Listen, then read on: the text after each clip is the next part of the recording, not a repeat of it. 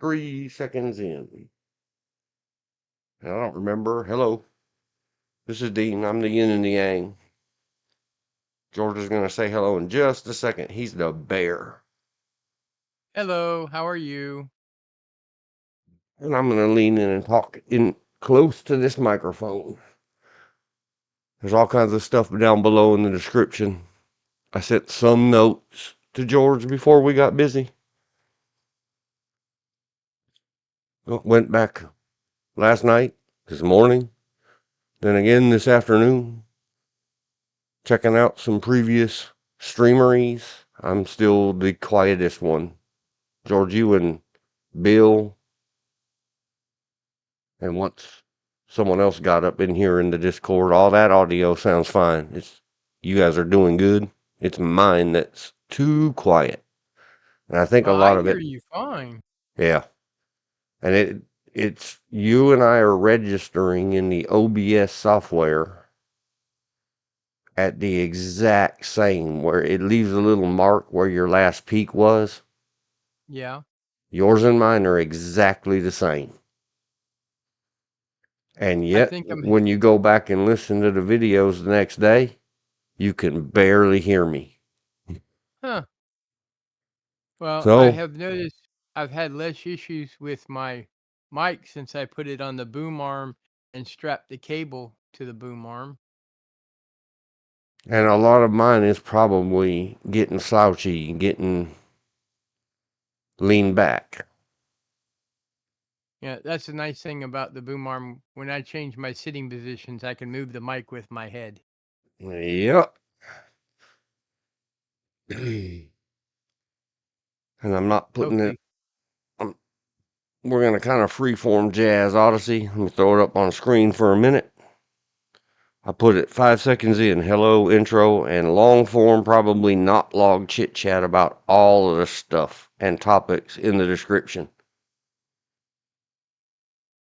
I'm gonna spend far less time messing around with my text file today than I usually do. Why? Because I feel like it.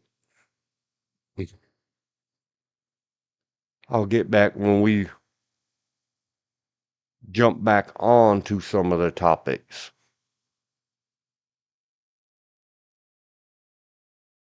If we do, then I'll timestamp it.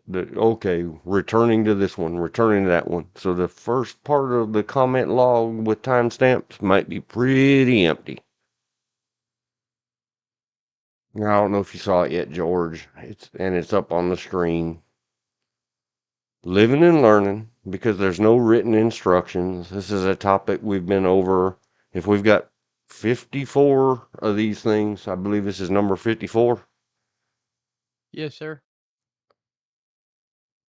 Oh, probably in 52 of them, I've whined and complained about the fact that because there's no written instructions or anything about how to do this live streaming, Yeah, like all of the other topics, it's just, well, do what you want to do until you get in trouble for it. Okay, well, I don't want to live that way. I would like there to be some rules that I can clearly understand and follow. And in this moment, I'm particularly talking about live streaming on YouTube. So one of the things that I noticed this morning, and I'm purposely not sharing in the Discord right now, George, because it's another thing I notice. When I share in the Discord, it eats my computer and my bandwidth. And in many of our streams, the screen is useless. hmm. Since the computer and OBS and Discord all try to fight over, or maybe it's just the bandwidth. So the quality of the YouTube stream goes to absolutely nothing. the section where it has it marked for under restrictions on your channel content at studio. And any of you who are pros at this and think it's redundant, I'm putting it out here like this so that if someone happens across who gets into live streaming, and I have, George is sitting in here, he's thinking about getting a lot of stuff going on his channel that might be mostly uploaded, edited videos. But I was bugging him for a long time. Well, why don't you go live before I ever went live? So here we go going through it because there's no other how-to guide out there. Let me close that tab. And now I got to refresh this one. Let me just start. When you first log into YouTube, it from a web browser, you get a landing page. Mine's all full of stuff that I had typed in my description. The bots are working.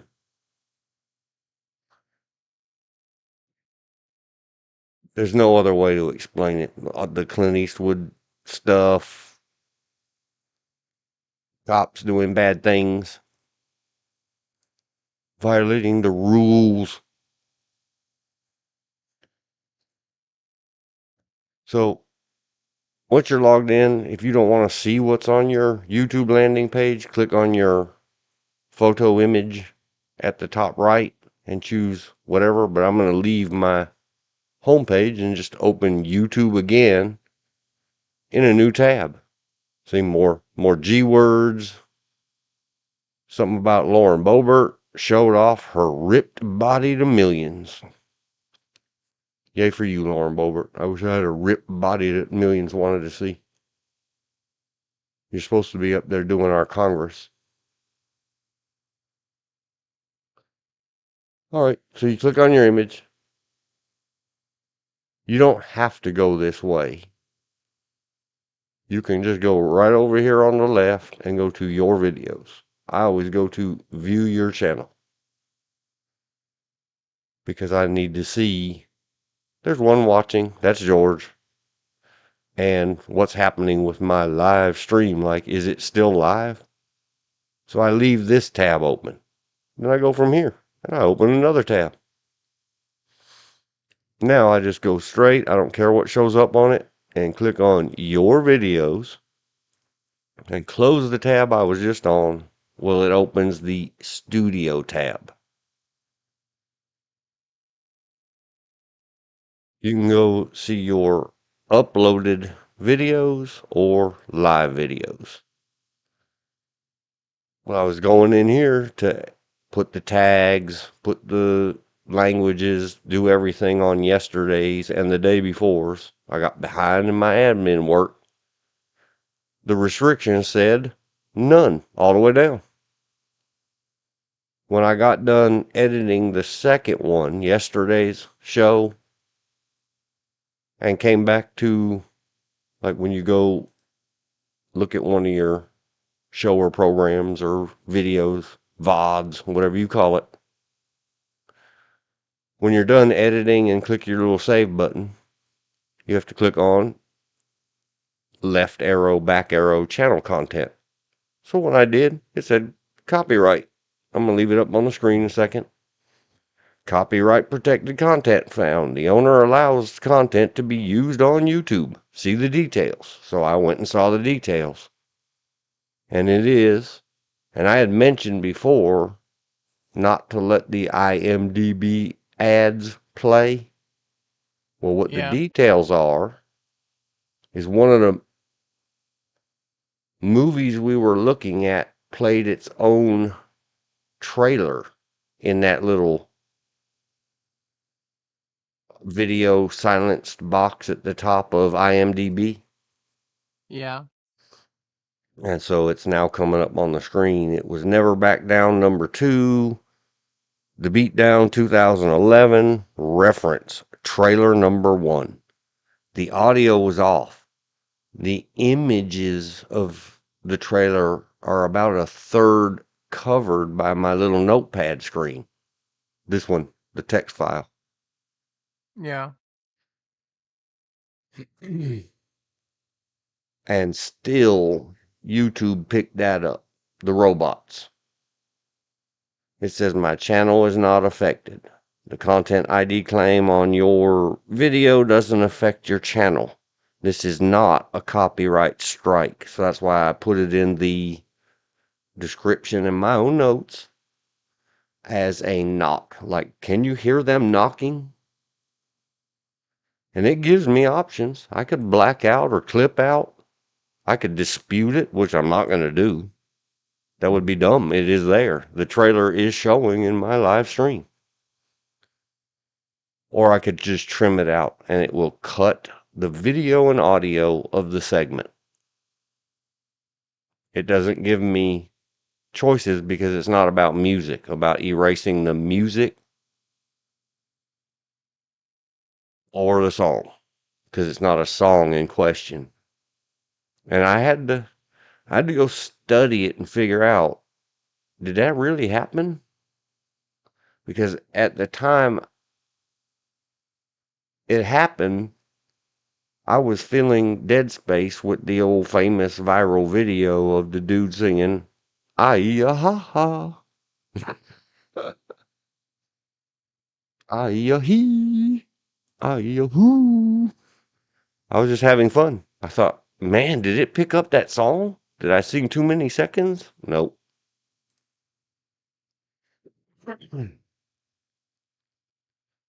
So, living and learning. And it says, this doesn't affect your channel. This is not a strike. And of course, that leads me to type exactly what this said into Google bar.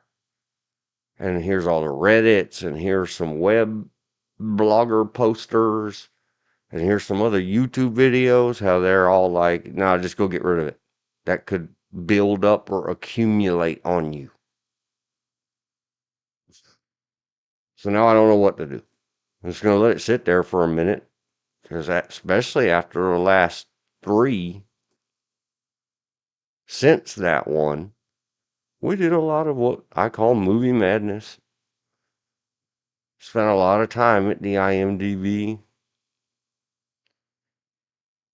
Probably allowed some of those trailers to show. I know last night, for sure, 1 or 2 of them.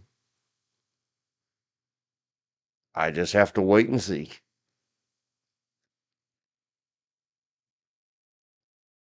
So that's on your main channel content page in Studio under, it'll be under your videos. See, it has restrictions. I don't have any shorts. I can't tell you to eat my shorts. I don't have any. Live posts. I don't think it does restrictions. Oh yeah, it sure does.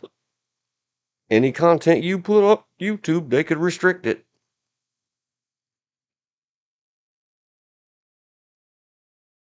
Anyway, that's all that. If you go back to your dashboard under your studio, it'll tell you subscribers.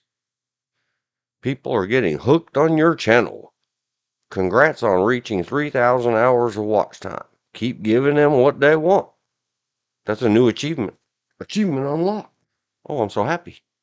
That wasn't there this morning.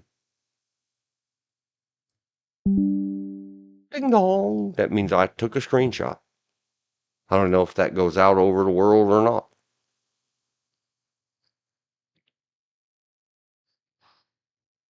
Oh well, I have to mark that one. Put it in there. Star. Just put it under a star.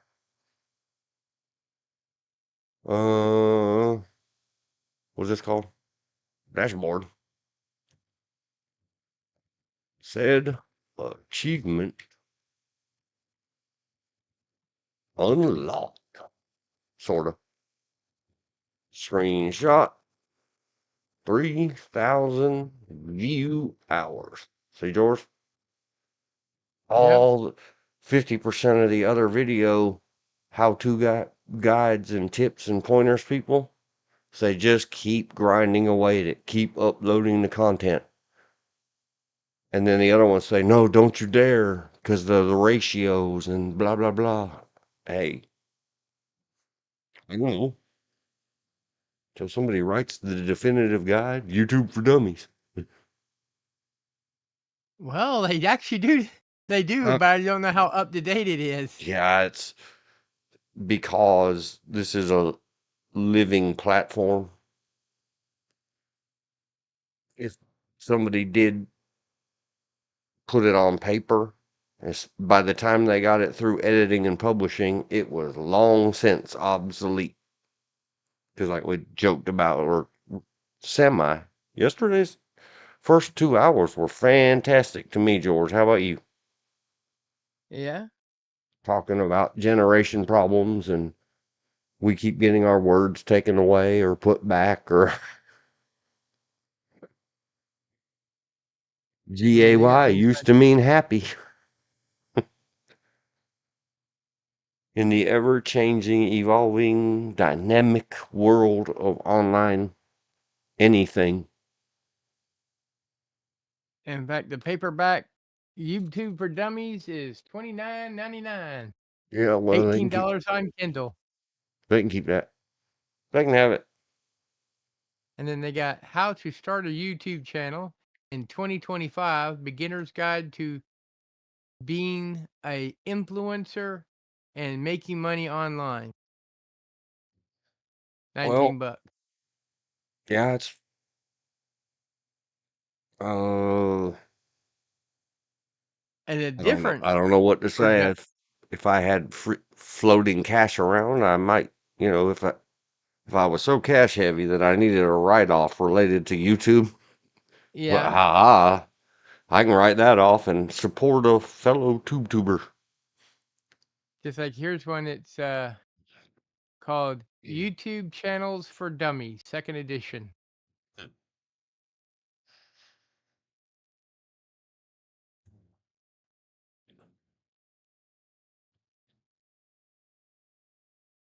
And then back on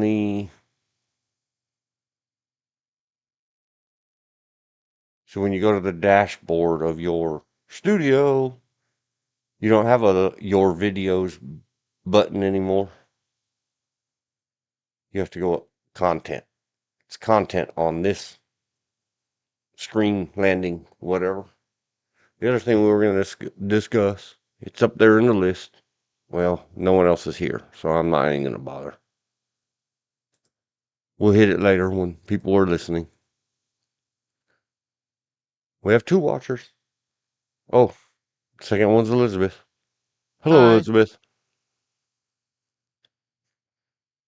Well, they caught Well, one of your arsonists is Elizabeth.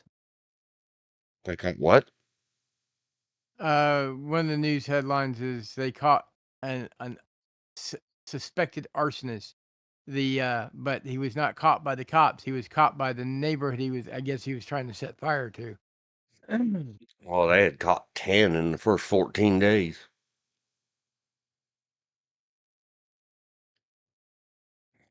There's always firebugs. I guess that's an okay tangent. More bad guys being bad guys.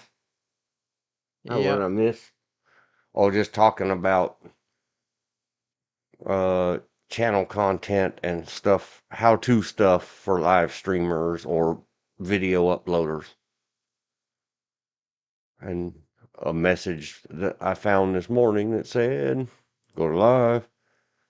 I have a copyright restriction that is not a strict restriction and it supposedly doesn't count against my channel. But it requires me to research and study and spend more time figuring out, okay, but what if I earn more? Do they cumulatively add up? Can a lot of knocks on that door allow them to do an unwarranted entry? Twist of the lingos.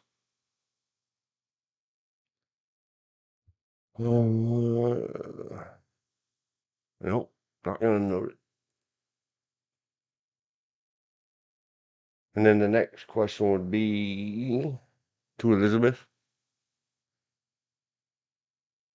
Are there any new fires in Southern California? Because the news main indexes and sources I look at, there's mum's the word. They absolutely are not talking about Sweden for some reason. So if everybody else is going to be quiet about it, I'm going to be quiet about it. Something like that. The question I have for Elizabeth is, did you put a like on the video yesterday or the stream while you were watching it? These arsonists make us all wonder, she said in chat. There's a phone pic of the fire starting in Altadena, so how come they did not get out there immediately? They should have known from history how fast and bad those fires move. And the instant reaction. See the description for today. This is what we do in life. We react to things. Sometimes we have to react to our own actions. And go back and see the movie. I can think of all the faces and see the names, but I don't know. Perspective or something. Point of view. Can't remember the name of it. I've seen lots of videos of the fire at the base of the electrical tower above Eaton Canyon. And it causes me every one I look at to think, if that's where the fire started, why is there all of the air moving 80 miles an hour full of smoke? Outside the frame of that camera, my mind tells me, because of logic, for there to be that much smoke that it's blinding that camera that's looking at a fire at the base of a electrical tower, there must be fire to the left of the camera. So did it really start there? I don't know.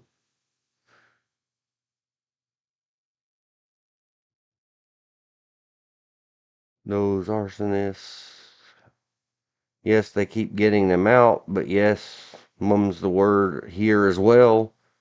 One was just a few miles away. They caught the guy and got the fire out, but the freeway was held up for hours. Did I put a like on a film? I put my daily thumbs up on the day. No, I'm not asking about a movie or anything. I'm talking about the live stream while we were live streaming. This morning it said there was one like on it. And George went and looked, and his like had been unliked. So he put his like back, and now it says two. I was wondering if the other one was you, because it will not tell me who done it. A lot of other content creators are begging and asking and whatever, YouTube and Google, to Like, share, and subscribe. to put back the like dislike statistics and ratios and whatever, and let the creators know who done it. Let us they want to know who's our subscribers, so we can maybe go subscribe back to them, kind of thing. And there's all kinds of tricks and traps. I would hope that one day I got so big and stuck up with my nose up in the air that there's a way to put, like, the only way you could type in chat, it's called subscriber only mode. If they're not subscribed to your channel, they can't type in your chat. So then you could always go back to your chat logs, you and your moderators or team, and figure out Yeah. who, not only who's subscribed, but who's contributing by typing in the chat and stuff.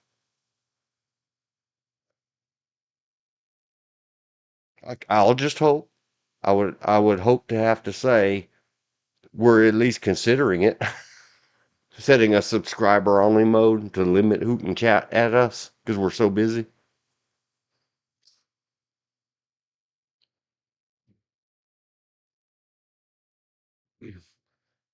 I would like to think that if you were that busy enough that you were considering blocking people from typing in your chat box, you could probably afford to pay somebody to help moderate or monitor your chat box.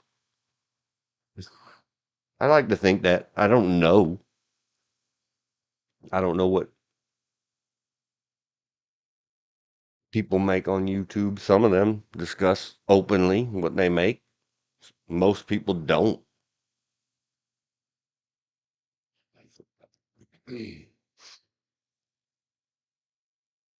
I don't blame people. I do not blame people for not saying exactly how much they get off of YouTube and how much they get off of this and how much they get off of that. No, I don't either. That's nobody's business.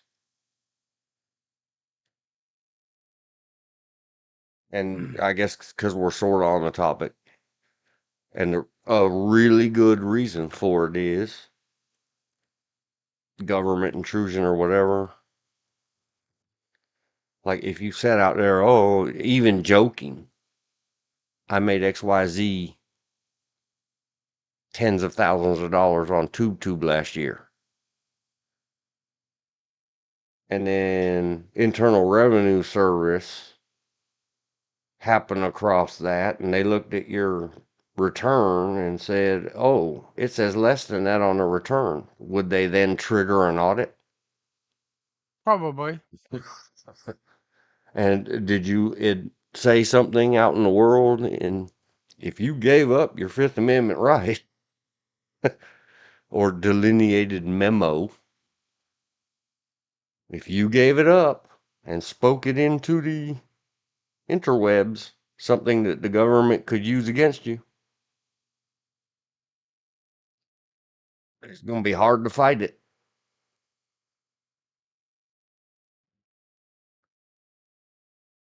So for all of the reasons, you don't want some lunatic to go, oh man, they have that much money. Let's go do bad guy stuff to them. Bad guys. Topic of the day. Yeah, but then you got those people that want to just brag and brag and brag about it. Yeah, most of those I don't believe anyway. Quick note, alt note here. Another reason I'm not typing a lot of notes is because I have to order myself or find myself a keyboard that I can cooperate with and will cooperate with me. I've already whined before that the replacement I purchased brand new for a really good keyboard. I was very happy with it. It lasted me a little over 3 years. Came in, thanks for purchasing refurbished products and recycling and saving the environment. I ordered new. I didn't order rebuilt. What model of keyboard was that? I don't know. Cheap. Oh, I'm not gonna whine. Combined I have $42 in a keyboard that lasted me 3 years and 4 months. I mean, The is two it of them combined. the keyboard I like? It's a wireless keyboard. It's a Logitech K350, The sponsor, and but that's. sure could be. I'm just saying, I like the ergonomics about it. The fact that because it's wireless, I can just move it out of my way quite easily when I don't need it, and I'm doing other things on my desk. What number? A K350. Oh, you like the natural keyboards. I played with those for a while. Um, That's what they call the ones that curve down. they work easier for me, and you can't really get more modern of the split, the curve slash split keyboards anymore. And anybody who hasn't, George, you already had it. If you don't remember, please everybody. I don't have a link to it because I don't have my stuff. It's in the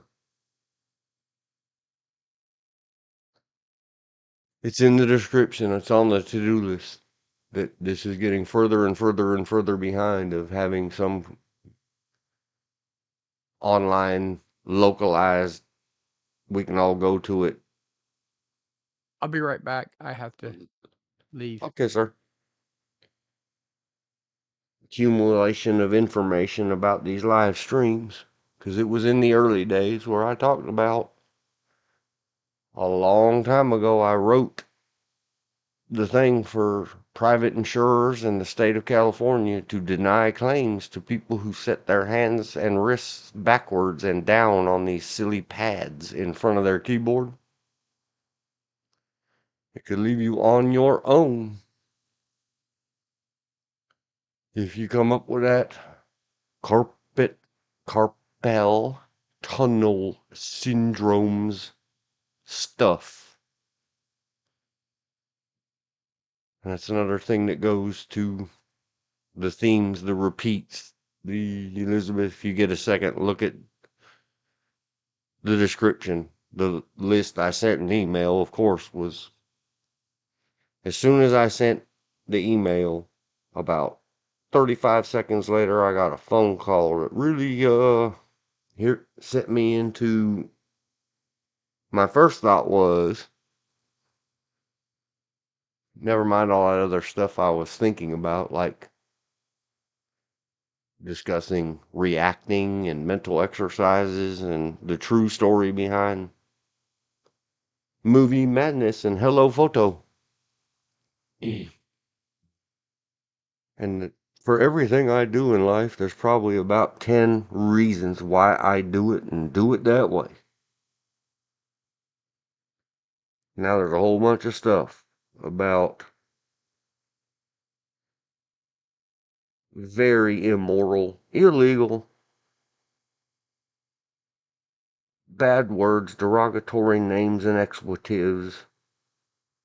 Again, in my life, it's a fire I choose to stand next to. Security in North Carolina. And then I was thinking, you know what? I just won't stream today because I might say something that causes me a restriction on my video because I'm really getting tired of these people. I think the North Carolina Department of Justice should revoke everybody and make them reapply, even though Private Protective Services Board is under DPS. Justice should go in and investigate because every violation of 74C in North Carolina is a misdemeanor. Cops should tear the whole thing apart and make them start over. Make everybody go reapply, requalify. Now there's a loud truck backing up outside. I apologize. Man, that peaked my audio all the way above the top of the red. It's not my fault. I didn't do it. So anyway, yeah, there's that.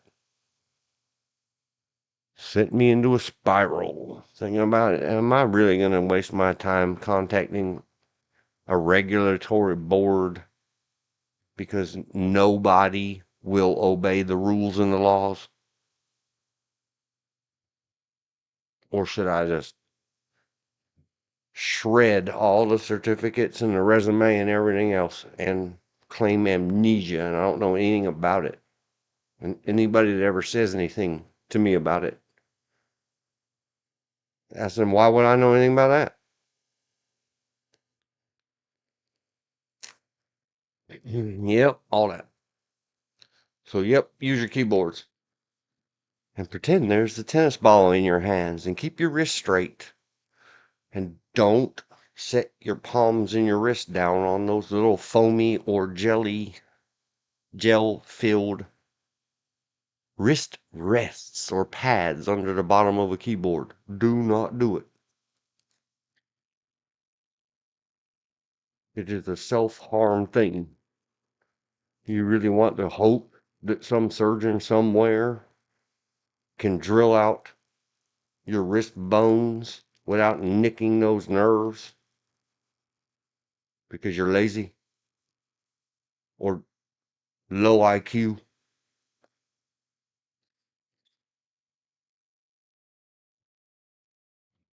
Use speech to text. It does wonderful. It even understands me. Yep, security people. Bill said he would listen if he could. Bill, if you're hearing this, since we have viewers 3, I hope one of them is Bill. If not, hello, viewer number 3, listener number 3. Type in the chat. Holla. Let me know you're there. Either way, for later. Bill, I understand you have some proximity to somebody with power and management around a related field, maybe, sort of, kind of, in writing, getting them to get out in the field and inspect their officers and make sure that what's on the paper at the registration for the G words is in the holster. Yeah. And then get some written instructions at any security company. What are you going to do if one of your officers is lying or lying by omission to you and you fail in your duty to train and supervise with a G word and somebody gets hurt? Remember that flub who's out there lying to you, a bad employee who's also a criminal and a willful and knowing violator of every law in North Carolina, and hypocrite is what they get paid for in security. Letter A or number 1 is to detect and prevent crime. Back. Elizabeth said,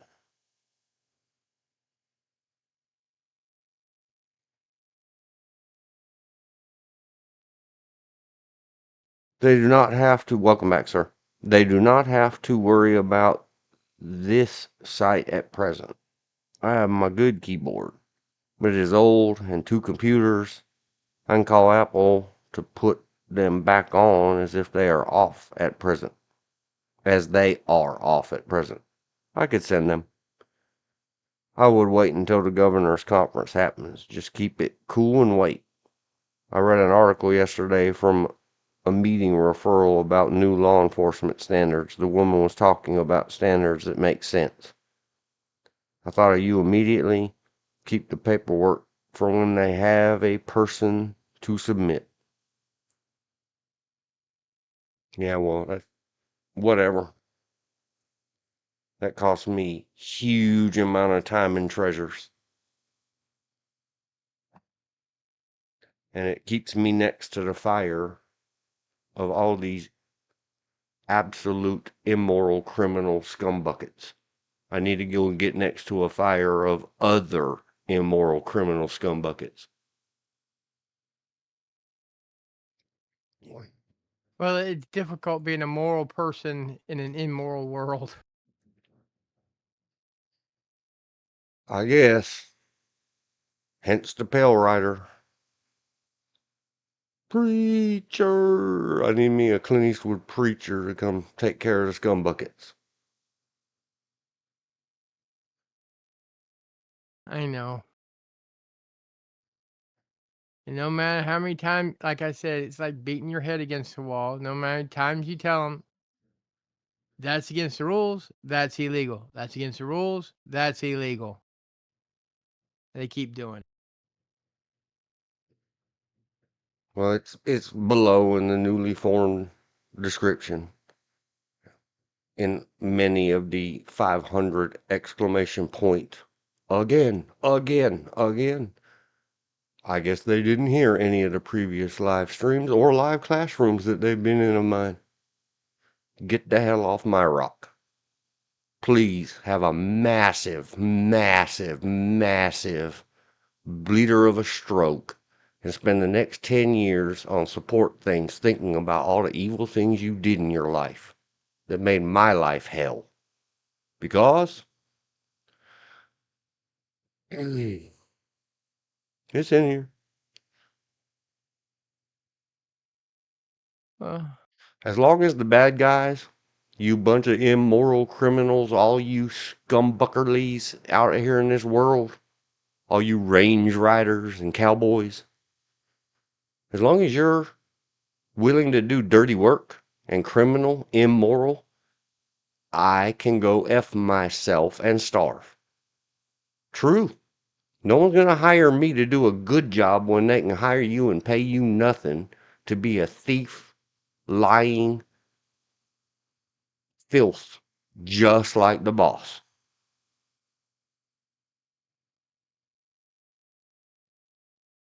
That's why I cannot get work and keep work in this security industry in this retarded state.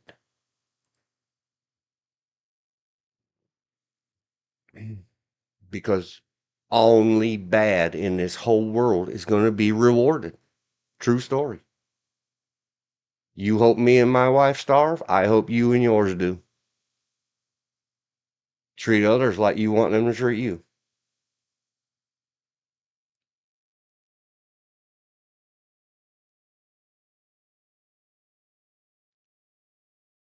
To submit to, just do something fun. And yes, it's difficult being a moral person in an immoral world.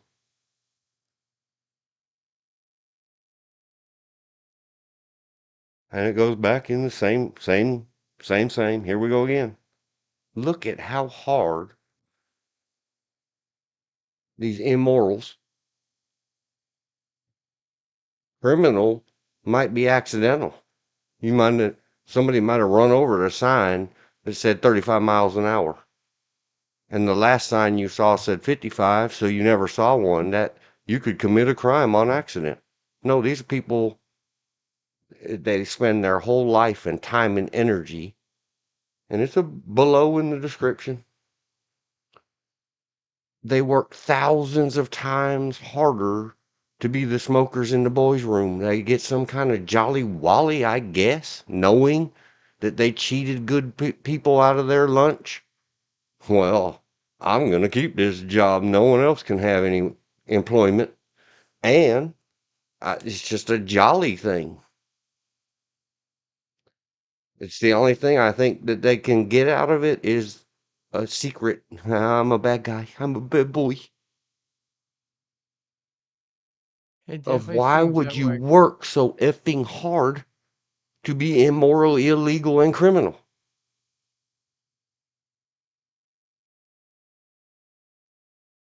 It's easy. When all you had to do is go buy you a new toy and talk to your guy at work and say, forge me a paper like you did my last one. There.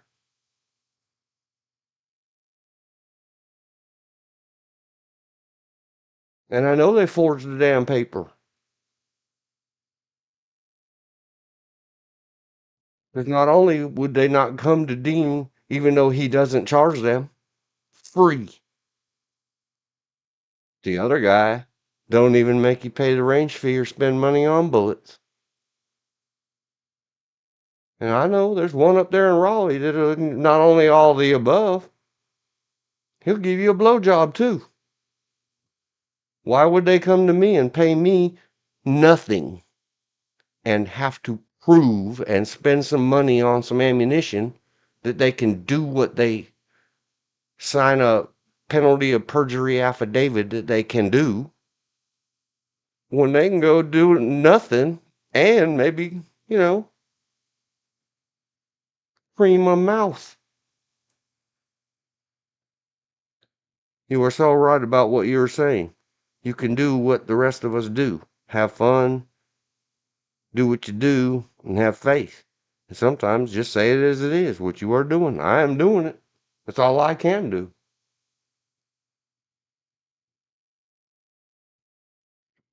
And I guess I'll just have to keep banging my head against that wall. But you know what? I'll say it out here. It's my internet. I didn't name any names. Maybe it's all fiction movie stuff.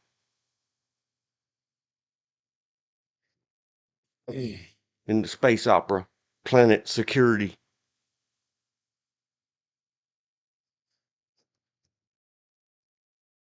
Well, I agree And, with you. and we'll get away with it till we don't get away with it. And then I'll say out into the universe.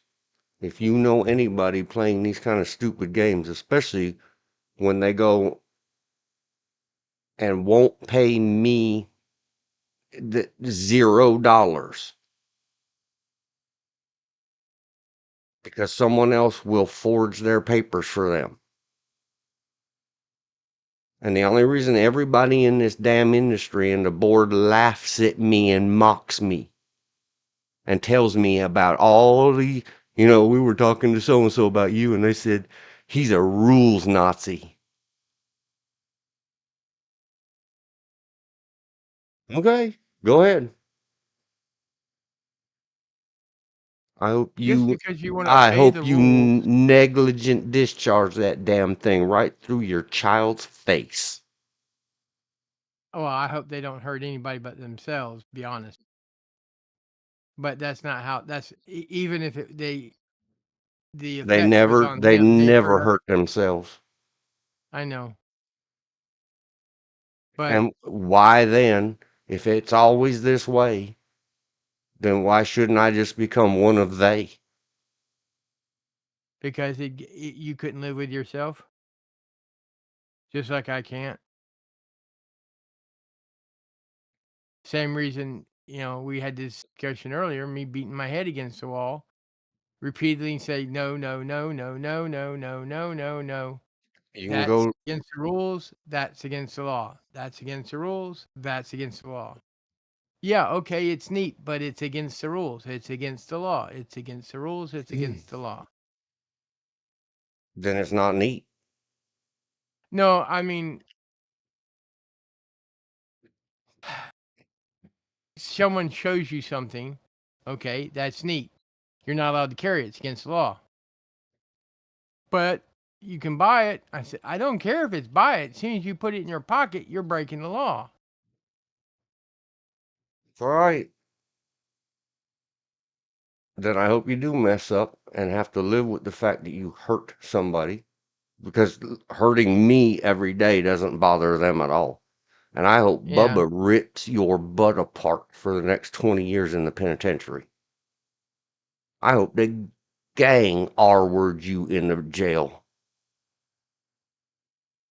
Because the Democrats took away the DOA penalty.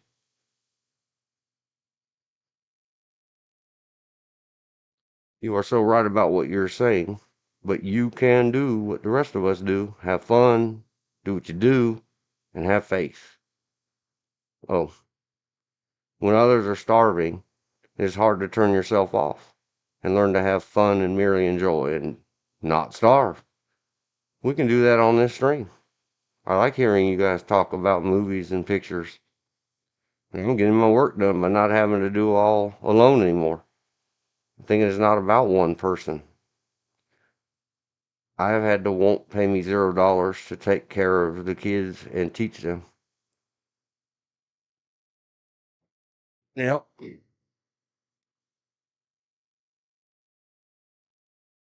And it's all below in the description. I'll be left with no choice but to do the right thing and go get with those board people that I absolutely loathe. Because the legislator and the justice and the public safety won't just get rid of the board. If you're not going to stop the criminals from being criminals, then go away.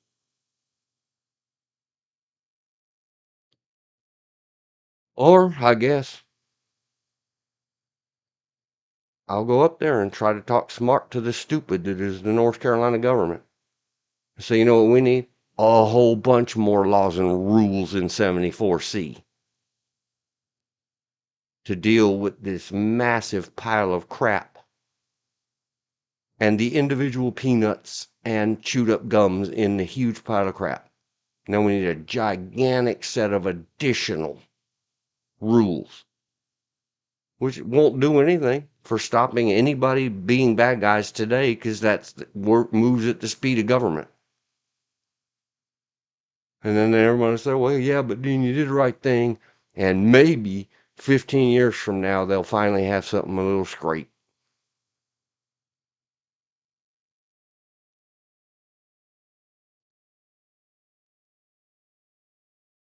Yep, maybe. Maybe not.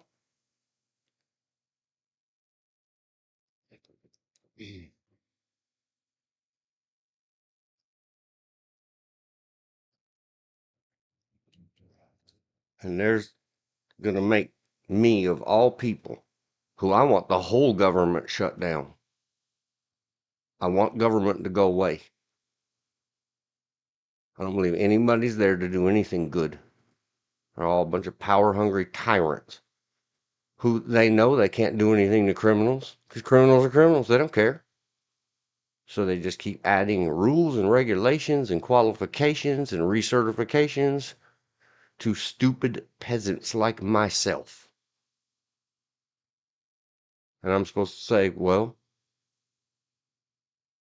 this is my destiny, Luke.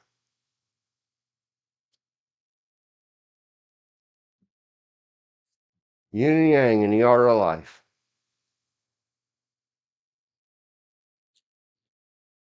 There are those of us that do listen, do take to heart, and they're Yeah, on your side. Problem is, we're just such a small number. As I you don't said, know. it's like speaking out to the void. Howling at the moon, screaming at the void. That's what we do. But if you can effect change, I started to say a while ago when I interrupted myself. If you anybody in your life doing these things in law enforcement and security in my state, or my wife and her beautiful son and his beautiful 3 children that are my grandchildren, your beautiful wife, George, is out in Yeah. the streets. The one we're talking about in particular is one of tens of thousands. Because he gets away with it, they all get away with it. That's why they call me that a-hole rules Nazi. Yeah, he'll Well, give it to you. He'll give it to you free, but he's going to make you use all 100 ammunitions. And you know how much ammunition costs these days? And he if won't I he look at it won't this help way, you out if you shoot 75. He won't go let you shoot 3 more holes in the middle of the target and make it 85. He'll make no, you you shoot have the to shoot. whole 50 rounds again. Yeah, that's called practicing. And you improve, you get better. No, I'm Sorry, telling you, I hear you, sir. it just They send it to me in writing. I get that. It just because you want to follow the rules, that does not make you a rule Nazi. All right. If you want your scores to be lowered to pass, go talk to the board or the governor or the legislation, whoever has that power to lower your score. It's just like, you hear, well, don't shoot 100. Why not? Because that can be held against you. No, it can't. I look at it this way: do your best. Yep. Elizabeth said, hurting you does not hurt them at all. But look at how mad they all are losing their payments. This USA thing is making me have a laugh. It's making me have a lot of laughs. And you can go back and you hear it. I guess YouTube doesn't see it as a problem. I didn't get any kind of strike or restriction for the many times I've said before the inauguration. Please, please, please, Donald Trump and Elon Musk, fire them all. Oh, today's supposedly the deadline. No, that's just for them to take the buyout that Or quit. Those were their choice. Buy out or get to work. They don't come to work today and they don't take the buyout, they're just fired. They don't get any benefits. no, you're combining two things. Okay. But that's okay. Yep, just never mind. Just lock the doors. Let them go try Sell to the figure buildings. out. Yeah, let them go try to figure out how the hell to clock in when they can't get to the clock. Oh, right now or yesterday, I think it was yesterday, day before yesterday, they're complaining they can't get in the building to change the evidence while someone's in there investigating them. Oh, poor Oh, it's babies. against the rules that we should be allowed in. You had plenty of time and plenty of notice to do whatever you're going to do. Now it's closed because someone's investigating. You're Now, there was no Elon Musk. He was against Donald Trump. Everybody who tries to deny that, go type in your Google bar. Until a big important thing happened in July of last year. And suddenly, it's like something hit Donald Trump's ear and lightning struck Elon Musk. And so it is what it is. Now he's all for it, and Donald Trump's all for him, and they're helping each other. And I don't care if all they're doing is hurting you, foolish government employees. You can go back and listen when we started this in November. Inauguration day is coming. What you all should do is just quit now. Why aren't any of you holding your president at the time, Joe Biden's, feet to the fire of do something to protect us? Donald Trump and Elon Musk have been saying that they're going to mess with our jobs since July. Now it was November. That's 4 months later. You had 2 months and 2 weeks until he was inaugurated to do something about it. And ever since November, when we started this here thing of ours, I risk it all by saying, please, please, please, Donald, Elon. Back in the day, go back and search for Vivek in my stream transcripts. And then Vivek moved on. Anybody who's our vice president, JD, Mr. Vance, Vice President Vance, former Marine sir, sir, lock the doors. Their pay is only guaranteed until March 14th. We don't have a budget. Congress hasn't put aside any money for, even if the fools took the buyout promise, the president can't promise money. Only the Congress can, you fools. We're working on a continuing resolution. Status quo, money until March 14th. All those that this morning they said 40,000 had taken the buyout. All Yeah. 40,000 of you ain't promised nothing till September 30th. And all 40,000 of you, I hope they don't fund you past March the 14th. You turned in your resignation. You accepted.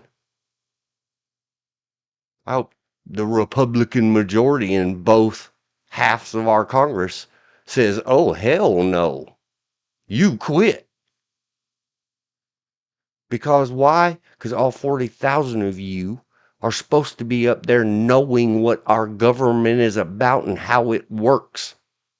You're the government. Oh, yes, Elizabeth. I laugh myself to tears. Now, let me get back to her chats. I've been so rantery. I didn't mean to ignore you, but I am having fun. And none of them care about any of us. How many of them that came into work there during Donald Trump's administration that hasn't even been 2 weeks in administration? Don't complain about Donald Trump. You complain about the guy that hired you and accustomed you to this lifestyle. Even if that was Donald Trump 6 years ago, was the guy in the 4 years between. You guys all owe this to yourselves, federal employees. No, they got to like to do their work in their pajamas and got used to it, and then they don't want to go back to having to go to work. And If they worked at all and just didn't turn the computer on and then go watch TV. and I don't know if they've been secretly talking about it and it's a political hotspot, but remember Joseph R. number 46 put the new federal and federal contractors minimum wage of $15 an hour in by executive order. Oh, Donald Trump, please, sir, put it back to federal minimum wage.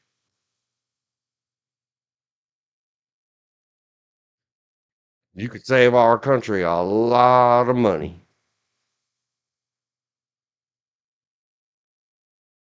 Make the Congress work it out. If they want Or minimum that, or wage higher, they need to make it higher by law for the entire country. either that or put everybody on the same pay schedule. Um, for military, it's your E or O rating, and in government, it's your G rating. If you're a G1, you get paid this. If you're a G2, you get paid this. If you're a G3, you get paid this. Yeah, that's what they Some did. jobs, Joseph R. and some Biden jobs, ordered the G rating to start at 15. It was still at 7.25. It's federal minimum wage. well, I'm just saying, They and got certain their jobs, 3.5-ish years of it, cut their money back. Not my I fault mean, that they didn't do something with double their money. well, a G1, basically, a G1 is a very entry level, and I do mean very basic entry level, uh, janitor, if that. Okay. Other jobs, depending on what they are, start off at other G rating. Most nurses in military hospitals start off, I mean, non-military personnel, but nurses that are civilian or government employees that work at uh, federal hospitals, such as Army hospitals, Navy hospitals, and stuff like that, they generally start off as a GS5. They can work their way up. Now, there's rules that says, okay, if you're in this location, the GS5 rate pay is this for allowing for um, living expenses. Like a GS5 in Hawaii gets paid as much as a GS7 here at Fort Bragg. Okay, so the rules are if you go from Hawaii as a GS5 and transfer to Fort Bragg, they either have to raise your GS time pay or raise your GS rating. Generally, they just raise your GS rating because it's easier to do the math to make you get paid about the same amount. That system has been working forever.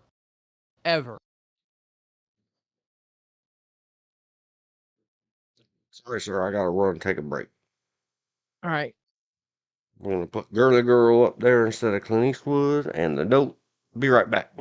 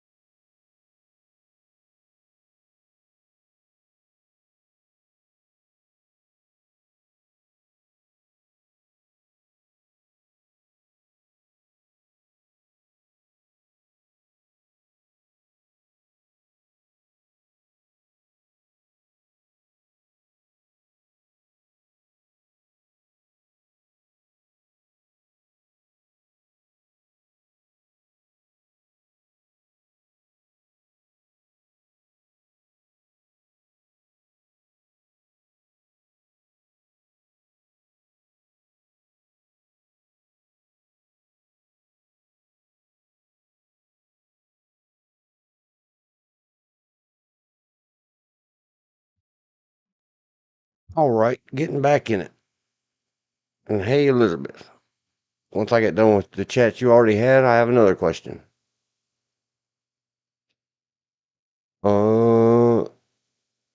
The audio on your end. Are me and George coming through at the same volume? All right, let's do the chat. I think it was on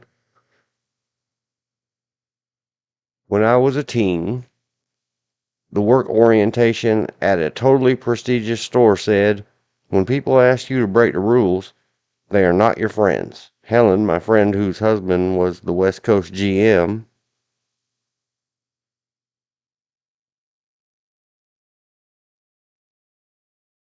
I'm just reading it out loud. If I have to remove it later, I will. God says, I need someone, and looks around and puts us a punk dancing spaceman and an orange tan makeup man, orange man good, who got the Lord and have enough money and power to do what God needs us to do. Be good, people. You were so right. They are the government and let themselves get into this mess. I am laughing, you and me both. Oh, you shouldn't delight in other people's suffering. Go look in the description. It says, what is your plan B?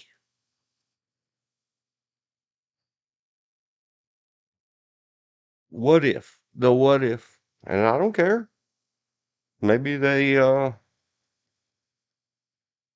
better be glad that I can't get the ear of Orange Man Good and Mr. Musk. You think they're bad? Take this as a lesson. Especially all of you, people who understand the encoded stuff in the, I put part of it and I named it out loud. 23rd PS. I put heartbeat sound effect. See the girl in Pale Rider. We'll talk about that in a minute. And then I put something out of a collection of stories that I think I remember it correctly. It was number book they call them number Revelation at the 6th chapter and the 8th verse. And I looked and behold, that same book or collection of books, biblios in Latin and Spanish. Figure it out yourself. Says in it that everything in this life will be a trial, and more so, a trial by fire. Everything.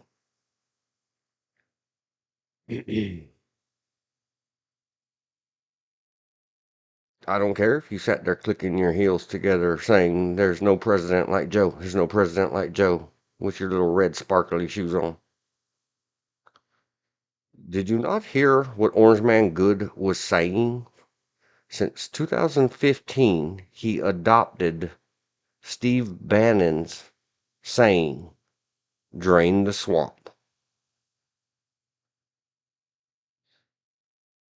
He gave you guys all a chance to right yourselves and think a little bit. The first 4 years, and maybe a COVID thing happened and he got distracted. Or maybe there was lots of you standing around telling him that the sloths and the we won't correct ourselves, and it's such a tiny majority of us. Oh yeah, there's some bad guys in government that will persecute you, sir, and they'll do this and they'll do that, but that's just a tiny little few. Or maybe he's smarter than you and he just thought, you know what, I'll give them another chance, maybe they'll do better. And then 2020 happened and he took a 4-year vacation and went and studied himself up on something. But he's been promising you since 2022 This time around is going to be different. If you can't accept him for what he said, sucks to be you. What'd you do with that? Many of you in government, some as much as double your pay for 2.5 years, thanks to Joe Biden. And all the other Democrats, you all, especially you Democrats, you all get a participation trophy. What did you do with all that bonus money? Put it down payment on something that now you can't afford your payments? That's your fault, not theirs.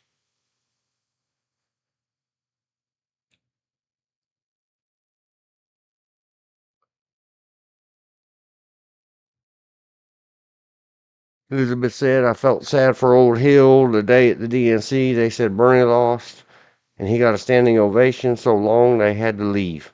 Outside the doors, the crowd exploded with love and clapping. They said Hill won. Her little squad sadly and pitifully stood in their white uniforms and yayed.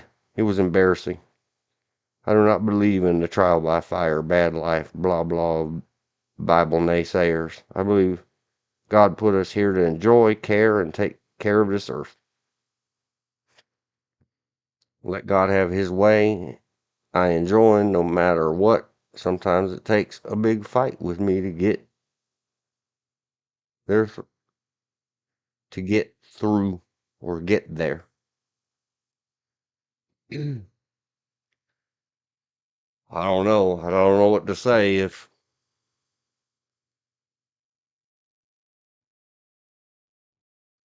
Yep, exactly. And what comes out the other end is supposedly refined or burnt to ashes. One thing about being pushed out and pushed away and not made to feel at home somewhere is I live within my means. The promises of somebody versus the promises of somebody else. I've never abdicated myself and indentured myself to a servitude because I owe monies. My obligations are extreme. I learned from a Popeye cartoon when I was a child to not have your hand out and be calling yourself wimpy and begging for a hamburger today that you'll pay for on Tuesday. And a Jewish synagogue taught me the cliche, never a lender or borrower be. You can do without.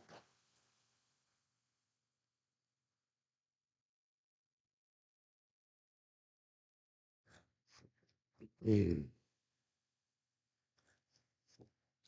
Yep. Yep. And wherever you get your lessons from, I was just quoting a lesson that I picked up out of that collection of books. I learned more lessons out of movies, books, literatures. Maybe not more, but lots of them. Different way to look at it. Maybe it was said in that format. The main thing that I really like, besides every single frame and every little sub story or plot line in Clint Eastwood's 1985-ish Pale Rider, is when he's playing the preacher and he's talking to the rich man and he tells the rich man that, the big church house and lots of money and tithes and a nice house to live in and an account at the local saloons and general stores and all this other good stuff and a nice carriage. Clint Eastwood tells the rich guy, the bad guy, boss, you can't worship God and mammon both. I don't know. It was a good lesson to me. I was like, that's a cool way to say that. all secular in a movie made in California from a guy that lives in California. I mean, it's got to be secular, right?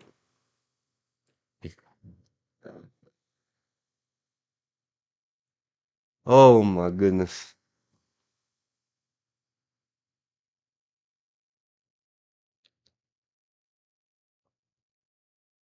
And because now I'm in doubt again and I don't have any idea whether I can do anything or not. I don't want to risk the potential AI transitions. What if AI teaches itself the wrong thing? We've had many examples of that, trying to search the new fangledy AI overview Google, where AI is just plain wrong. It doesn't say in its AI overview what it says off to the right side of the screen, where it claims to have gotten its overview from. Got to be careful. That's why I think his name is Pepe. Pepe, I don't remember his name. The frog. Worry or sad face over the thumbnail for today. Over the G word.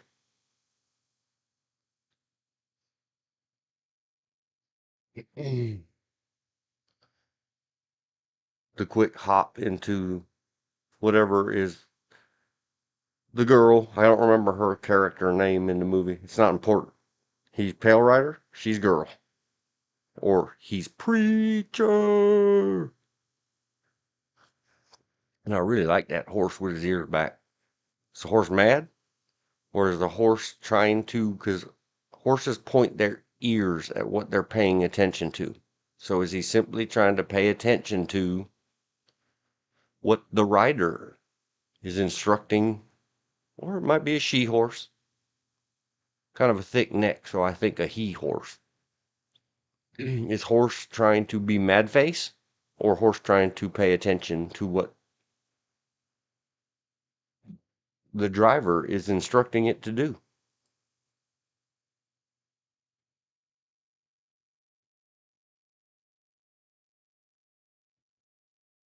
I think you can look to who makes up those lessons. You can worship God, be grateful that He gives you all you want. That poor me, the pious one, is Pupe.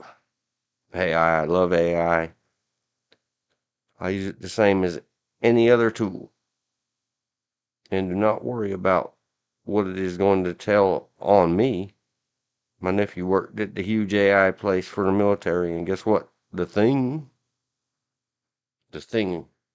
takes over the body of the people all around you. The thing cannot tell the difference if you say, get a pot to cook something or pot to let them sick the police on you. Yeah.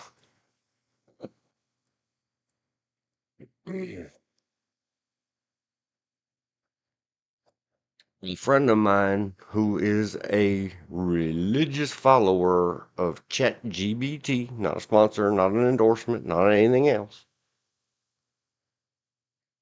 It was the latest thing on the block a couple of years ago, or 3, 4, I don't remember how many. Have you heard of it? Yes. Yada, yada, yada, da, da, da, da, da. So we did some testing, and ChatGPT could not do math. I have screenshots somewhere of they asked ChatGPT to help them make their web page site home more ChatGPT AI for the artificially intelligent people of today. And it has at the top of their website established in whatever. I'll just make up a number. Established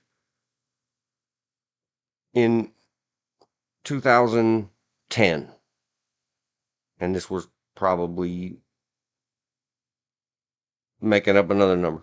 2022. So they've been in business exactly 12 years.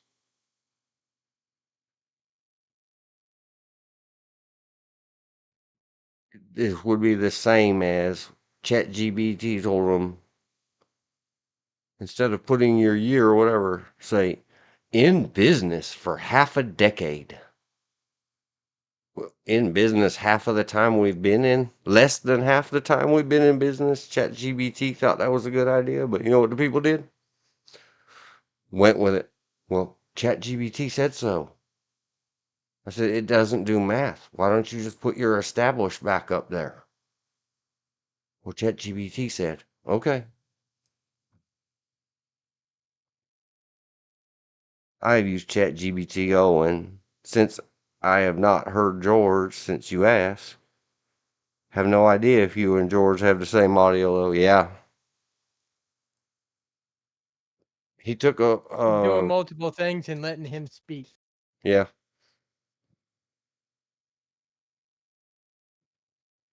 And that was quiet for me. So we'll see. And I twisted the knob just a tiny bit.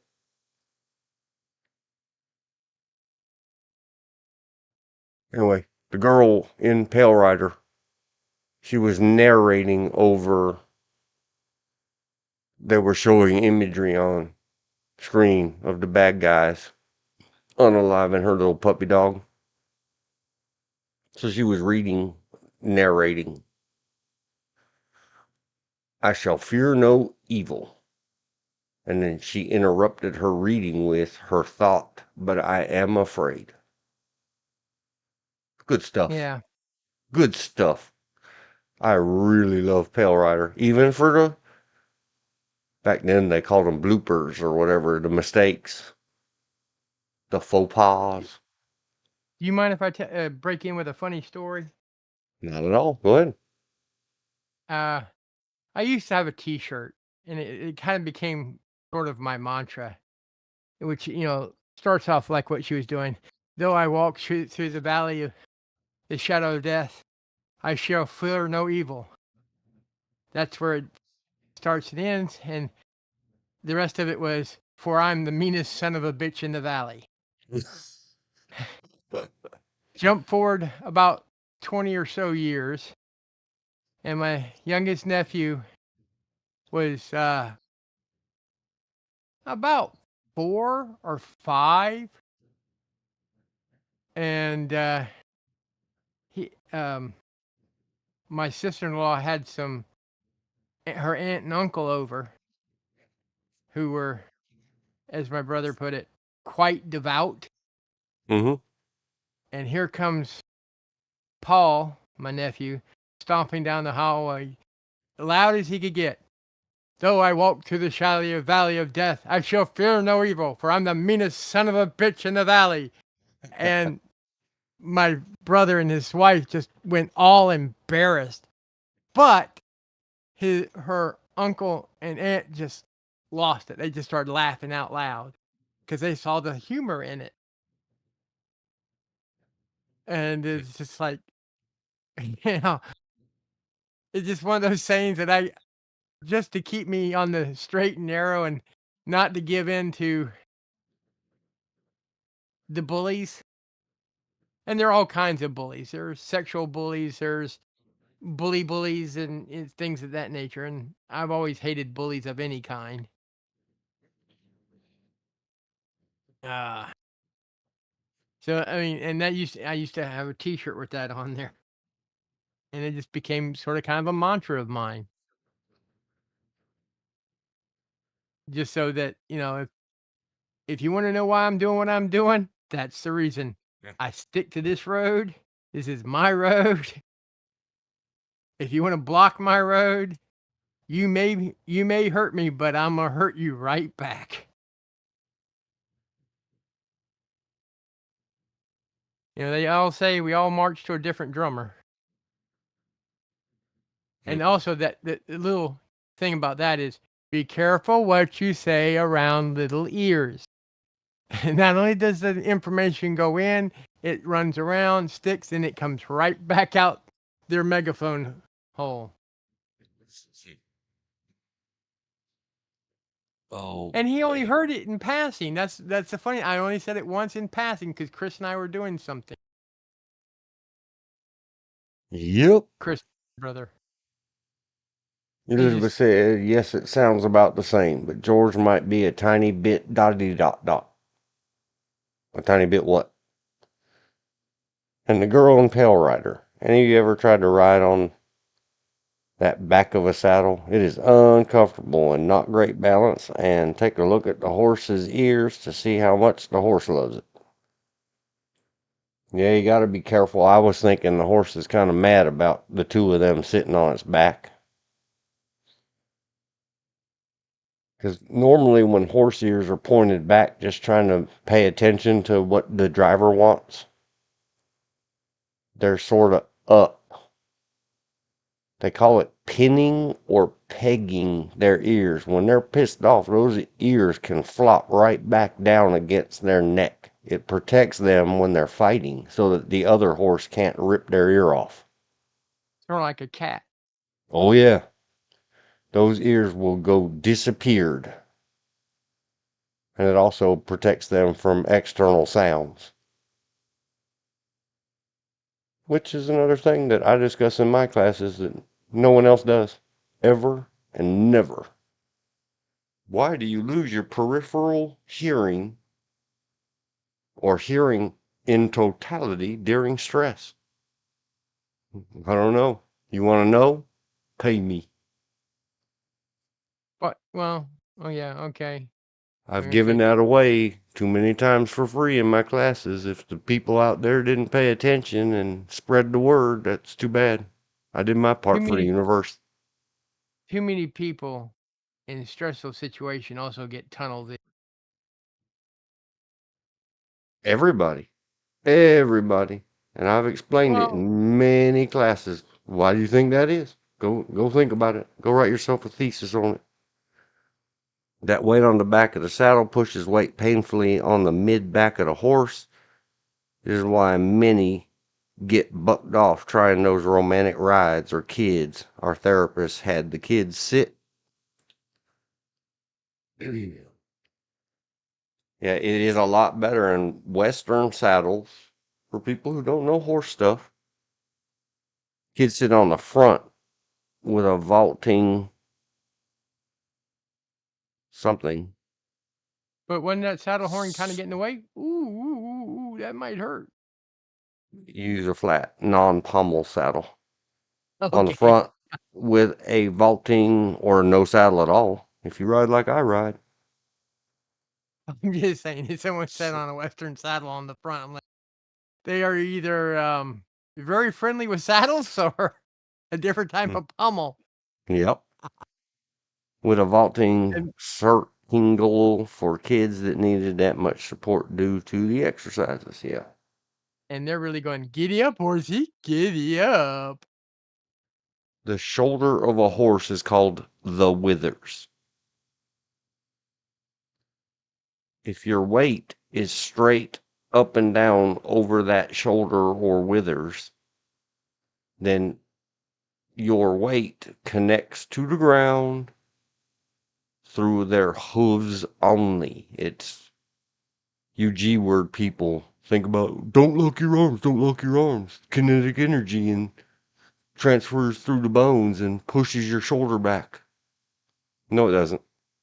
You're not shooting an 1850 musket.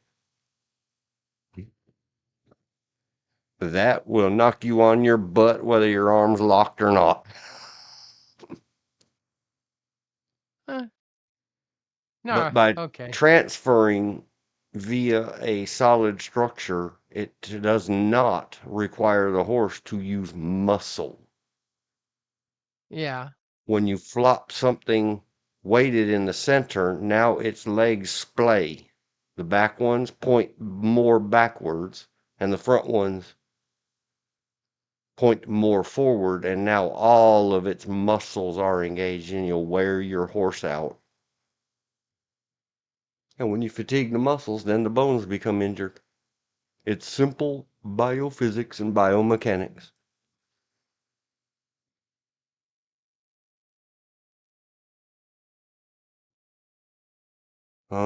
Support to do the exercises. Sir single that equine therapy tool. Yippity yep yep. I'd be a mad horse too.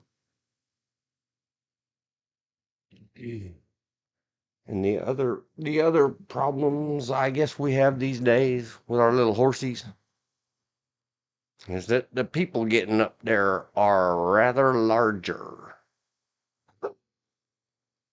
I think your average Western leather multi-layered high pommel saddle like that weighs somewhere around 25 to 70 pounds. And then you got to add in the pad or blankets. That has weight. Any kind of pack or roll is all weight, where your average English saddle may weigh 5 to 8 pounds.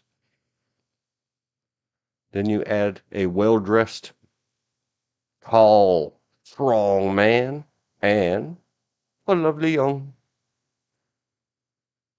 Take it easy on your horses. If you just want to kick and go, it's called a motorcycle. I've been saying that since 1986. It's 2025 now. Iron horse, that's what we call motorcycle. The only difference is you can't. Horse has more brains than a motorcycle. With a horse, you can fall asleep, and a good horse, will know what it's doing. Motorcycles, you fall asleep, you're part of pavement. You mean to tell me we had auto driving cars 500 years ago? Yeah, believe it or not. In fact, there was a battle. Well, not 500, 200 and some odd years ago. There was a battle in North Carolina that was fought over a horse because the horse was stolen from one person. And the reason he loved this horse so much is when he was on the road traveling from one destination to another, he could fall asleep in the saddle and the horse would wake him when anybody was near. Yep. The battle is called House in the Horseshoe, down around Cameron, North Carolina. Fought between a loyalist, David Fanning, and what was the former one of the governors of North Carolina. And you can go to that house today because it's a state park. And you can, on the at least the first level, the second level they replaced the siding, but on the first level, you can still stick your fingers in the original bullet holes left by David Fanning in about 1780s, late 1770s, about 79 to 80. Mm-hmm. And Elizabeth yeah, said, okay, go ahead. I say, yeah, the battle was fought over a horse.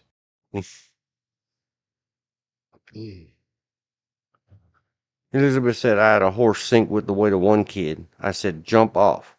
I think his shoulder might be injured. We both knew it was not the horse. It was her weight. She lost a lot of weight and bought her own rodeo barrel racing horse and won a lot of competitions. We found out a teenage girl cannot eat what her 6 foot skinny dad eats every meal. No, Yes. you can't. Or if you're a big person, buy a horse that pulls a cart, or buy a bigger horse.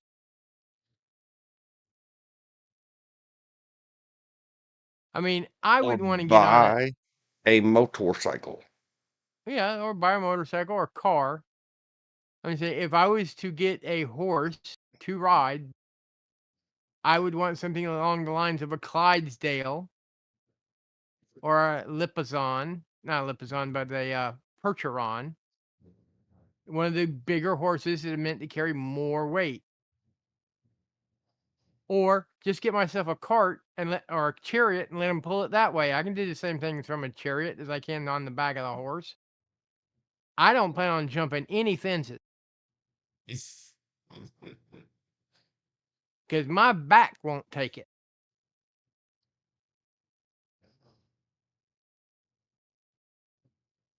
I mean, Yep. but then Yep. Yep. Yep. Yep. Yep. you know,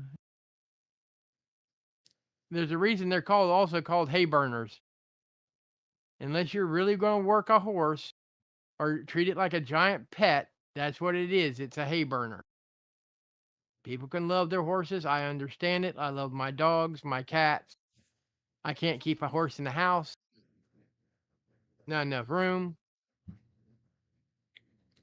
But I can understand loving a horse. I can understand loving any living creature. Almost. I don't get bird people or reptile people. But things like cats, dogs, and horses, I know can return that love and respect.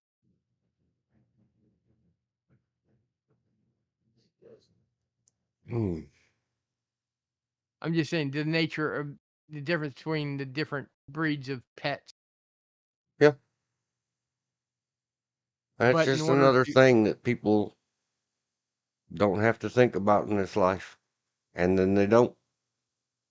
They'll stand yeah, there with that poor thing with all its ribs showing and festering sores and green and red snots running out its nose. Talking about, well, it must have caught something. if No, you're not going, you didn't feed it right. And it's a large animal that if out in the wild 200 years ago, it was out in the wild 200 years ago, it might walk or run 35, 50 miles a day. And you locked it yeah, in a box where it can't even turn itself around. that's the reason I say if you're going to have a horse, know about horses, treat them with love and respect, and they will return it. If you're going to feed horses are herbivores. They're not like dogs where they can eat anything you give them. Just like, All my veterinary friends are screaming right now, accept dairy products. No dairy products. well, I was I, getting ready to I say, don't know whether it's true or not. Every veterinarian I've ever known in my life. No dairy products. well, it depends on the dairy products because, cheese is a fermented dairy product. You can't give them a lot because it's high in fat.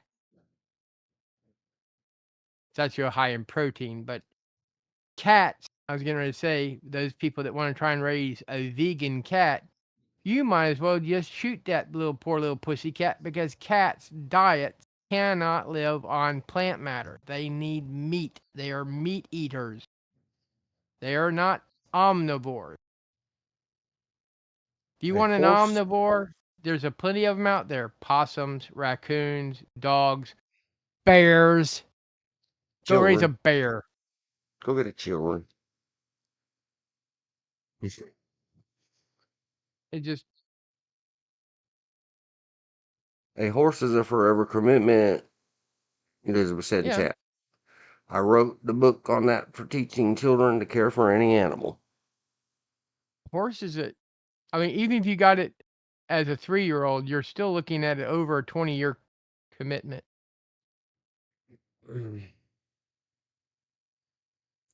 What I It's used to one of do those. for the little dumplings at the horse place I ran for a friend of mine is tell them as soon as you can pick up that wheelbarrow full of horse crap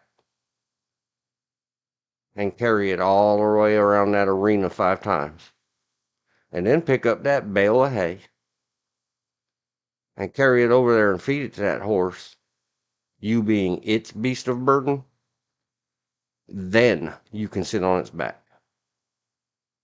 and it will be your beast of burden. Well, this might be weird to me. I see pets as almost like a partnership. You're giving them something and they're giving you something in return. If you give them something bad, they're going to give you something bad in return. Not saying don't discipline. I'm just saying if you're going to be mean and cruel all the time, that's what you're going to get. You're going to get a mean and cruel animal.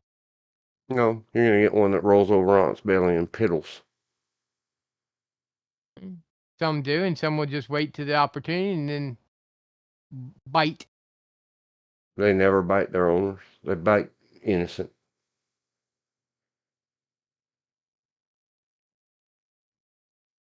I've seen a few that bit their owners, and I laughed my ass off. Because if Yep. you love and respect a dog, if you're worried about a dog defending your family, it will defend its family. I don't care if it's a teacup poodle or Great Dane. Because I've seen, we were doing a wagon train to raise money for the animal shelter in Rockingham. And there was this little kid and his American bulldog, which look, they're bigger dogs. They were the little boy was under the net, under the bed, under his mama's truck rather, could eye off the ground for shade, and the dog was there with him, and he was kind of using the dog as a pillow. And this gentleman came up and said, "Oh, that's a pretty dog. Does he bite?" "Well, I don't know. He hadn't bitten me." "Well, do you think I can pet him?" I said, "Not right now." "Why?" "Because he's protecting what's in his care. If you stick your hand underneath that car with that dog and that kid there, that dog's gonna go for you." "Oh, I'm good with dogs." "Well, I warned you." He went to stick his hand underneath there, and that dog was about took his hand off. They will protect their own.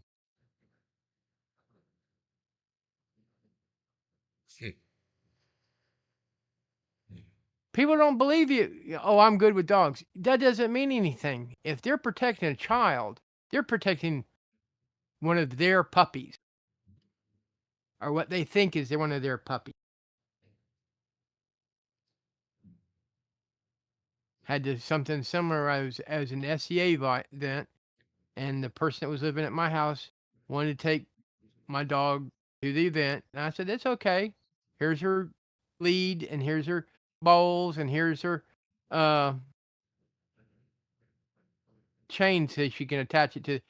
And she left her baby, a couple of months old, in its car seat because when you're out and about, it can act like sort of like a crib. She put out a blanket, put the baby on the blanket, and the dog was on one corner of the blanket. And I came up and I started petting her, and I started to walk off because I had things to do. And one of the guys wanted to see the baby because he knew the baby's daddy. I said, "I wouldn't do that until Mama gets back, and I'm not sticking around." "Oh, I'm good with dogs. Plus, I'm wearing armor." Sir, that armor will not stop that dog." "Well, how do you know?" I said, "Because it's my dog. That armor will not stop that dog." "Oh, I'm okay." And he goes up to see the kid. Sure enough, that dog ripped that leg armor right off his leg and was getting ready to go for his valuables when I body blocked him to get him out of the range of the dog. He says, "That dog tried to attack me." "I told you don't go there." "Well, you're going to pay for my armor." I said, "No, I'm not. I told you do not go there." The Anyhow, Warray the dog. I was just saying, when someone owns a dog and says, "Don't do that," and someone else tells you, "Don't do that," and you do it, the only person you have to blame is yourself. Yeah, well, we know people can't take responsibility for anything. Yeah. Always and always and always. And They wanna blame will you for their not. stupidity. Oh, yeah. And will not. Clint Eastwood and the fine young lady. I'll go look her name up later. Look a little sunburned. I think they spent more time outside than they were expecting in the making of Pale Probably. Rider. Well, at that time period, if I remember correctly, he was a little red because he'd been doing some honky tonking. For those that don't know, Clint Eastwood plays the guitar and the piano, and he has his own bar that he plays piano in. He he wouldn't have what I call a great singing voice, Oh no. But he can jangle the keys pretty good. but and he has done a musical, Paint Your Wagon, and he has played a honky tonk singer. Don't remember the name of the movie. Uh, See why he ran for mayor. If you want to know about his bar,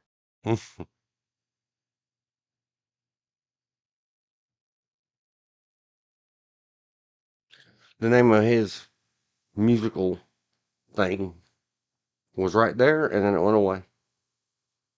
Play of something or where something. Play something for her name or something like that. that was something different. No, the one I'm talking about, he plays an aging honky tonker, country music, and just as he finally got a record deal.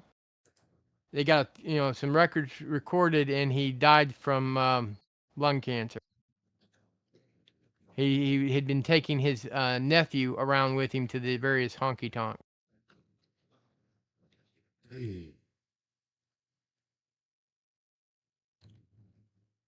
Clint Eastwood. Clint Eastwood. They also said that in 1941. Hollywood. Clint Eastwood. Musicals or music related movies. Let's look into that on that tab. Hello, tab. Clint Eastwood at the IMDb. Haven't gotten any warnings about that yet. Hang on. Elizabeth said Perry Mason star attempted to go to court for a traffic ticket and not only lost, got chewed out by the judge. He would say on talk shows, actors need to forget thinking they are what they play. Oh, and the young lady is Sydney Penny in Pale Rider. Scroll that off the screen. Oh, Honky Tonk Man was the name of the movie I was looking for. He's a honky tonk man.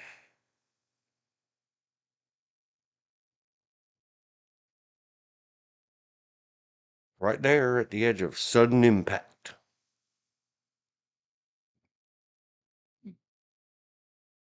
Every which way but loose. Right turn, Clyde. Smack 'em.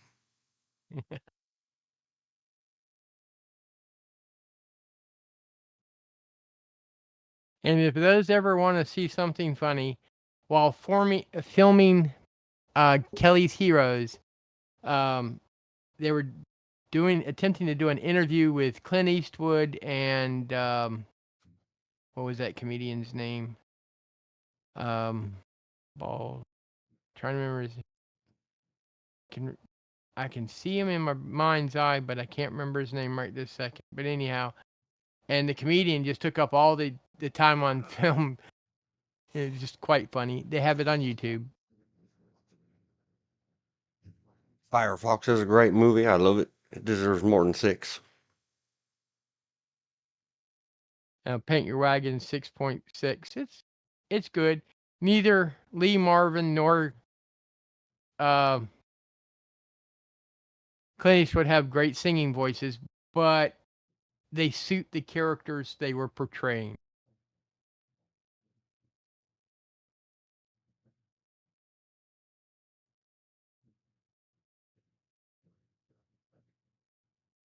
I never knew he was in 1995's Casper.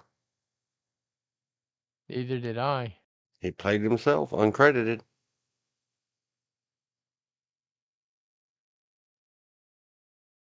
I don't remember seeing him. Oh man, Space Cowboys was.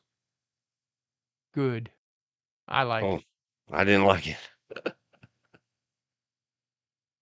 Oh, $1 Million Baby, that was a tough one. Put Not your seen grown that up one. pants on. I did like him in. I think Pink Cadillac should have had a better than 5 rating. Yeah, me too.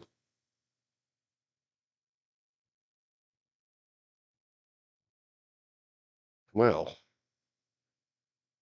he hasn't been too But busy since. well, not as an actor, no, but he's quite busy as a producer and director. Yep. And somehow I scrolled right past it. Which one? Another one of his musical movies. I only know of 2. You're not thinking of Cry Misty for me, are you? Or Play Misty for me? Yeah, maybe. Was that even him? Yeah. I think it was Play Misty for me. It's from the Oh, 70s. yeah. I just thought it was later than that. It's music Play related. Misty, 1971. Yeah, I got it. Scroll the screen. But the only 2 I know of that he was actually singing and stuff in were Paint Your Wagon and Honky Tonk. He did a little funny in the Line of Fire, but he played a lot of piano in the Line of Fire. Okay. I probably did. I just don't remember that part.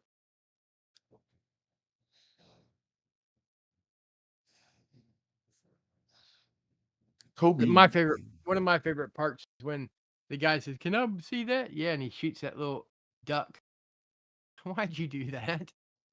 Why'd you No kill need that for that. bird, a-hole? As he shoots him. Yep. That is my absolute favorite, and it's one of those, I guess it only rings bells with certain people because it's not clipped anywhere on the interwebs. Well, Or at you least would it think. wasn't last time I was digging. It's probably up there Oh, now. You could find it on YouTube. well, when I got my BB gun, my Daisy BB gun, I was told not to shoot birds, and when I shot birds, but I did one other thing with the birds that no one else would do. I fed them to the cat.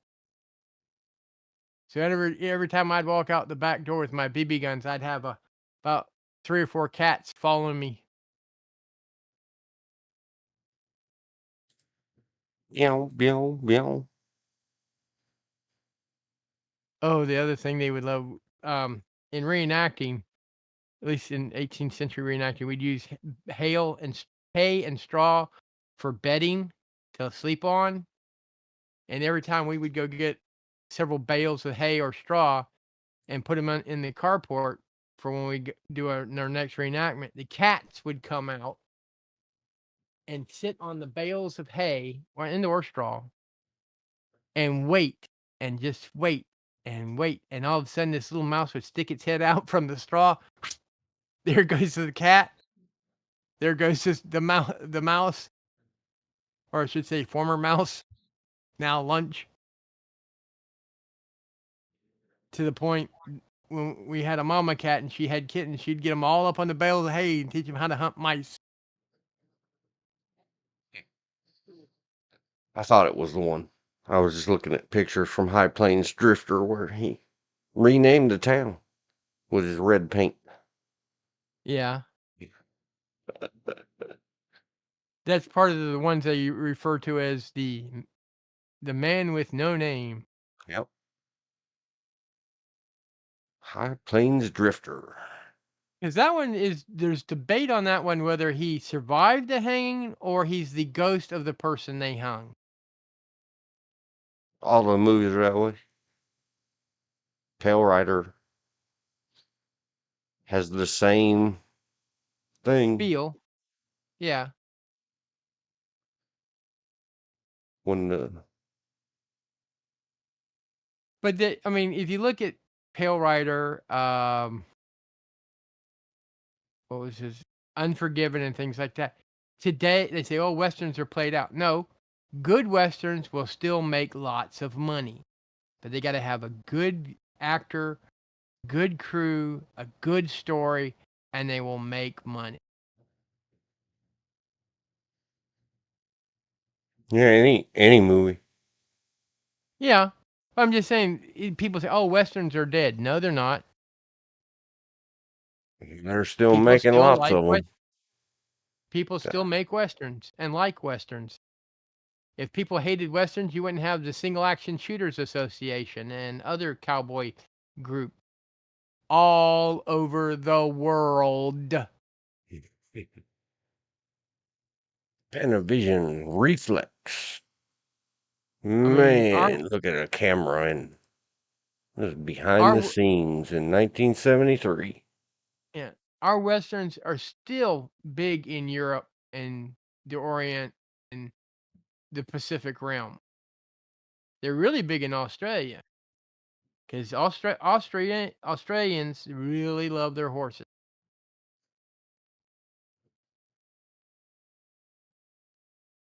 I still find it funny when they list Man from Snowy River as a western. No. Well, I guess if you go far enough west, you can call it a western. And more of yesterday's topic of conversation, sort of, twice. And we never got back to it. The technology differences Bill had put in his thing. Oh, yeah. But the whole, I think, 2 hours I spent doing the thing about what's her name. Can't even remember her name today. Doesn't matter. Took care of it yesterday. And the sparkles in her eyes. There it is Mhm. on screen. That is a huge light. And they're out there in the broad daylight out in the west side of America where the sun is a lot brighter, it seems like. Look at Yeah. all these people with hide your eyes hats on and how squinty eyed Clint Eastwood is because you can't wear a hat and look in the viewfinder of that giant monster of a camera. Yeah, 32 millimeter film camera. Do they even use those anymore? Nope. A cell phone, a cheap cell phone. Other than failing at motion blur and things like that, is so much better and higher resolution than that thing Mm. because of Well, technology. But this is why all uh, their eyes sparkle in the movies. These giant lights that they have to use even in the broad daylight. well, the artificial lighting help. You don't notice it, but they notice it if you don't use it. Yeah, Is because of the helps shadows to and stuff. shadows, and it helps highlight what you want the camera to be highlighting. Yep. And there was more than one of those. That's just the one you can see in this great behind the scenes photograph. Yeah, those are the cameras they used to have to put on trucks and trailers to move around, Oh, yeah. just like stop motion cameras. I got to play with one a long time ago, growing up as a kid. People don't understand. Yeah, they are big. They are huge, especially for doing animation. If you're doing film animation, which I don't think anybody really does anymore. Uh, they're about almost a story to two-story tall camera setup.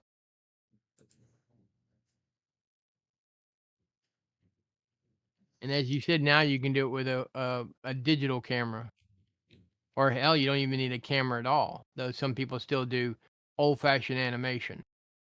Yep.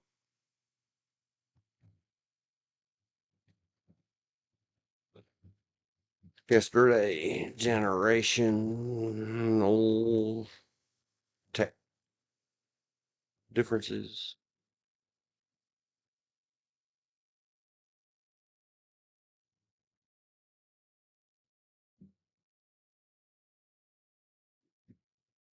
And all that.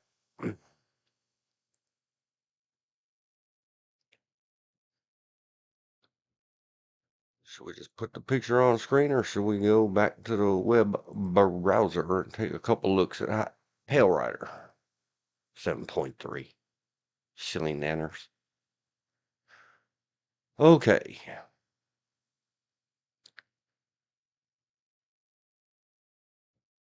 Pale Rider. We've looked before and named a couple names. Let me see if I can copy paste just her name. Sydney. Sydney Penny was Megan Wheeler. Pale Rider.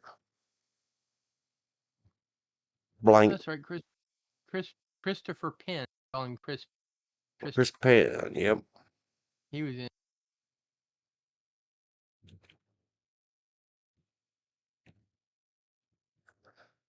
I call her the girl. I think they should have just left it like that. Giving them all, like the boss should have been just called the boss. Yeah. Richard Keel was in it. We've talked about that before because he was Jaws in a James Bond movie. Yep. And he needed to sit in the creek for a minute after his interaction with Clint Eastwood, Yeah. the Well, a lot of preacher character. the I guess not so nice people or bad guys have played bad guys in numerous, and I do mean numerous amount of movies. Oh, yeah. And you can, all of the Westerns, they were a crew. The same guys, you could go see them at Universal Studios, Yeah. whatever, the theme park in California, where they have the old Western town, and it's just a show where you go through the place, and they have fake pew pews, and the one guy pew pews the other guy, and he falls off the roof. Oh yeah. I don't know if they still have that stuff, but they did Oh when I was yeah. young. Yes, they still. I can honestly say, in various places, they still have those shows. If you're in, if you want a cool drink and some fun, and you're up in around Blowing Rock, you can go to Tweetsie Railroad. They have them every summer. Um, there's a couple out in Arizona that I know of. In fact, one of the guys who works on one of the lots where they do movie filming, TV filming, as well as they have their Wild West show, uh, town shows. Um, and he'll show you all kinds of stuff of that nature. He does it like sort of like a question and answer on the real West versus Hollywood West and stuff like that. And they showed the shows and how the stuntmen work. And Yep.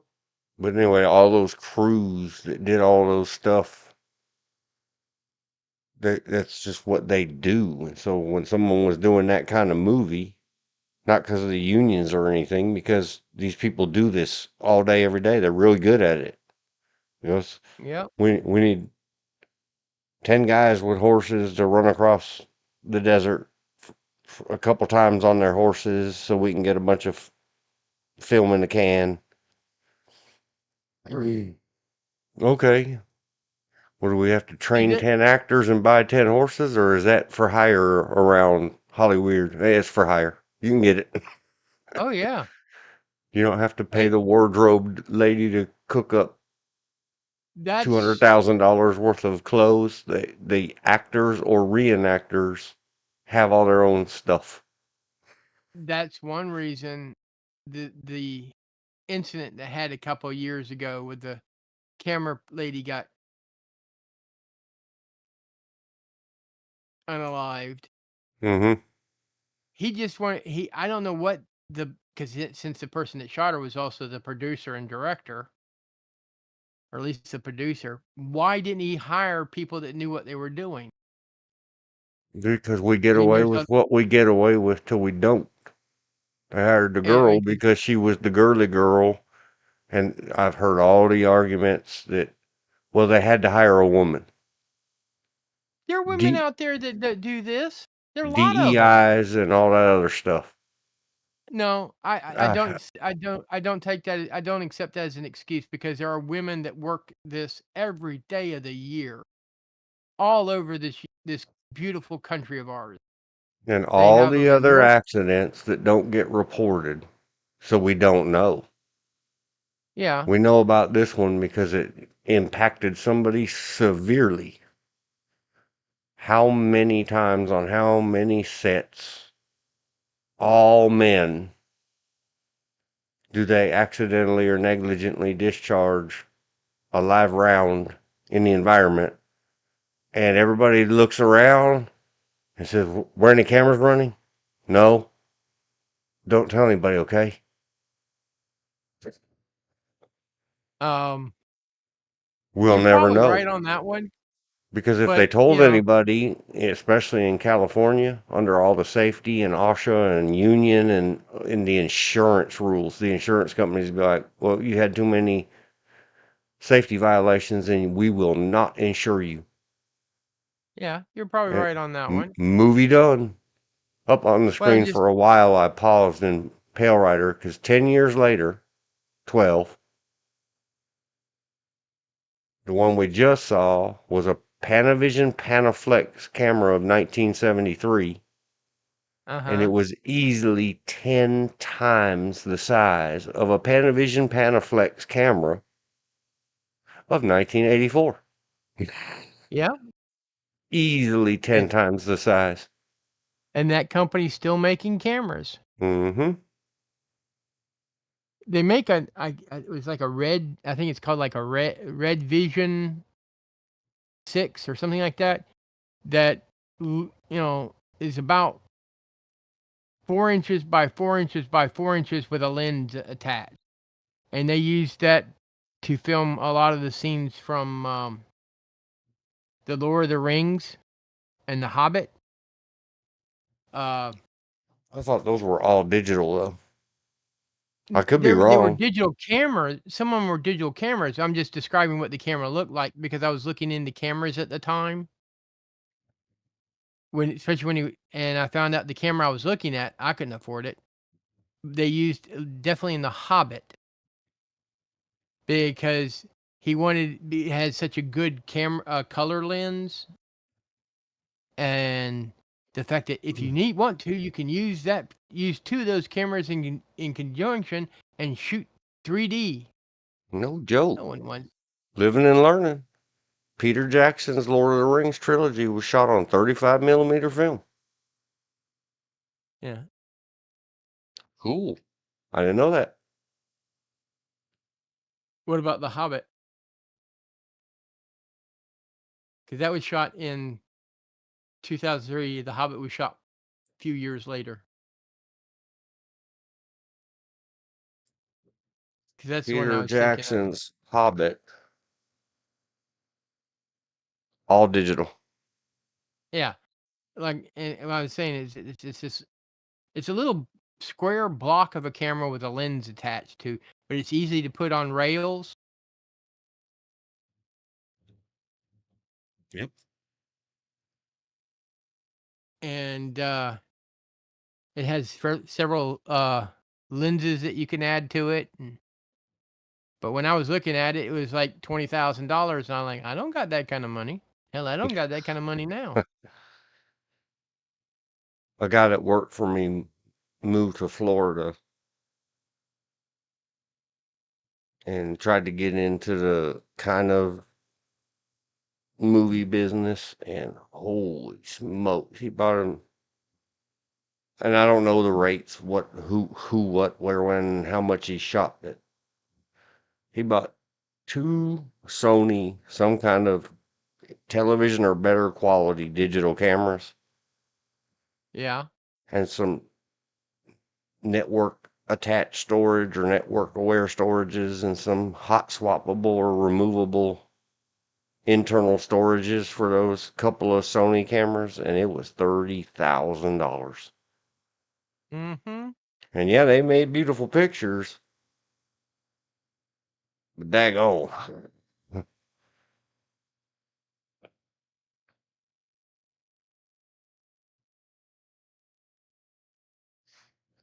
Just scrolling the pictures of Pale Rider, thinking about the technologies and The picture of Clint Eastwood with that pew pew in his hands, and you're looking down the barrel of it.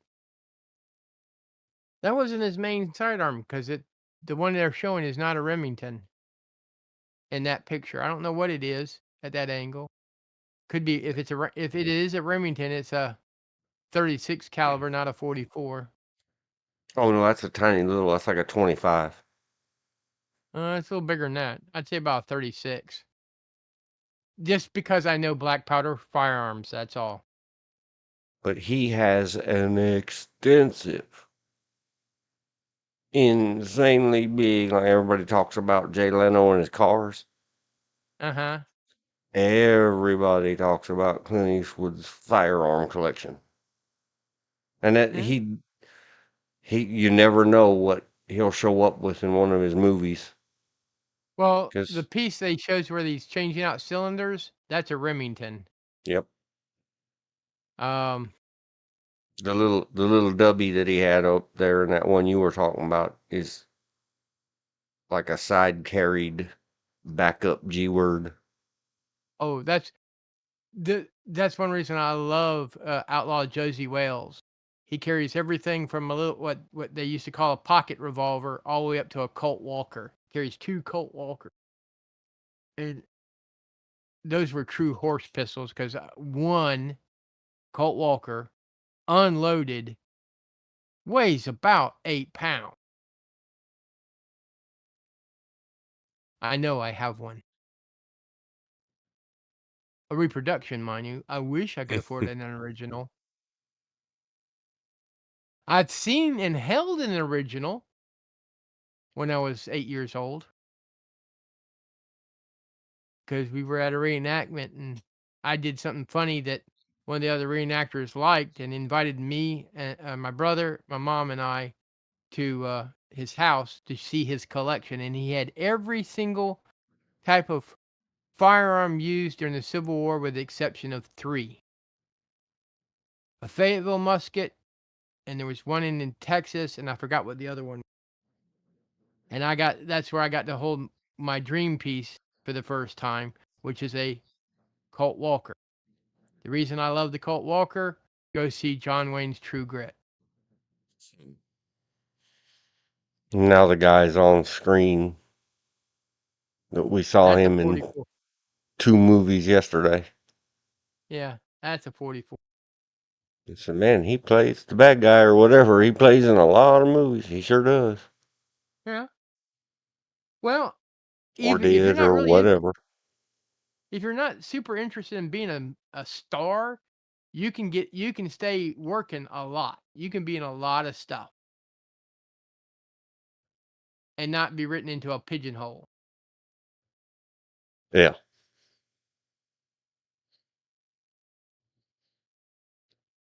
Lots of Chaplain. Somewhere else they called him Chaplain instead of preacher.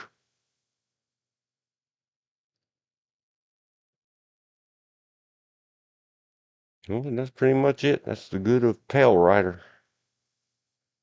In his early days of directing, I was watching an interview that he confused some of the actors because he wasn't constantly yelling. He walks up in a very calm voice, almost a whisper, and tells you what he wants you to do. If you do it, he goes, "That's a wrap. Let's go. Next scene. Be right back." And we talked about it on a previous live stream where my wife had seen an interview with Tom Hanks. And Tom Hanks talked about working with Clint Eastwood and how when he asked him why he doesn't yell and holler and behave like that, like all the other directors of Hollywood, they think they're the drill instructor from Full Metal Jacket. Clint Eastwood said because when he was working as an actor, the 10 of them would get together and everybody'd be sitting up there on their horses, and that fool would run out there yelling and screaming, and the horses would spook, and people would fall down and get hurt, and then 3 hours later they'd all be all set up again, ready to go, and the guy would come out yelling at the horses, and the horses would spook. So he learned during his acting career, maybe you don't need to be doing all that yelling. Just speak softly. Tell your people what to do. If they don't do it right, fire them.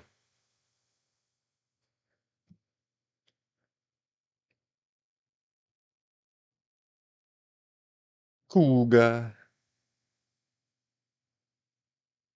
I guess. I don't know.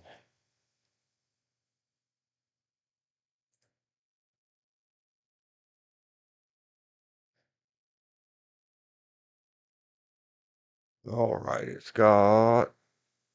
Oh, I'm still on Pale Rider. Go back some more. Go back some more. I guess I'll just have to go back to. There we go. We got back to Clint Eastwood. Let's see what he's.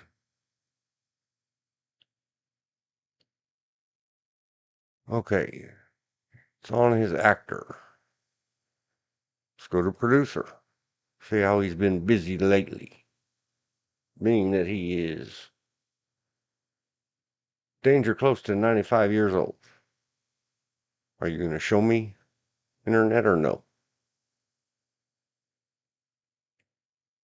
It might have opened below.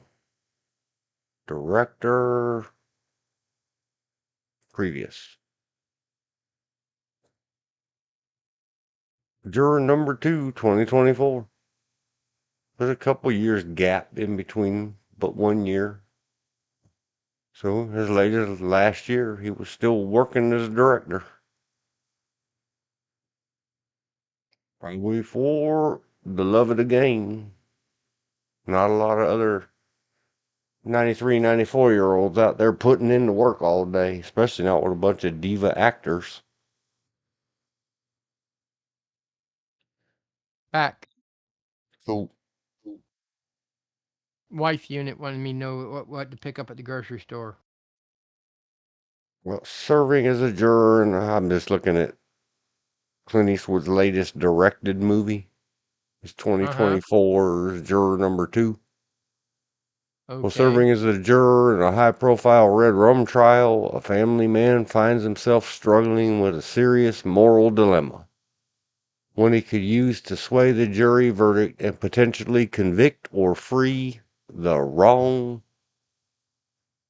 KIA. I try, you two, I try. Got a lot of Well, actors in it. I don't know who Nicholas Hoult is, but I know who Tony Collette is, and everybody knows who J.K. Simmons is. Kiefer Sutherland, Zoe Deutsch, we looked at the other day. One of those, oh, who's that? Oh, who knew?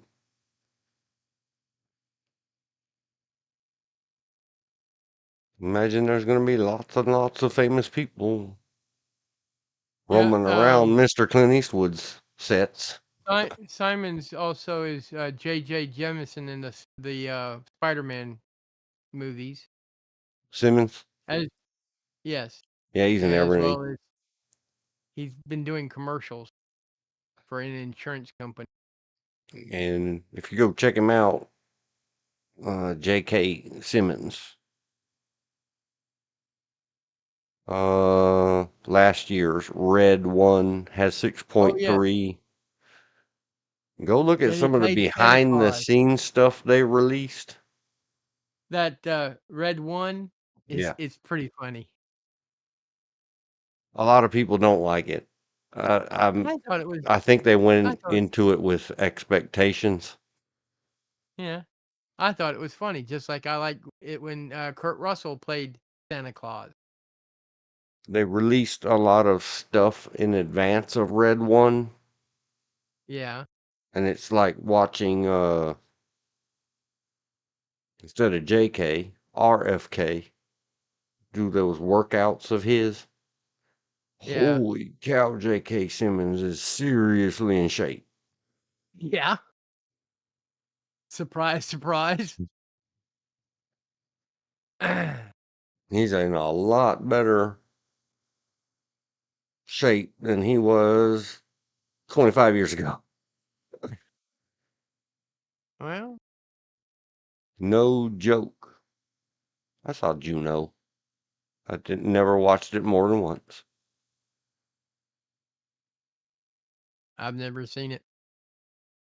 It's it wasn't made for you or me. It's Okay. drama, and I probably would have forgot it forever, but I saw it. It was because it wasn't designed for me, but of course back then. I guess they're okay to say it. It has lots of stars in it. But now, who was then Ellen is now Elliot. Was the main character in it. Oh, okay. Ellen Page.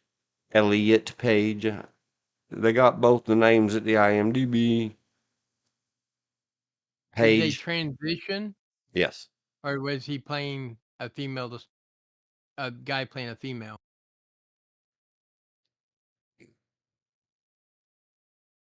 Lauren Girl fully transitioned, showed the scars and the stuff from the removal surgeries.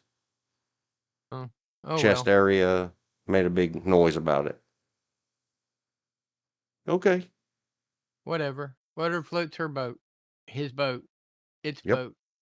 That's right. And, Uh, you and I are having a far better attitude about it than the world in general. But for the most part, you're right. I mean, what they do to themselves is their business yep. because they were adults. Yep. Oh, Bateman, I've seen it in quite a bit of stuff too. Oh, yeah. That everybody in Jennifer Garner, Jason Bateman. It's high rated. We're talking about now Juno. This leads to this. This leads to that. Doing live streaming and us clicking stuff on the internet. Alice and Janney. Well, because we went following the J.K. Simmons. But these are all, Eileen Peedde. Now, I don't know. I don't know Jason's why supposed that to have name means something to me. I don't know. Jason's supposed to have a new rollout where he's playing I think a serial killer or Let's hitman. just say, let's take a look. Jason Bateman. And nope, I'm not logging all this stuff. I'm just scrolling it. Clicking, scrolling. I'll wait. Carry on. Once Upon a Studio. Fool's Paradise. At least I think it was Air. him. Who KIA'd I don't know. Santa. A. It would be in his up and coming stuff. Not out yet. Oh, not out. He's got 4 Not coming. out yet. Yeah. He's got I've only Zootopia #2. Black Oh, Rabbit. I'm sorry. I love Zootopia. I don't care if it's a kid's film. I love it. DTF St. Louis is a TV miniseries. Is that the one you heard of? I don't know. Could be. It But doesn't no, look this like was they supposed have to be any information. And then they have Clue. I could be getting him confused with a different actor too. That's okay. Are they remaking Clue? Or is this just based I on the don't know. Hasbro game? A band of strangers frantically try to figure out who is the red rummer among them. Probably a remake It's or a a redo. rewritten or a whole new Clue. I mean, Yeah, a reboot. That's what they call it. It's a reboot. The original that I remember had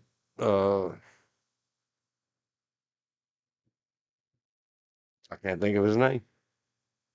From what, the Butler? Transylvania. Ha ha ha. Yeah. And he was it in the 1990s.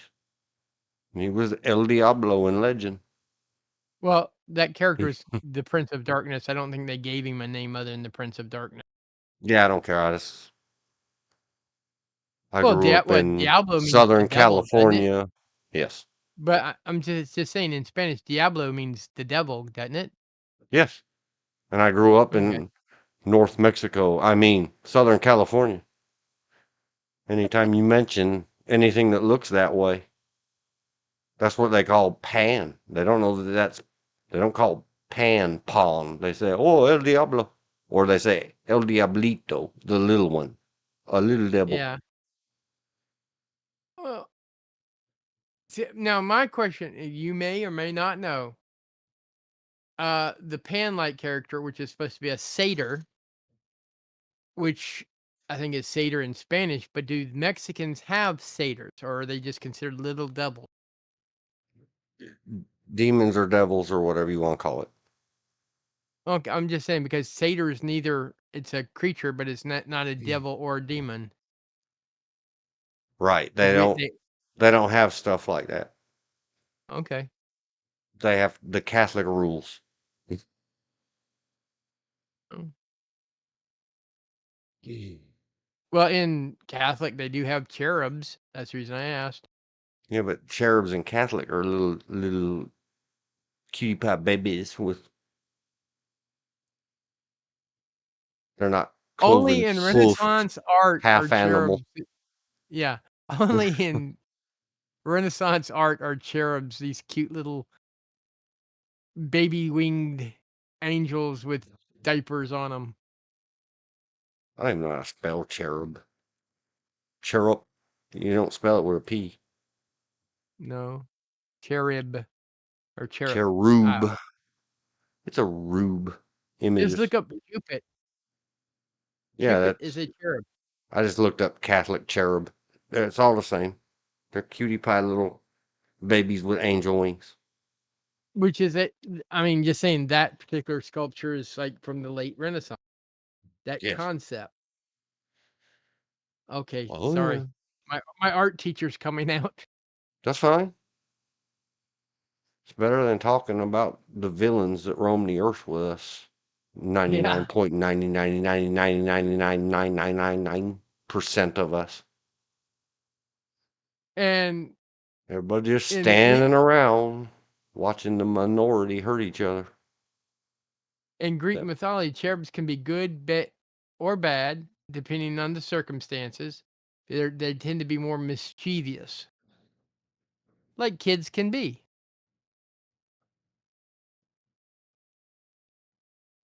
They have another name. They have a couple other names in the Bible. I just don't remember them because that's not something I decided to memorize.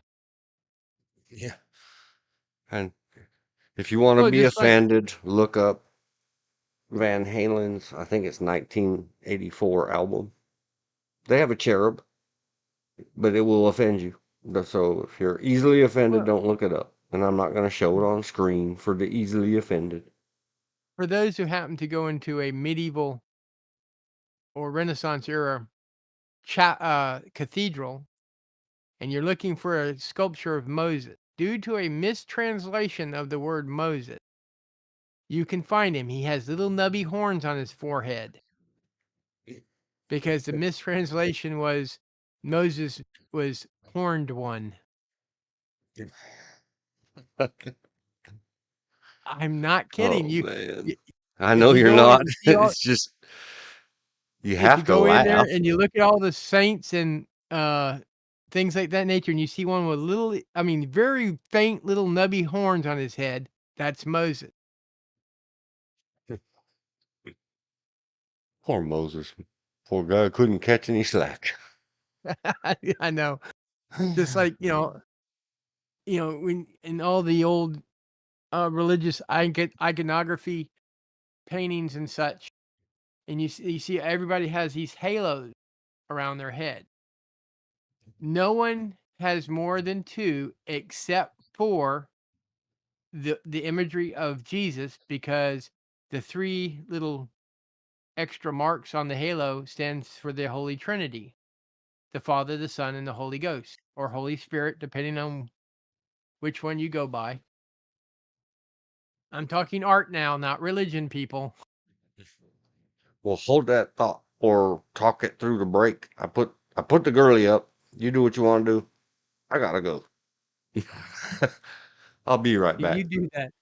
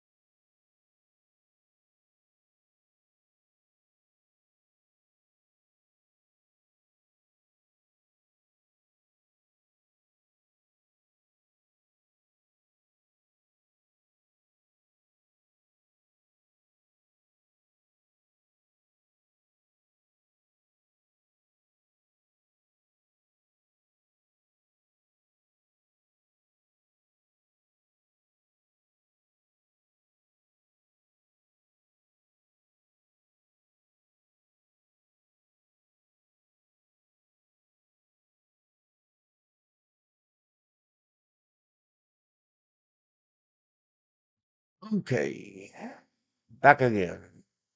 Let's put Mr. Eastwood, and I should be able to remember that name. A name that has meaning to me. Sydney. If you ever happen across this, the Sydney that matters most of all, you all matter, all you Sydneys. But there's one that matters most of all.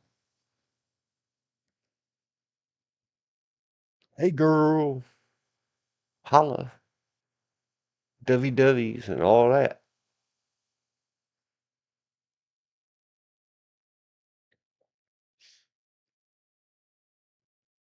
We try to figure out, because I don't recognize her face in anything I've seen since, or it didn't stand out to me as she grew older. She was very young when they made Pale Rider. Oh yeah. Do you recognize her from anything else later in life, George? Well, within the same time period.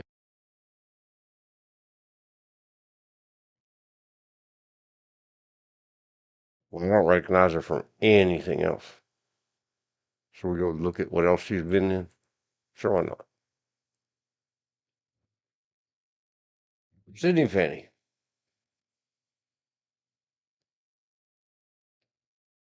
just walking up and down the hallway, taking a break. Kind of like that dark gray. Wish I could get rid of that edit button in the corner. I'll figure it out someday.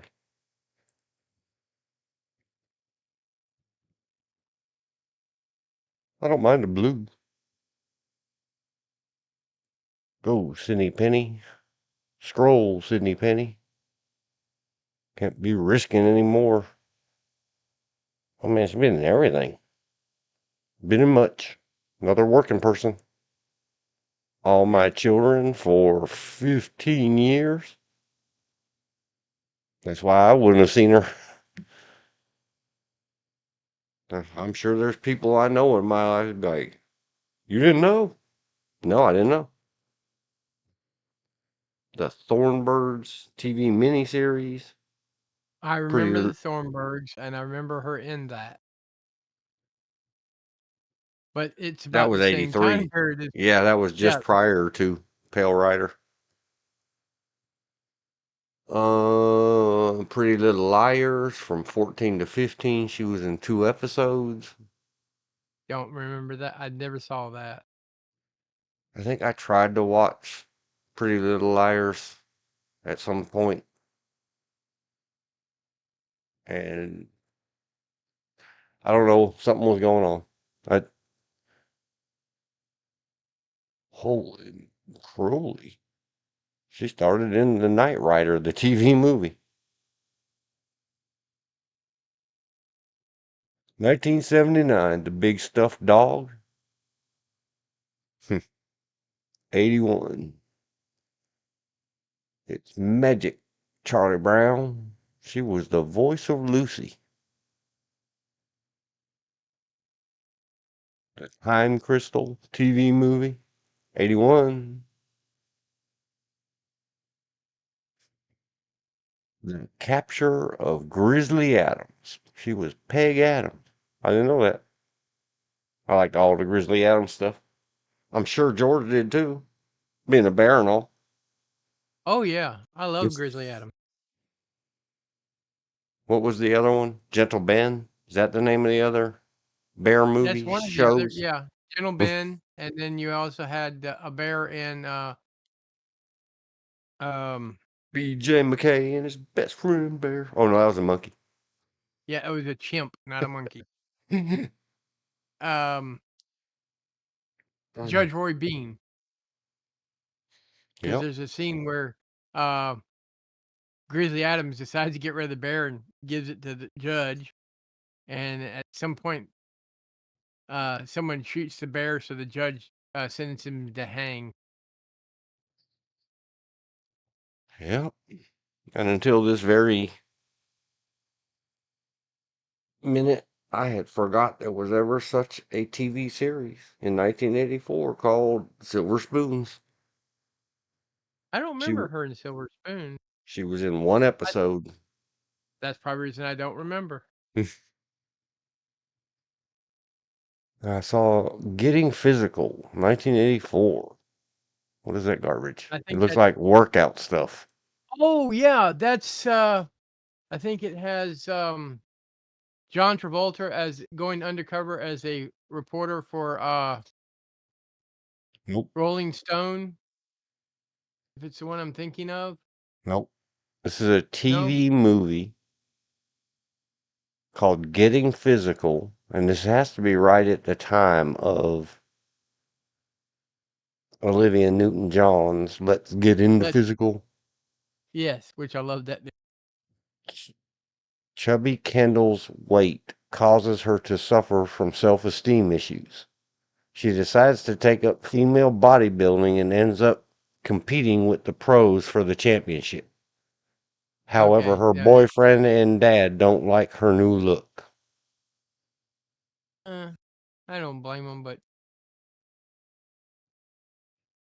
there's being healthy and then there's, losing your shape, too much muscle mass. I don't know. I don't, Though, um, the pictures do look like Olivia Newton-John videos. yeah, She Ritter, certainly doesn't look. Well, they have one picture of the stage with all the girls with the big arms. I think it's Jack Ritter or something like that that did, Three's Company. Yeah, John He Ritter, did a Jack Ritter. movie. Yeah, he did Jack Ritter did a movie, and there's a scene where he has a one night stand with a female bodybuilder, and she's posing, she's in a little a shorty nighty in the window going, "I've worked on this body for 5 years, and tonight it's all yours." And all of a sudden he goes, "Help me!" Yeah, I remember that. I think it was a blonde lady, wasn't it? Yeah, but it was Yeah, still funny, I remember it. when you could laugh about things like that. I don't think they could do. There's so many funny things that if you tried to make the movies today, you couldn't. Nope. You would be blocked. She was in 1986's Redux of the Twilight Zone TV series. Okay, One episode. I never watched any of them. neither did I. Yeah, it's the That I remember. 1960s Twilight Zone or nothing. A Year in the Life, Bernadette, the New Gidget TV series. Never watched it. There's there's been so many new gadgets, it's not funny. This was 86 to 88. She was in Yeah, 44 I'm just saying, episodes of it. w what's her name, who was also Flying Nun, was also Gidget at one point. Oh, yeah, Sally Fields. Yeah, Because and of then Sally Fields being the original, anything that said Gidget and their silly movie where they went all the way to Pasadena. yeah. I Well, I'm saw the just saying movie once, but there was don't another ruin shows you like. there's also another famous actress who played, Gidget in the movies, Sally Fields, that was the Gidget on TV, and then did a couple of movies. Who was the original? Yes. I'm not reading them all out loud, George. That's just I'm just scrolling Miss Sydney That's Penny's fine. career list. Oh, very few of I've seen that I've watched. Yeah, it's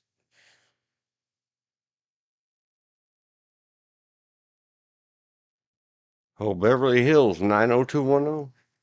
She was on 4 episodes of that. I promise you, I've never seen any episodes of 90210. Oh, I might have, but not enough to worry about. The Sandra Dee was bold. the original. Sandra Dee was the Oh, original Gidget.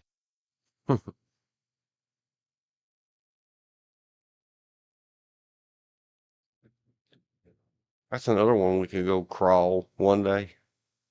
Well, Gidget, the original Gidget came out the same time for the same crowd that were going to the beach blanket bingo Mm-hmm. and the what was it? The invisible bikini or no, the girl the invisible girl in the polka dotted bikini or something like that.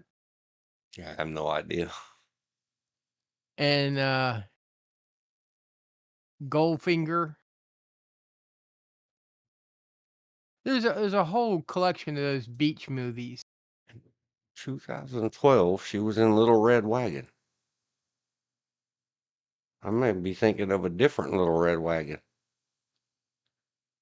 Me too. Ambush at Dark Canyon. Never heard of it. I Um, generally keep mine I don't probably remember straight. any of this at all. Hannah Gunn. Not the G word, two N's on the end. It's the lady's name. I think she was in that Breaking Bad series. Okay. I will have to take your word for it. Breaking Bad was great. I liked it. Maybe the last two seasons were really just they were limping. They were running on flat tires. But whatever. Because, It was good. just talking about things we've been talking about. The original Gidget came out in 1959. Sally Fields played Gidget in 1965. Uh,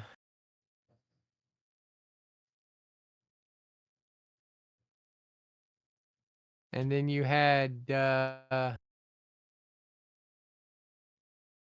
Wiley play Gidget in Gidget Goes to Hawaii.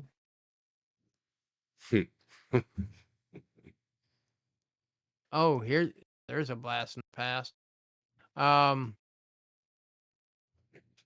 Karen Valentine, which I think we've went over in a previous stream, was also Gidget in Gidget Grows Up.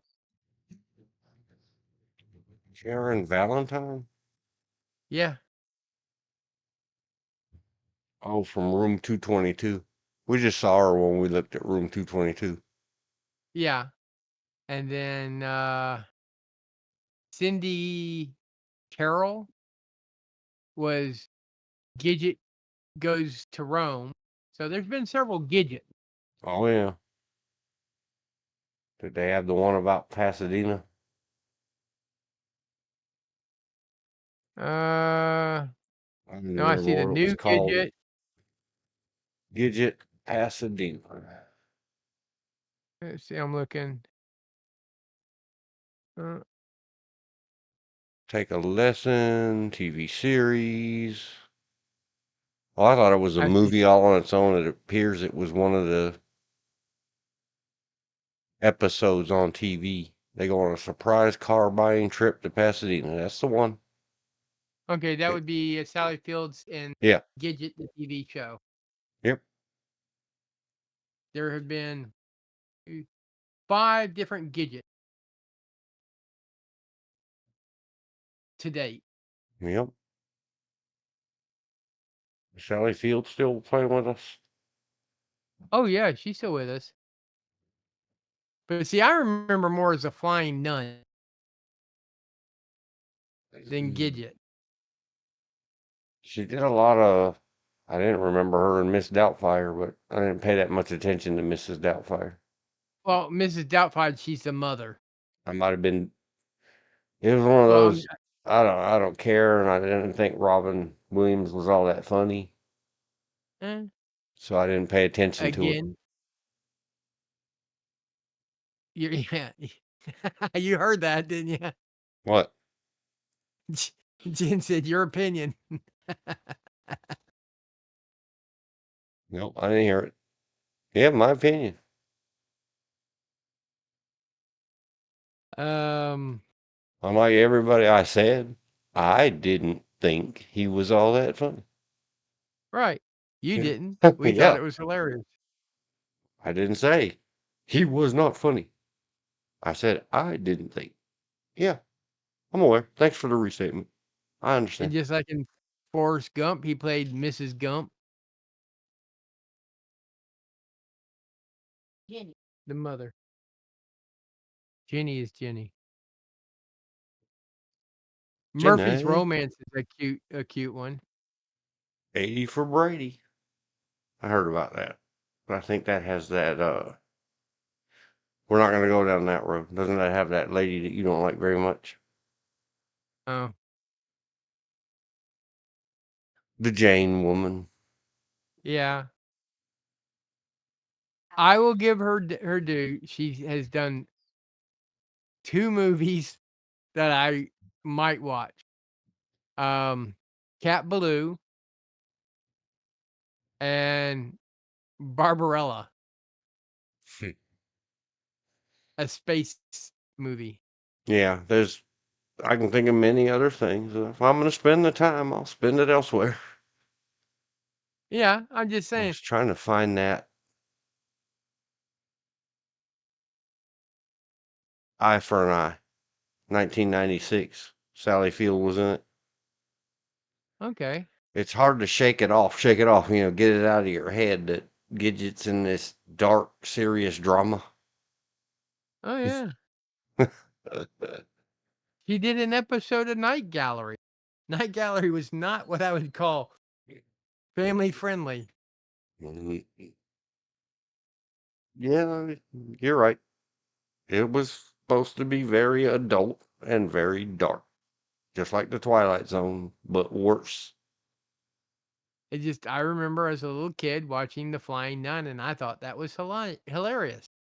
But it was on Mm. I was between 3 and 5. Yeah, I've seen Beyond the Poseidon Adventure advertised many, many places. I didn't know she was in it. I might go look at it now, just to say, oh, I saw her in that. Just like, I used to like Alias Smith and Jones. She was in episode 2 episodes of that one. Well, I didn't know she was Sybil and Sybil. Oh yeah. What was the blonde that everybody lovey-dovey in? Bed burning or the burning bed or something? Oh, Burning Bed. The Burning Bed. That was Farrah Fawcett. Yeah, that's it. Died a few years ago from cancer. Yep. Lee Majors is still going strong. The only reason I brought up Lee Majors on by bringing up Farrah Fawcett, they used to be married to each other.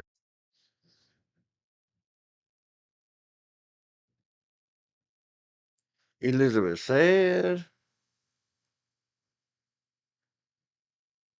oh, a little while ago. Sorry I missed it. Sorry, had to run out to the kitchen and get my soup. Matzo ball soup. Remember when she was in something and they had a location down the street from Muscatel House? And Mitzi ran on in along with a bunch of little rascals of our time that ran in to get her back. Everyone would miss Mitzi and the rascals. Mitzi was my little half beagle, half mutt. Some kind of terrier. Madorg. Nope, I didn't remember that. 17 and a half years of good service. Feeding that dog all kinds of garbage. You can't feed dogs people food. Well, Uh, yes, you can. yeah, yeah. I mean, dog, dog, food for special food for pets is a more modern thing, Oh, like gosh, post yes. World War II. Other than that, dogs and cats would eat food scrap. I don't remember if it was the day after or within 2 days after. The law had been handed down. No more pets. From my mother. Uh huh. I was 8 at the time. No more. Zero. None. You can go live out in the garage. It was a very nice house. That threat was like where we kept our TV anyway and called it a fort or something. Yeah. And then two guys pulled up in a car, which is everybody these days. And I said yesterday, go see the Sean Penn movie and Tim Robbins from 2003. Can't remember the name. Mystic River. About guys pulling up in a car on the young kids. Yeah, two guys pulled up. Hey kid, come here. Didn't get danger close where they could snatch me. I was well aware, well raised. Yeah, what do you want? Well, yes, yes, sir. How may I help you?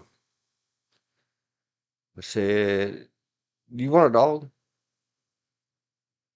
And I thought, no. My mother said no.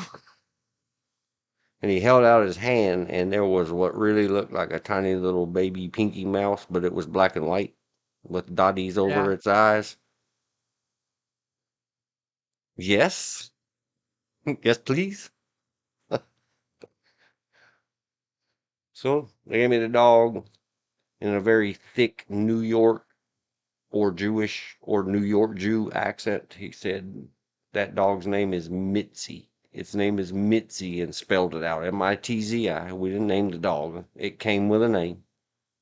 And it really truly did fit in the palm of an 8-year-old me hand with lots of room to spare. She was teeny. Well, when we first moved into this house in 1980/81, we had no more animals. And I was feeling a little down. And the girls in the neighborhood knew that I loved animals.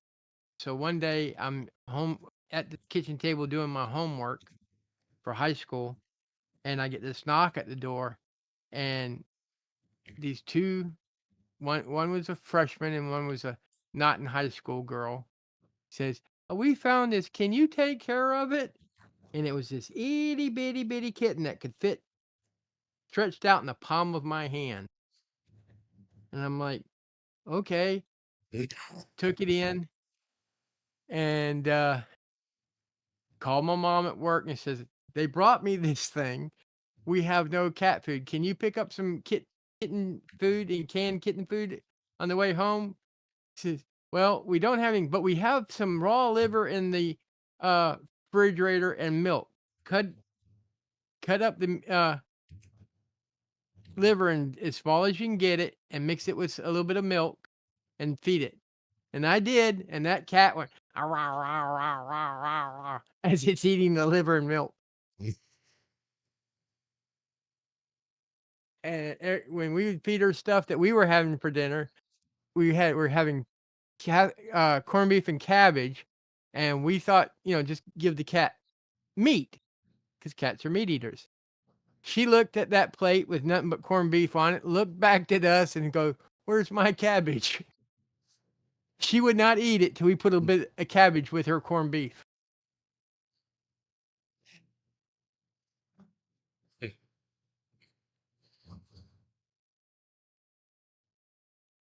Animals can be quite weird. yep. Um, I mean, other than short periods of time, we've always had animals in I've always had animals in my life. What I mean by short times, I I think the longest I've gone without an animal is like a year and a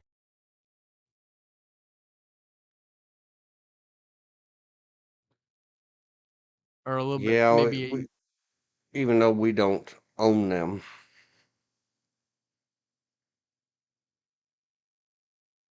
we still have the feral cats or the children of the feral cats or the neighbors. When the neighbors moved away, they threw their cat out the back door and left the cat so the cat had baby cats. and we break the rules. We feed the strays and the ferals. Well, when we moved from Jacksonville, North Carolina to Wilmington, we took Othello with us. That was his name. And he was like, "This isn't my house. I'm out of here." And about 2 weeks later, we get a call from one of our former neighbors saying the cat was here. Did we forget it? And we said, "No, it's been missing for a couple weeks." That cat walked from Wilmington, North Carolina to Jacksonville, North Carolina. The neighbor winded up taking it in. You know what, fellow? That was TC, stood for Tomcat. We almost lost him one time because it was a pretty cool winter, and he got in our neighbor's car because he had just turned it off. You know, cats will get up on the engines where it's warm, and she went to go somewhere, and all of a sudden, as she started up, she heard this ringing,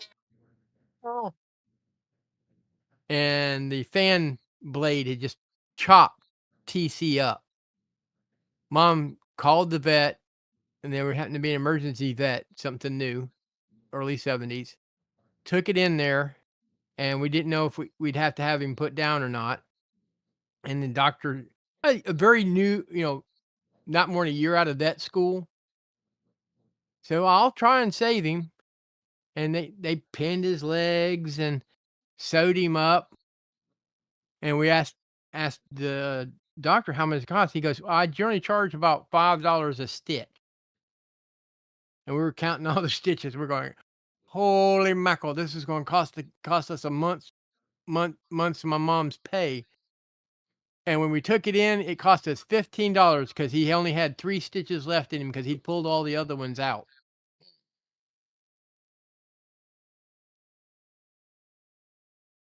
But so that was a cat that was determined to live because the only person that he would let hold him while he was all cut up and bloody was me. And so, needless to say, those clothes I was wearing got, quickly washed when we got home because they were covered in blood. Looked like I went to a Manson movie. Yep.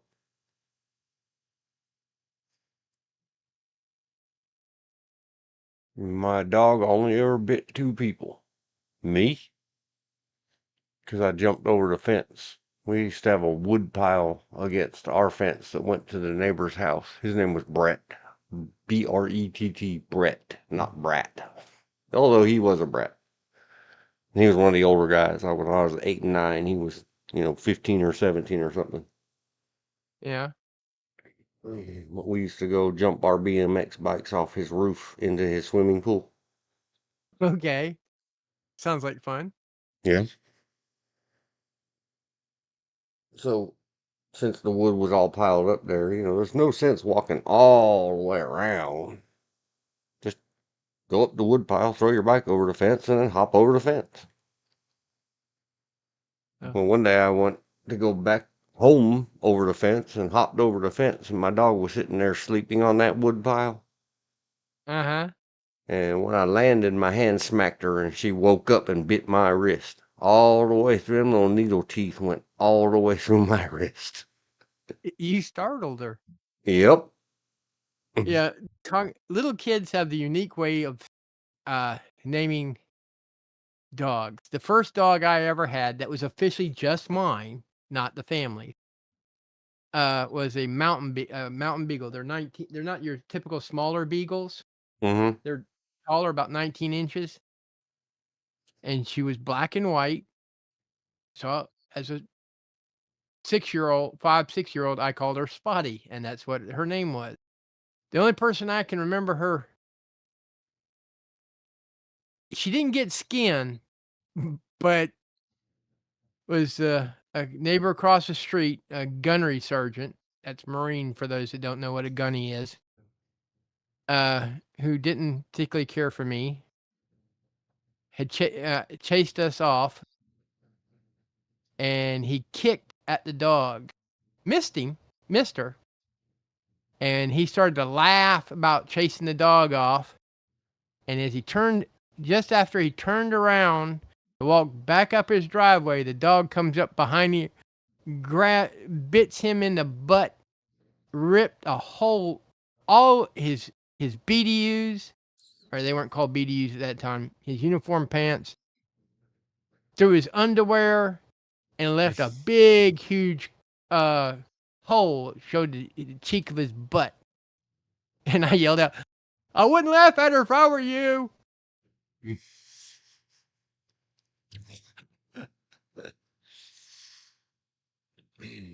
But when we moved to Wilmington, because we didn't have a fenced-in yard at that time, Mom gave her to one of my cousins that lived in the area who owned a farm. Those two took up too much, so every time he would go fishing, she'd go with him, and she liked riding the boat to the point he had to have a special life preserver made for her for when he went fishing. Do you remember the name of the cartoon character? I used to could remember it. The little girl. It ends in an A. In the old cartoons that would go smash and squish the animals and say, I'm going to love him and squeeze him and take him home and call him George. Do you The remember only the one I name? can think of is Elmira. That's it. Elmira. There I was will a. hug you. You I go will ahead. hug them and squeeze them, And love but them and all the other things, but you'd always grab them around their necks and squish them in half and make them into little furball puffs. oh, I used to do because pre Elmira in Looney Tunes. They used to have the abominable snowman. Yep. I will hug him and squeeze him and pet him and stroke him and name him George. And if Yep. he's bad, I will rub his fur backwards and stretch his neck, and then I will get angry.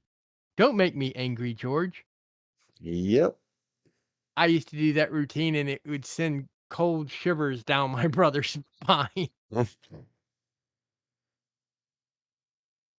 One of the children that my mother tried to take out of very inappropriate growing up and turn into a normal child Yeah. or assist along the road because my mother's an animals people. We had already nicknamed this poor little child Elmira because it was always running around strangling or pulling on the legs of my mother's animals. Uh, Needing a break from child one day, my mother says, can she go have a sleepover camp out at your guys' house? Something like that. I mean, my mother had to go do something hard work far away for whatever reason. before And I knew. Okay. that child, 900 warnings. You stay away from my dog. You pull on my dog's leg, I'm going to tear yours off. That kind of talk. Yeah. I ain't my mother. I am not patient. I'm not tolerant. And that's my dog. You hurt my dog, I'm going to hurt you bad. In a fiction movie, in a video game. Oh, as soon as that door got unlocked and half open, that monster ran in there and put its hand on my dog, and my dog yapped it, growled it, and bit the hell out of that kid. So I told you. And my dog had never bit anybody, even people that were trying to hurt it. Well, when I was little, and I mean 3 or 4, I was more of a dog person. But they wanted the family decided to get me a kitten. Seal Point Siamese. And being someone who didn't know any better at around 3 years old, I kind of gave it a nervous breakdown. So they gave it to my aunt in Durham. She named it Kookie, and I had a hard time saying Kookie, so I called it Cookie, as in like something you eat. Oh man, I don't want to laugh. It's funny now as an adult because I love animals, but before I was 5, I was a male Elmira when it comes to cats. You know, they talk about cats always landing on its feet, and my aunt was hanging wallpaper in my grandparents' house, these are we're talking 12-foot ceilings, and I would catch the cat, climb up the ladder, and then drop it to see if it lands on its feet, and then I would do it the same, hold it upside down and drop it to see if it lands on its feet, do a backspin to see if it kooky, yeah. It's just, but about time I hit 6, or well, actually 5, that mean streak went away, and I had TC Tomcat, and he was a tomcat because people don't realize back in the 70s, early 70s and 60s, they didn't neutered and spayed animals like they do now.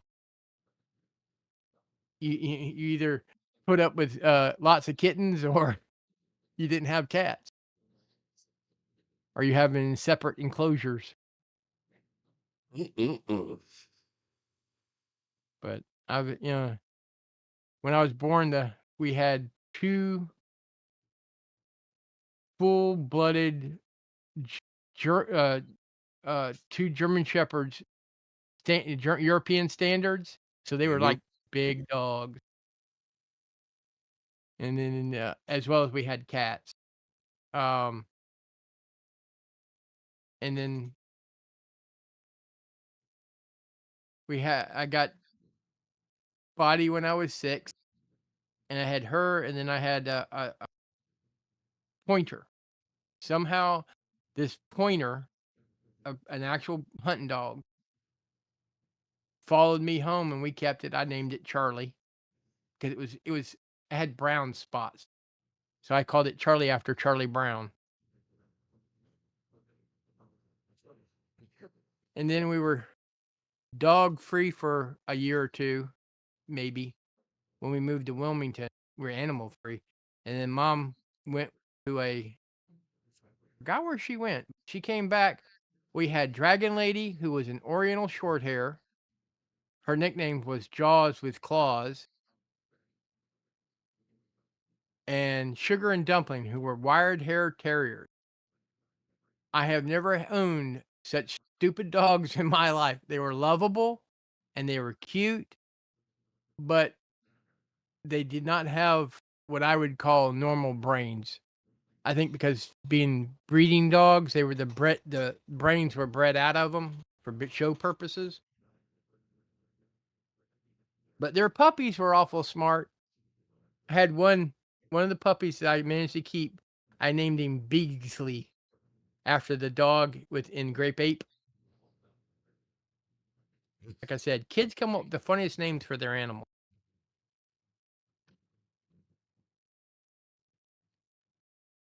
And we had Dragon Lady. Oh my God.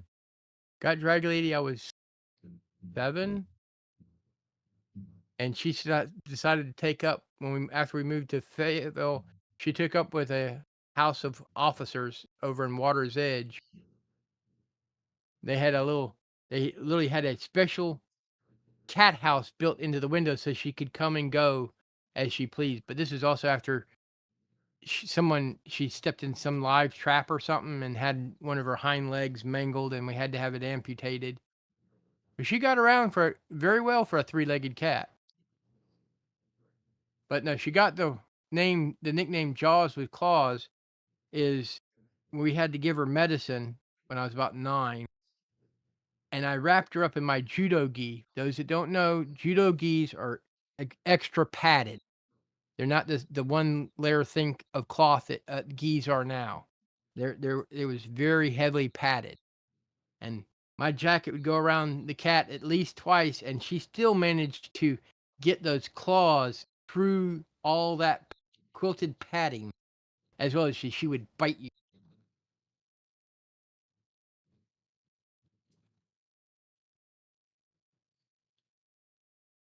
Cool. And I was just typing it in the chat. I didn't want to interrupt you. You've been on a good roll That's for a fine. few minutes.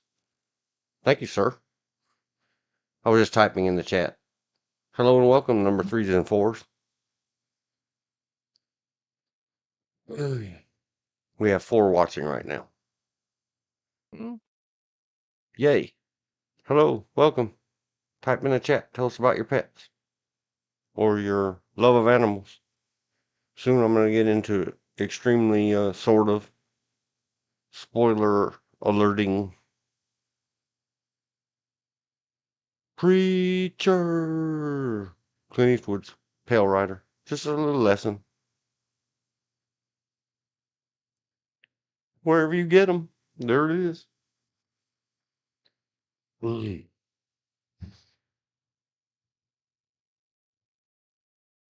I had 2 dogs that were I would call mine. That one, Mitzi, that we already talked about. And then the next one, when my friend bought the horse place in the agreement that he hit me up and said, if I buy a horse place, will you run it? Well, when he bought it, the leaving owners had this great big, I don't remember if it's Austrian or Australian, one of the big hairy shepherd dogs with 2 different colored eyes. Oh yeah, there were cattle dogs. Yep. So they said, because when I got there, they hadn't, that was their, they called it a horse farm. I never called it that.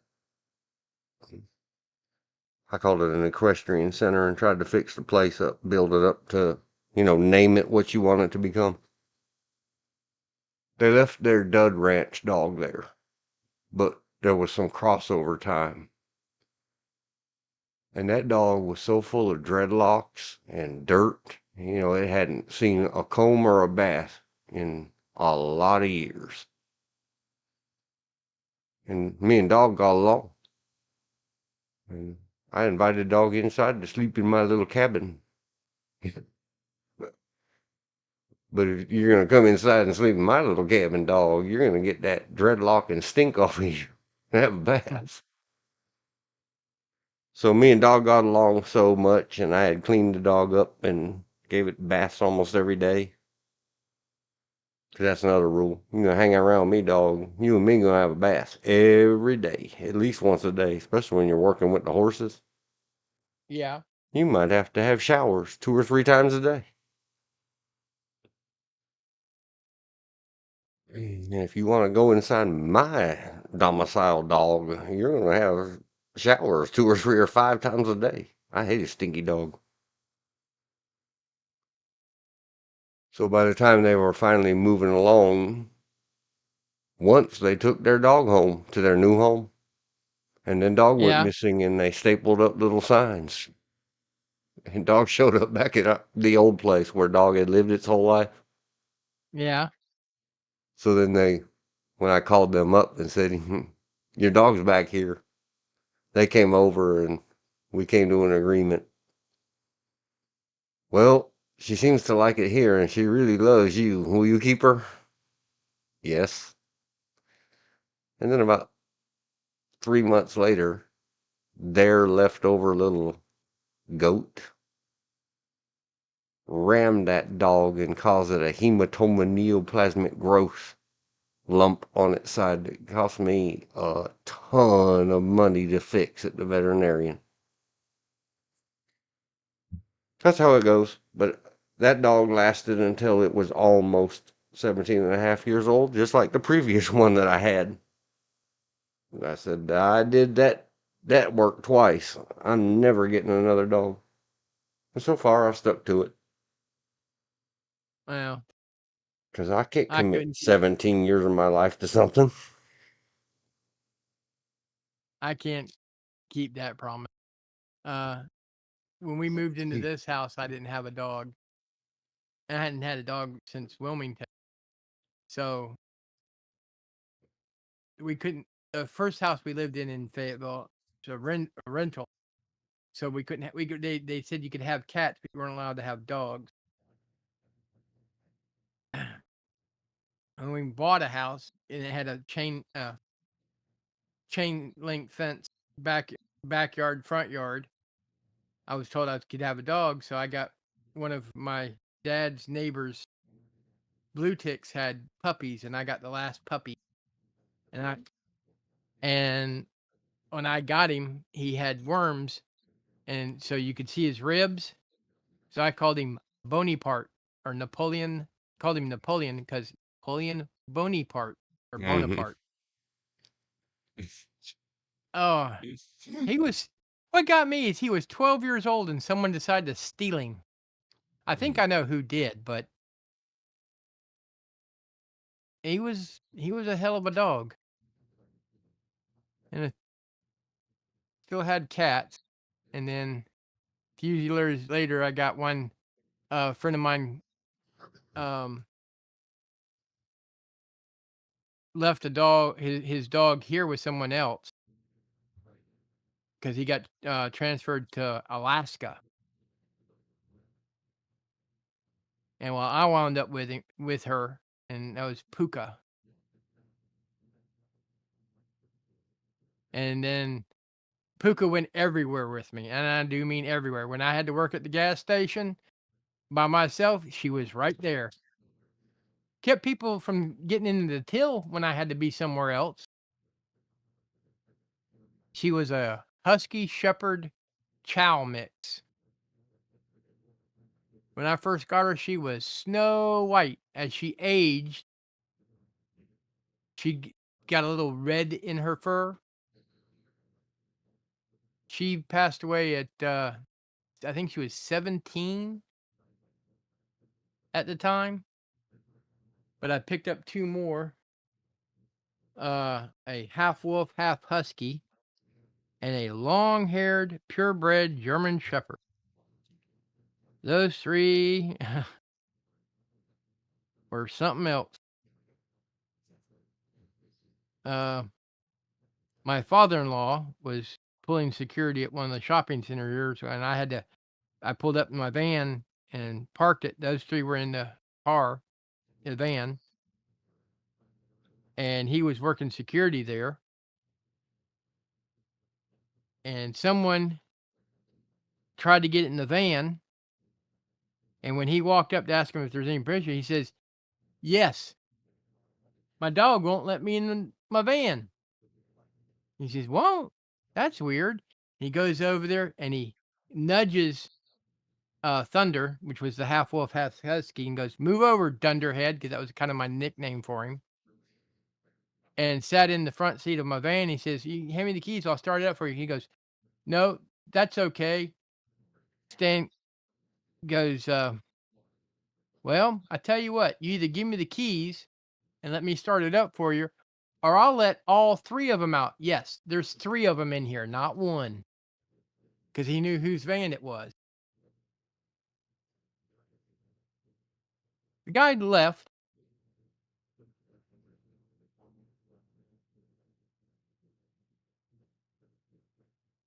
Is that it? The guy left?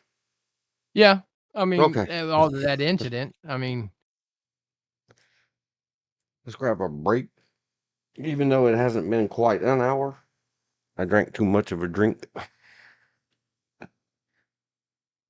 So, whatever. Maybe we'll go longer next time. The Union Bell won't ring so fast. all right.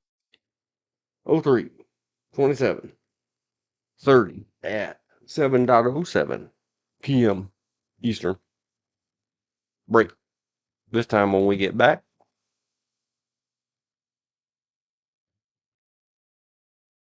something from the checklist. Gonna try to kind of keep it on the lighter end, but it's on my mind. We'll get into it. Be right back.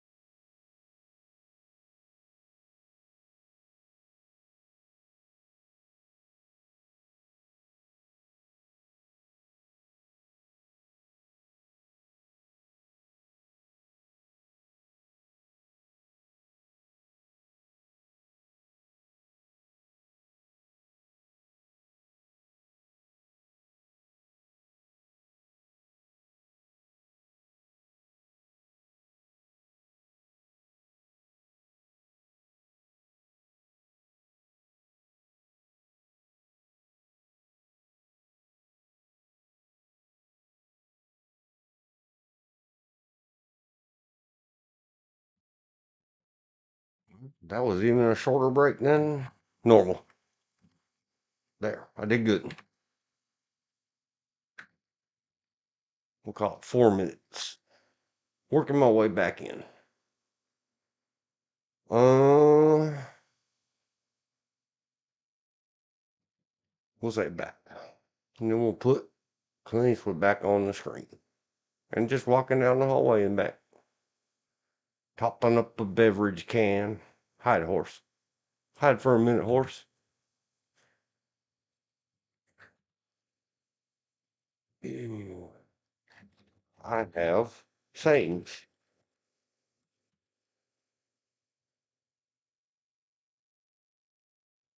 And I don't know what to call it.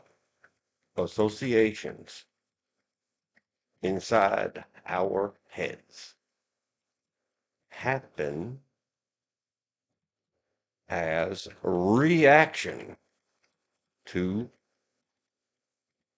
external stimulus. All. in teaching defense, especially the G words, and especially to law enforcement and security. It always somehow shocks people, especially if they've been their entire careers having read the standard issue books, good enough for government work books, that they never get told what defense in any way, but especially with the G words, what defines defense. It is your reaction to an external stimulus. Something happening. Did your eyes tell your brain that this is a threat worthy of engaging with up to and including lethal or deadly force? Did your ears tell you that? Did your goosebumps in your hair standing up on your neck tell you it first? Confirm it with your eyes and your ears before you get busy playing pew pew in the environment. And they say, man, no one ever put it to me that way. Again, anybody who happens across this and finds that simplification a way to assist you in becoming more responsible and better with your, especially things that could hurt innocent or innocence.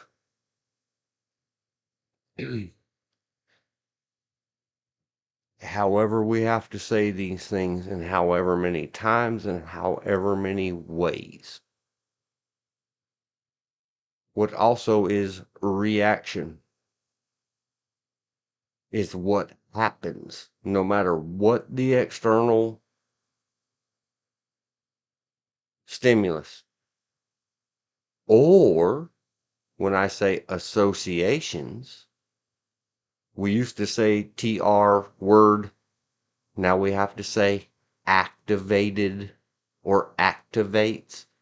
You can activate your own mental associations. You think of this, then you think of that. It reminds you of something else. Your mind's eye sees a thing, but your mind's ear hears something else. And now you've got this blending of memories past, or maybe you remember a dream. Is a dream real? No. Is a dream real to you? Yes, you really had it. If you can remember it, then it's real. You just have to know that was the dream. I'm awake now. Don't live in your dreams. Don't apply your dreams to the real world, no matter how vivid they were. But they are a part of your memories, are they not? I call it that, the whole process, just for me. Mental movies and snapshots. And no matter how well trained, experienced, and practiced, conditioned you are, your mind will do what your mind wants to do. That's why they call it TR word or activated. They may not know why. They say, well, we say that because it set somebody off or caused them to have a panic or anxiety or memory, a flashback. What is a flashback? It's a mental movie.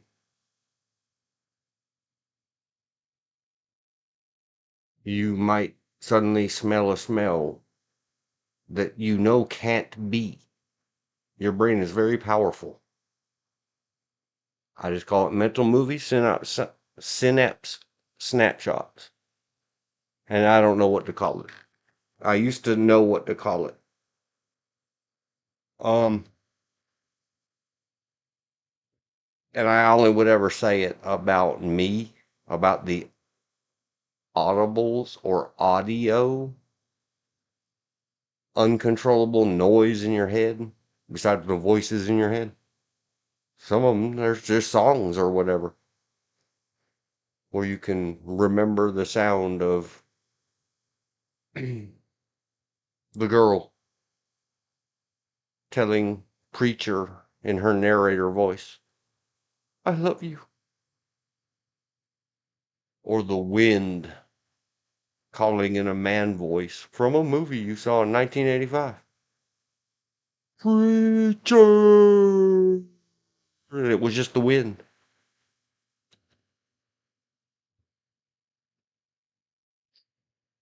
Yeah, like that. Anyway, I used to call it. Um, I don't know how we're supposed to say this anymore because I never, in the new millennium, with the invention of new millennium stuff, even in the old millennium, the old century, 1900s, I have vast experience with internets.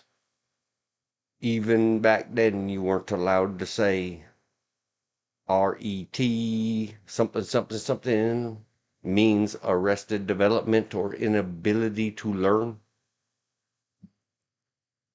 I used to call it that R word, rod, R word, arrested development, or incapable of learning radio. See? MMSSRR. I just have my things.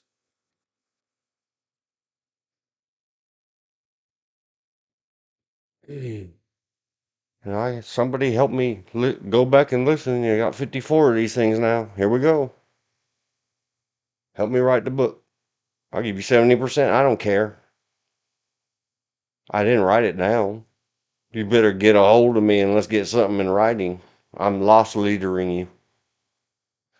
Help me assemble it all into a sellable format so we can all make some money and maybe one knucklehead out there on earth will get something from it. If you have to focus it on the G words and start weighing projectile weights and chemical compounds, projectile propulsion chemicals on fire, whatever whatever gets it across to somebody somewhere that they don't be the bad guy anymore. Mm. Another thing that I have and all that stuff. And if you're a kind of unique person that you mean to tell me, no matter what your eyes see or what your eyes hear, that's it. You got nothing. You're a true journalist. Your mind records for you what's going on in the world and nothing else. I will call you untruther because do you drive a car? Do you change the channels on your television or your internets? Do you answer your telephone? That's all something you do based on a reaction to an external stimulus or stimuli, plural. Maybe you didn't look at it that way and you think, well, that dude's wrong. Okay, don't tell me I'm wrong. Tell me how I'm wrong and how I can teach this better. And we'll split the loots. And if there's no loots, I'm fine with that. Now I'm spitting it out here in the world without loots.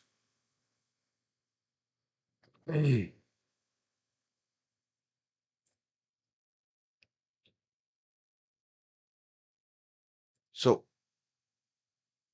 I kind of have two roads I want to go down with this, but I'm going to go down flip a coin, flip a coin. taking just the still frame and the quote. Maybe you haven't seen the movie. Go see the movie. If you haven't, there's a link to buy or rent at YouTube in my description. I don't dare mess around with external stuff. I don't know enough about YouTube rules. I'm not going to risk. Well, you just got to go back and edit all of your 54 videos previously. Okay, no.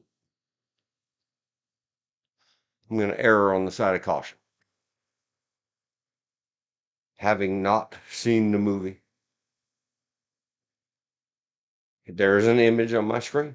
Something is obscured by an internet popular amongst people 1/3 my age. I don't really know what it means. I may be risking all by putting that scaredy face, worry face, emoji con of kids these days lore over the G word. And I flipped it.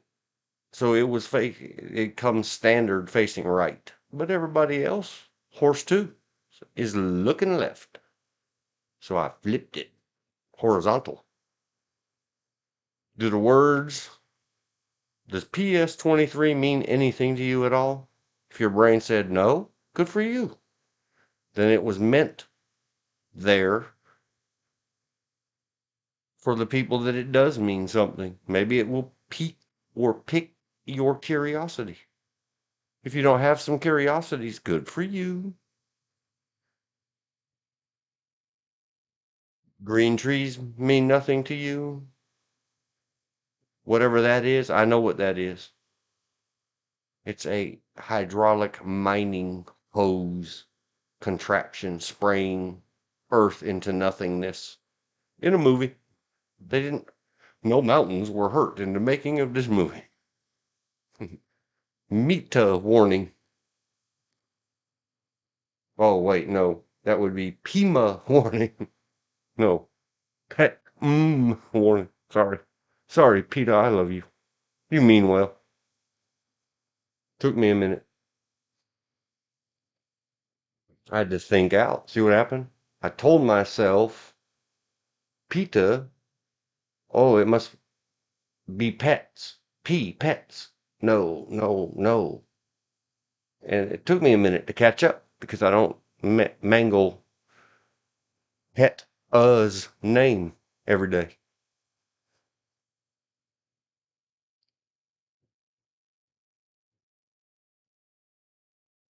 So, cool looking cowboy, pretty little girl, but please don't think too much pretty, Yeah, sure, whatever.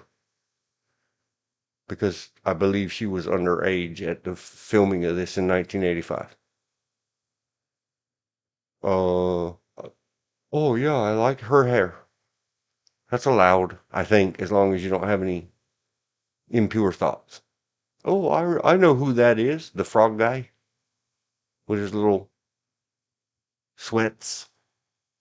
Oh, I like white or gray horses. Some people know that if they have a little, like in here under the mane, there's just a tiny bit of brownish or reddish. Now it's called a roan, not just a gray. Or, oh, look how much slack he has in his bridles. I learned that from somebody else's famous natural horsemanship. One of my one of my uploaded videos because I used I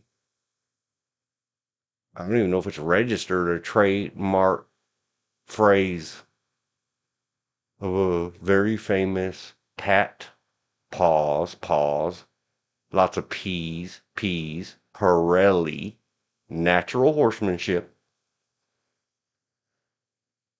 It hung up my video. See the beginning of this one where we talked about living and learning. Because YouTube was looking out, making sure someone wasn't out there in the world making loots off of someone else's stuff that they invented, and they make loots off it. I do highly recommend. With no affiliation. It's not a sponsorship. It's a true endorsement. That, I think I'll just say the last name, Pirelli Natural Horsemanship, is great stuff. It's neat. It's organized. It was way back in 1986, 7, 8, maybe 88. And it's only been 40 years. It's only been refined through time and worked on. And hey, ladies, you can go get now DVDs or Blu-rays of way back then. Because that's all whenever I would recommend it to people. Why would I try to make a video and sell it when you can just buy this one that's already made? And now we'll work on your horsemanship based on that and my trainings and teachings and have all the information you can have together. He gets rewarded for his hard work in running his company. I get rewarded for mine, and I didn't have to reinvent any wheel. And all the honest ladies that would be honest enough would come and say, especially the ones that know my wife and know that they could get away with it, and they might say it in front of her. He's got that great looking button jeans. You don't. Can you get him to come to your horse place? True story. Not a few times. Many times.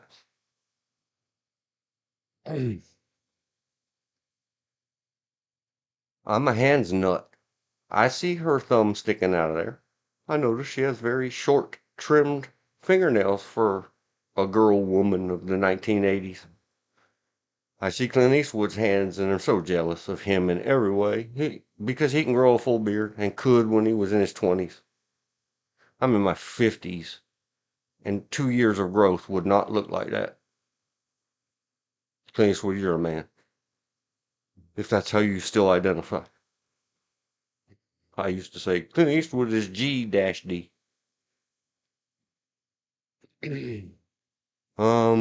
Horses. You like horses? Horse ears. Does anything make you think? Do words make you think? If they don't, tell me how you work that out. If it's comes out of a bottle of any kind, don't tell me about it. I don't care. You're wrong.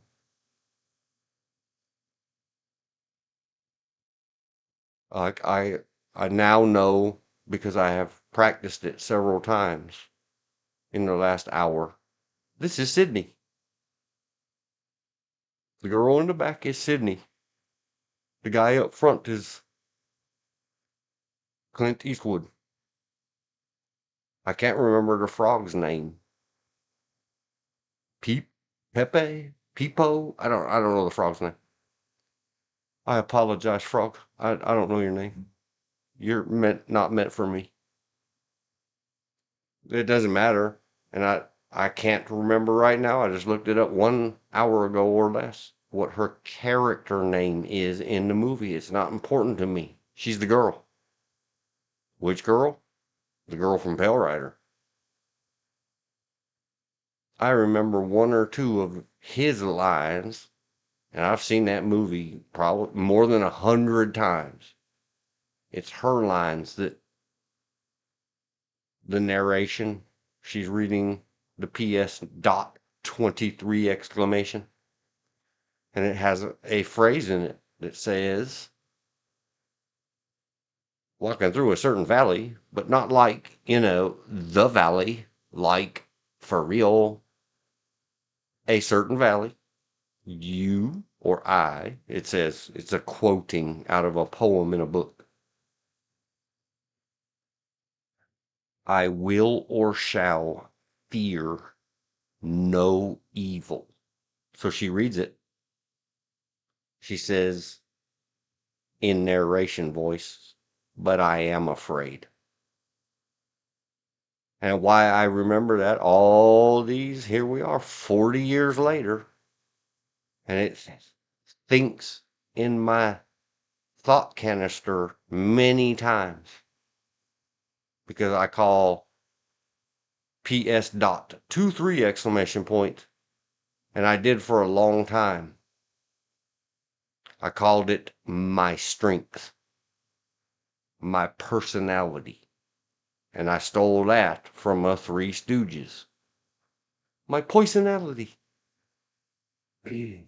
Mo is playing a famous Adolf, and someone tears off his little mustache and he snatches it back, and as he's trying to put his mustache back on, he says, my personality. Guess you had to have been there. But there is so much good just about the movie. If you haven't seen the movie, thoughts, images, is there something wrong with the outfits? Are they improper? Would it be a deal breaker for you if you were watching this kind of movie?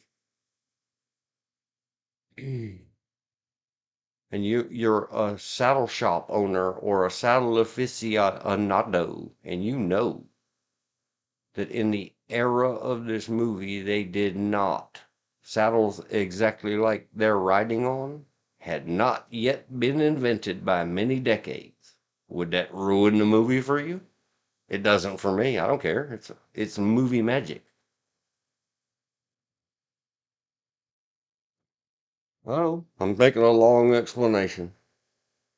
But George ain't telling me, hey man, what you meant to say is blah blah blah, or nobody typed in the chat. So I'm just gonna keep on rolling. Keep on keeping on. Keep on rolling, rolling, rolling.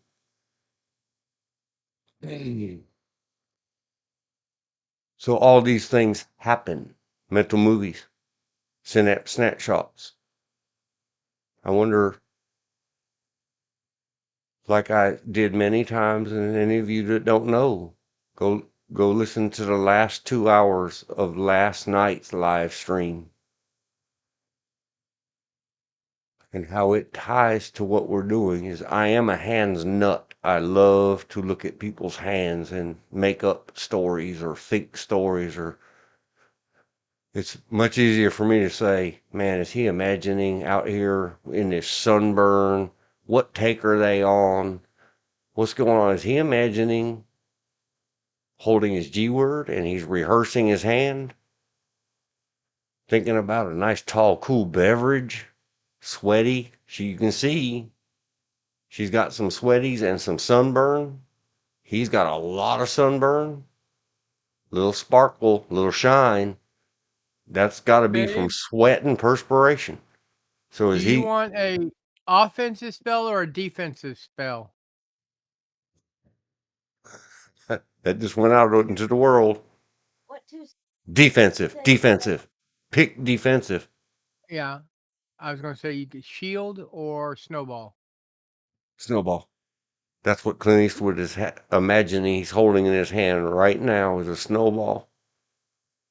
Strawberry and cherry flavor.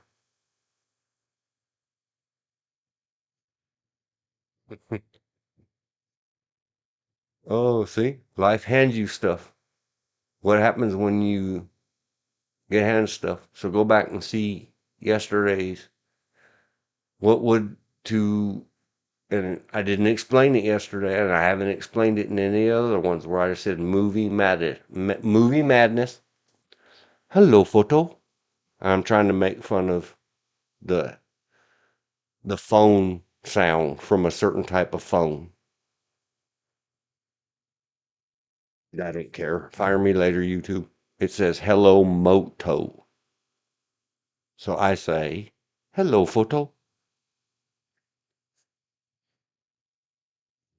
And then I make that face, the frog face with the little drippy sweats. Oh no, please don't fire me, Tutu. But we'll go back over that again later. We're talking right now. Action, reaction. What happens? 2 hours. Do you keep notes of yourself? Or do you think you'll remember stuff? Well, if you can remember all the lines of a movie that you only saw, 100 or 200 times, you'll remember. No, you won't. Especially not during a bad or stressful time. No, you won't.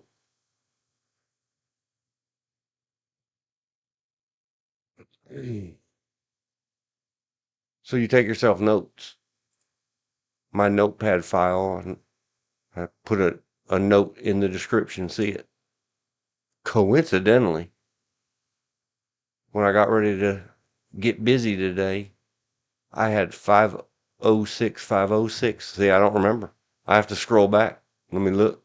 I put numerologist. Hey, numerologist, help me out. What does it mean with all this junk in my mind rattling around that when I got ready to go play internets today, ooh, I did remember the number. At exactly the point that everything was plugged in, turned on, level checked it, and all that other stuff. And I was online on Discord with George, and we were yappity yapping a little bit. I looked down in this bottom left corner, and it said 506, 506. So I wrote a note at the exact point in time that this text file was ready for me to go live today. What does it mean? 506, 506. I need a numerologist or astrologist or somebody else to hook a brother up. Does it have meaning? What happens when it gets to 605, 605? I don't know. Yesterday was 2525. See what happens there? Did nobody's mind go, this dude is nuts? Maybe. But it's all an exercise. It's a practice. I make lots of jokes about it because it's otherwise extremely creepy. I can't imagine what some poor actress like I did abuse yesterday. If somebody was like, check this freak out, and now you got to spend your hard-earned actor money to get private investigators, and do we need to call the FBI? This dude's freaking. No, you do not. And now I can point them to this, even though I kept claiming, and the last line from yesterday was,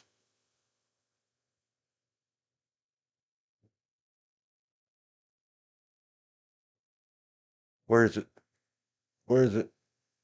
Nope, that's today. Thank you everyone for watching, listening. Nope, right above that. Thank you, and I apologize, and I mean it. If needed, am not even going to say her name today. The actor that I did 2 hours of this madness on yesterday, and all the others. We hopped across a lot of topics, movies, and the actors, non-gender specific. The acting peoples, if that's how they identify. They might be furries. I don't know. I think actor is safe. Identification non-specific. What that whole thing was, 2 hours worth, is me practicing. Image pops up. Say something out your mouth. If you're in law enforcement or security or management of any kind, including managing yourself, do you say something or do you don't? You have to have your thinker turned on.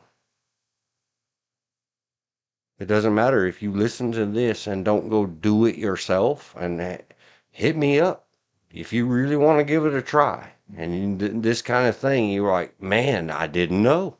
Most people don't know. How do you exercise your mental? That's the big question.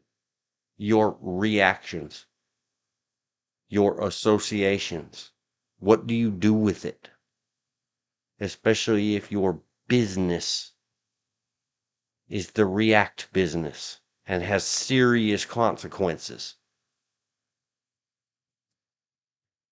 If you run around with a G word strapped to you for a career, a job, if you don't take it that serious, this is a lifestyle career. And this could have world changing. Go see the butterfly effect. If a butterfly flaps its wings in Australia, there will be a wind tornado storm wrapped around the outer edges of a hurricane in 5 states in North America. That's what it's called, the butterfly effect. I don't remember all the details of it. I remember the gist of it. Ripples in the pond, and how if you throw a stone into the pond on this end and someone else throws ones on the other end of the big pond or lake, what happens when the ripples cross each other? All that weird philosophical stuff. I shouldn't say weird. All that great philosophical ways of looking at things and thinking about things. Does a tsunami happen in Japan? I don't know.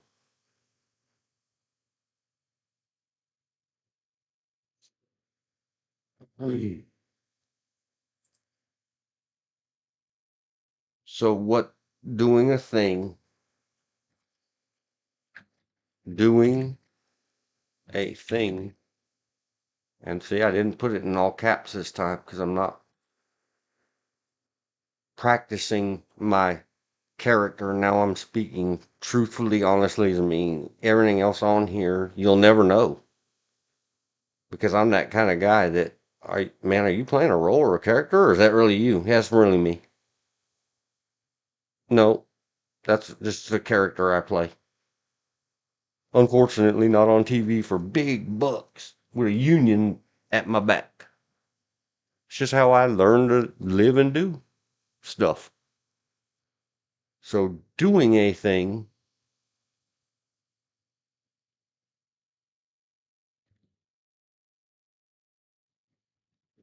you have learned or been taught to AUGAC. Doing a thing that you have learned or been taught, however you learned it or taught it, or is practice. The amount you practice is what you can expect about 1% of when under stress. And I'm just guessing. I made up the number. The big brains who like to sound improperly used authoritative as if they know everything without ever being able to provide you with any reference. They say, mainly in the G words training, and they borrowed it from the military, you will revert to your training, because they don't know how to use their words. They call practice training. They call training training. They call sitting in a classroom on your butt snoring while some guy pounds the space bar on a slideshow training. If you don't practice what you were taught, no matter what it is, it's going to go away, including how do you react to visual stimulus that may activate your internal everything actions and thinkers and thoughters and mental movies and synapse snapshots. So what happened yesterday and many other times, I just did it again with this picture. One single frame. EFAP, hook a brother up. I've been doing this since before any of you were created.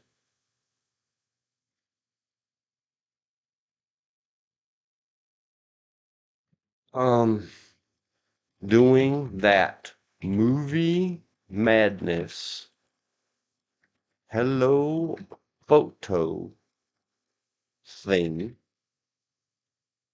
that I do is me practicing dynamic and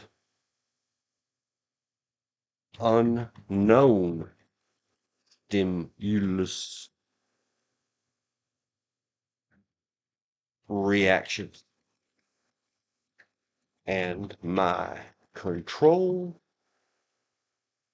or lack thereof. We like that word, thereof. That's our new favorite word. Remember that came up a couple of days ago, George? Yep. That, or lack thereof. And my control or lack thereof of my internal and external actions in response or reaction to the stimulus slash stimuli.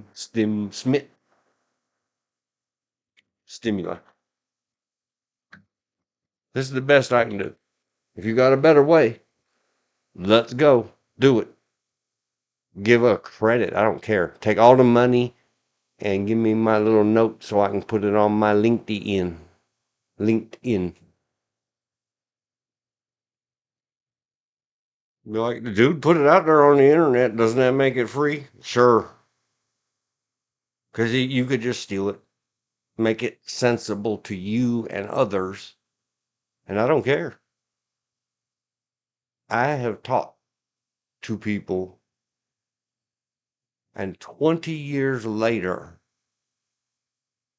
a large metropolitan city law enforcement officer found me across the continent to tell me if it hadn't been for exactly how you put a thing, how you put it in a class you were teaching me, I would not be here.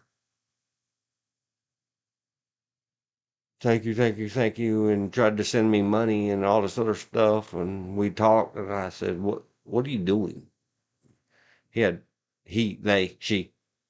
it had 5 children, and they were going to try to send me money. So you take care of your little puppies. You got a whole half a litter there. Give it to the Red Cross. Give it to somebody. Don't give it to me. Yep. So I have plenty of times that if he called today, I'd be like, there's a PayPal link down below in the description. But at that time, in exactly that time in my life, I was flush with the cashes. I was cool. You know, hey, whoa, whoa, whoa, don't send that here. Pay it forward. Do whatever. Keep one of your children's out of college debt. I couldn't have predicted that Joe Biden would just let it go. So what I was doing, and I did it, I think I made a note, close to 500 times in 2 hours, is right out, right arrow, response, response. Tell a joke, make a thing, admire, and overdo it in extreme exaggeration. You know, the loveliness of a whatever it is. Look right above. Never mind the people. I got them blotted out. What a beautiful hat. Man, if I could just have that hat with all the dusty grays on it, then everyone would think I was a range rider. Daggone Clint Eastwood. How come you get all the hats, Clint Eastwood? You just love rubbing my nose in it. You're the Clint Eastwood. See how you do that? Can your mind work that fast? Go that way? If you don't exercise it, and I'm choosing to do it in this format because I really do have fun doing it. It's really fun to me, but it's very tiresome.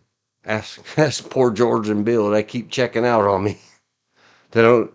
Maybe it's not only that, but 500 pictures later, George, aren't you kind of like eye crossed? Yeah. And it's not a negative to George. It's a different person. We are all extremely unique individuals. And that's how it takes a team. How's it going to work? Teamwork. I don't know what show that's from. I just know it's something my grandchildren said. And they would, after they taught me, without ever me telling them, man, that is so cool. I just thought, this is the greatest thing. Hey, grandchildren, if you happen across this someday, especially to you, let me leave a message to you. When you guys would do your little thing, and man, they were tiny, 3, 4, and 5, and they would come and they'd like the, how's it gonna work? Teamwork. They would come to me and say, whatever their nickname for me is, the show says, how's it gonna work? Teamwork. So whenever we come to you and say, how's it gonna work? You have to answer teamwork. Okay? Yeah, okay. And you just heard what I said. And you've heard anybody who's listened along even more than this last 1 hour or 30 minutes or how long I've been going.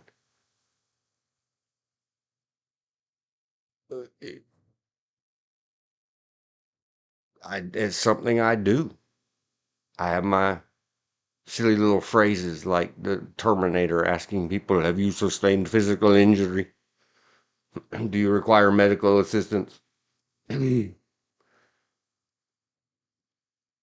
And my aunt, when I was a child, she called it the association game, and you must go fast.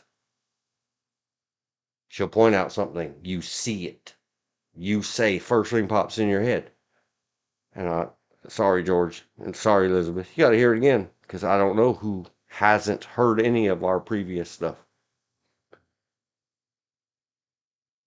So then you say something, whatever you say in response to her pointing out something or saying something. Now she has to say something extreme. First thing pops in your head, go. And that's what we all do for a living, especially, like if you're driving your car down the road, you better have your eyes on the road. Better have a crack in that window and the radio turned down enough that you can hear a siren. So you get a audio or visual stimulus, you can respond or react to it appropriately or at all. If you didn't see it or didn't hear it, you're not going to react.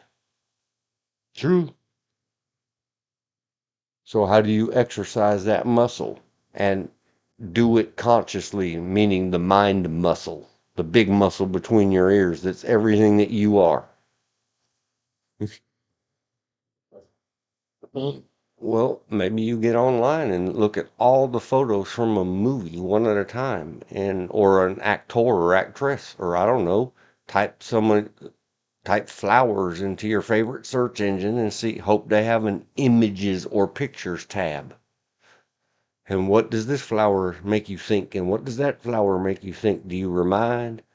Do you see a picture of a flower in a pot, but there's an ugly weed leaning up and snuggling against your favorite flower? Does your mind say, man, someone needs to pull that weed? Work your brain as much as you possibly can. So that's what goes with all that other stuff. And go back and listen to another one. And it's part of it.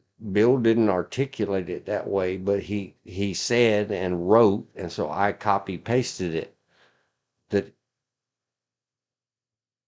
he said it and he wrote it, which I said, I love you, Bill. You put it in writing. It did happen. That what he really wanted to see was not any of the other stuff, and he knew I didn't know anything about wrestling. He just wanted to see my reaction to the G words. If we came across any. He said, I love that stuff, man. How many times does he have to hear me say that stuff, the same old stuff? Uncross those thumbs. Give him grades. Point out what's wrong. Well, I'm sure he'll tell me, all right, I've heard it enough. Don't ever do that again. Just scroll past the G words. But it's something he enjoys, and I enjoy doing it because, man, especially when you're talking about long before it became in a law enforcement and security up on your toes. Hands, hands, hands. Manos. I know it in several languages. It's what you have to command people.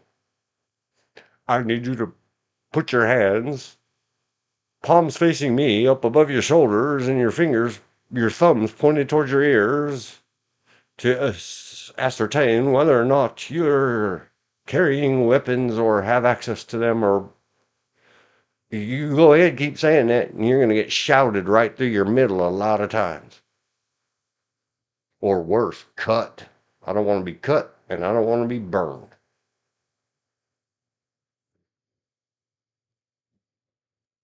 So, yeah, but it's just something. And I may notice a piece or part on a woman. I am a born male, cisgender, female attracted, all that other stuff, whatever I'm allowed to say. But I always look for the hands, especially since security and law enforcement training and life school in the streets of gang riddled Los Angeles County. Where are those hands? If you don't see them, you better close the space, lock the arm, and hurt them a lot so they can't hurt you. I mean, growing up in that foreign war torn country where I grew up on that fictional planet. The hands matter. You have to be eyes up, ears up, busy. I've been attacked from the back many times. I heard them breathe. If not for that, I wouldn't be here yapping you on the internet, I don't think. At least not this way, because they were trying to, reach from behind with an edged tool and allow me a better access to air through my throat. Yeah, they were just practicing their EMT training. What do they call that thing where you put a little hole there in the thorax, George, and insert a pen or a straw? Yep. Pithing. Huh? Pithing. That's when you Trachea, pith them. yeah, piss. Tracheotomy, something. Trach. If you're talking about for the throat to give them an airway, that's called a tracheotomy. Yeah, that. If That's you're what I talking was about talking about. inserting, oh, okay, I thought you meant inserting the a sharp object to between the spine and the skull and scrambling their brains. Oh no, go check out another one of my favoriteest movies. See, this is what happens. George said that, and I thought Bouncing Betty blows your balls off. Because in 1982's Uncommon Valor, the Fred Ward character is trying to teach them special forces how to do that in military at the base of the spine. I mean, the base of the skull, just above the top vertebrae or top of the spine. Insert at a 45-degree angle and scramble their eggs. I think he says. He says something. Well, I didn't learn it from a self defense or martial artist or a soldier. I actually learned it from my mother when she used to talk about how when she was in college they would pith frogs and then open them up in biology to watch their little hearts go bunk bunk bunk bunk. Ooh, ooh. I mean, Ugh, I almost threw up. Oh. Nowadays, you don't cut open frogs. They have a computer program that simulates. Yeah. Which is good because, man, the frogs were okay. Those formaldehyde giant worms. Oh, God. Ugh. And I got iron guts. Th- That It, stuff don't bug me. They opened up that jar of formaldehyde giant worm and I started the whole. it's not with me. Wasn't the frogs ones worm? It's the actual smell of the formaldehyde. I'm allergic to formaldehyde. Mm. They let those worms rot just a little before they dump them into this will keep them from rotting sauce. Oh man, that was bad. No, the reason they don't that kind of thing didn't bother me. Growing up over the freezer, my dad used to keep in jars that had been preserved cottonmouth that he caught, rattlesnake, water moccasin. Yeah.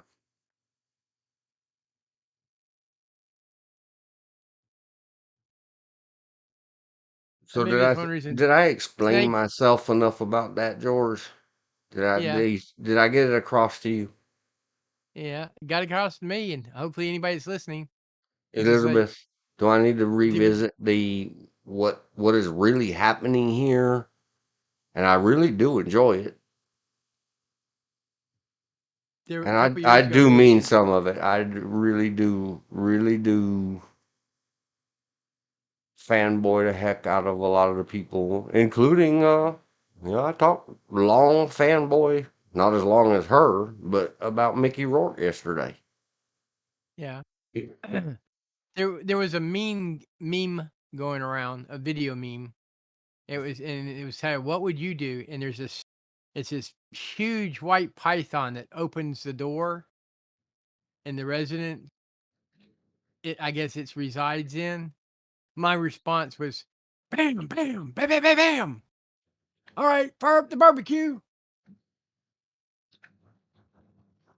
That's my opinion of snakes. They're not bad barbecued, but other than that, I ain't keeping them as pets. Reptile houses, I don't like the smell,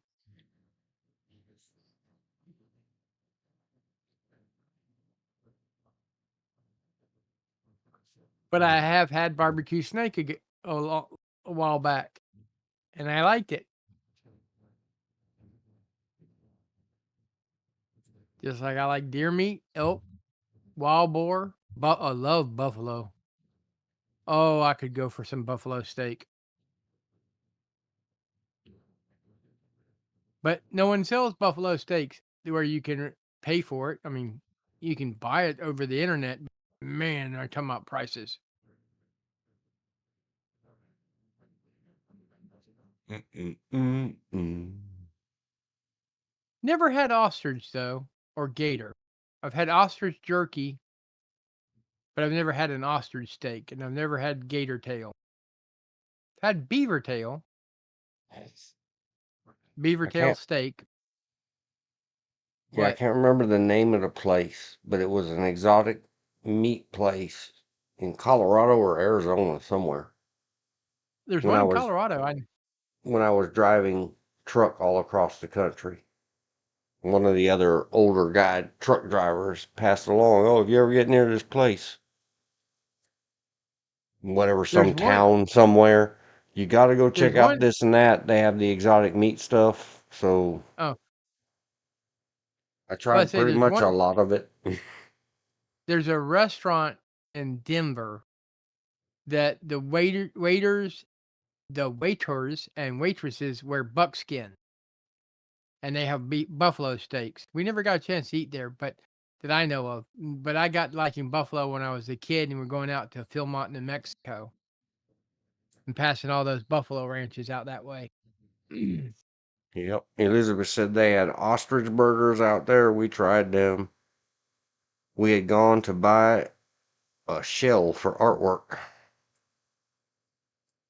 Cool. I tried a bunch of that stuff. Well, growing up, we used, along with reenacting, we did mountain man rendezvous, and there was an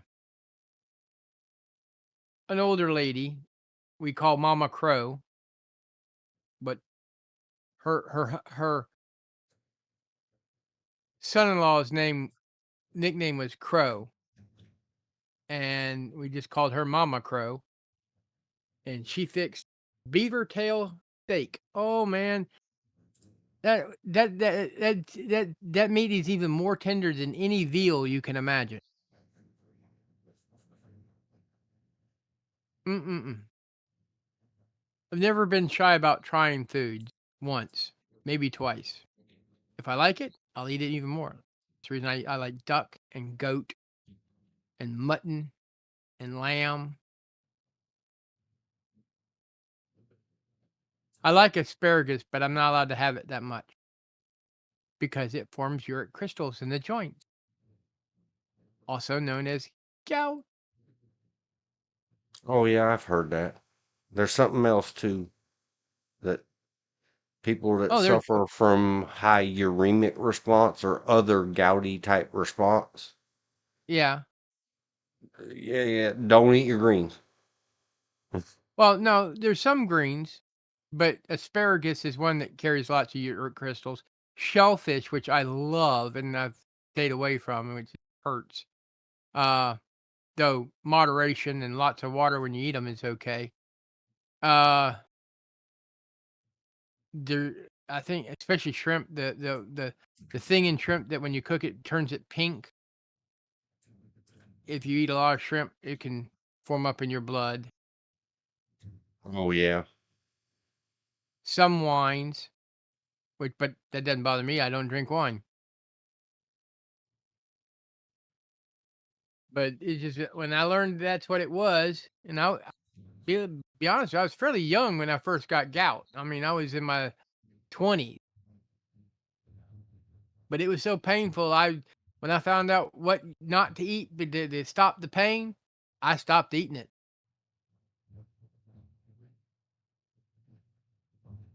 But I also found ways that if you do want it in moderation, what to do to prevent the crystals forming in your joint.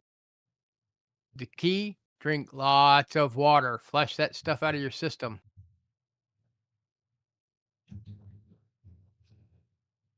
Oh yes.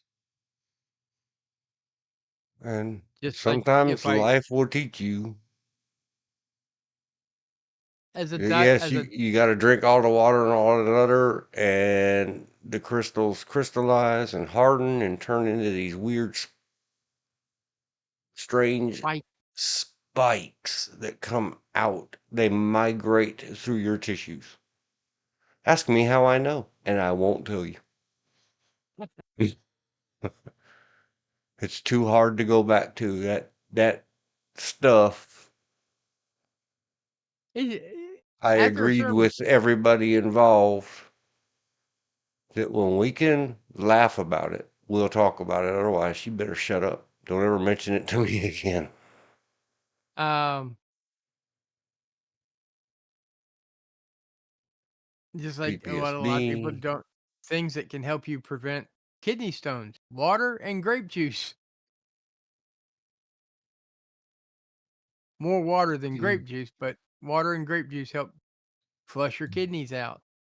Oh, talking about things that have changed. Now they pop you a pill. But back in about 1974, thereabouts, one of the things they gave you if you had kidney infections or kidney issues was beer. My stepbrother had a pocket inside his kidney, and they had to go cut it out because what it would do is it would hold urine until he'd go to sleep, and then it would come out. So while he was at the Navy hospital there at Lejeune, every day they'd give him this little 6-ounce can of beer to drink to help flush his kidneys out. Just a little something I remember Yep. growing up. but I don't like beer. I'll just drink water. It also helps as being a diabetic if you overdo or do a little overdo it on the sugar. Just drink several glasses of water to flush the sugar out of your system, and you'll be okay.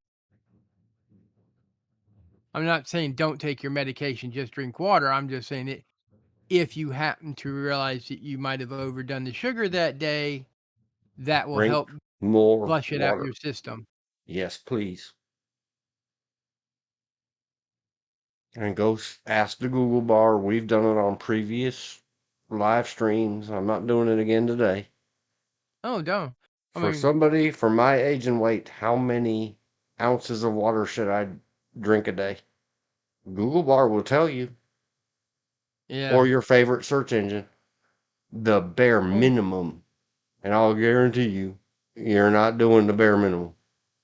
and no, I know I'm not, because she wants me to. She, my cardiologist, wants me to try and do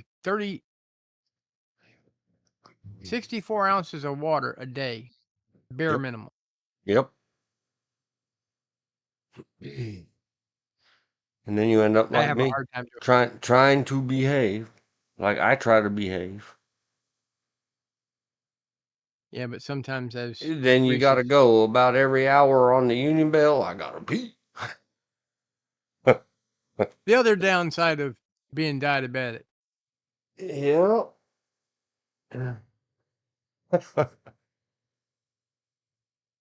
And yep, and yep. And it's very, Also, everything in being. life is a trade off. Oh yeah, it is. You trade one thing for another. Do you I want mean, to pee every hour on the hour, or do you want to spend your last 1,000 hours in severe pain or unconscious. right trapped in some place where people who absolutely don't care and were supposed to feed you yesterday and they don't care? They didn't do it. They ain't no one checking on Yeah, soups, juices, them. lemonades, anything else don't count. 64 ounces of water. Yep. Elizabeth And said, my cardiologist says 64 for me at least, and it does not count soup, juice, or other liquids. yeah. Sound familiar, George? Well, I was responding to her when she put that. I was agreeing with her. Oh, okay. Um, Deja and vu. it's kind of hard. That's a habit that the kind of hard to break and get it because some people, oh, water, it tastes awful. No, it doesn't really have a taste. You're tasting your spit. One of the elders that we know, and since I've known some recent elders here, maybe they said it when I was younger, but I was very ageist when I was younger. I called everybody older than me the old crew, and I gave them no respect. Mm. True story. Especially the That's ones that, for you know what? You're dehydrated. Who doesn't drink water? You? Then shut up about it. yeah. You better buy you that thing for I've fallen and I can't get up. 'Cause don't come hollering for me. You could have drank your water. But yeah, around here, since they were my age now, these people I've known around here, I call it cantitis. Can't, but they say can't here in Harnett County. So you got a bad case of the cantitis because they just can't drink water. They can't. It tastes so bad. You sure can suck on a Diet Pepsi, can't you? Or Coke. Not Well, sponsors. found the faucet water I wouldn't drink without sending it twice or thrice through a filter system. At least not what I get from the city of Fayetteville. But bottled water, I have certain bottled waters I kind of like better than other bottled waters. Yep. Compared to Um, days working in stables, it is about 1/3 of the water. Used to drink it out of the hose.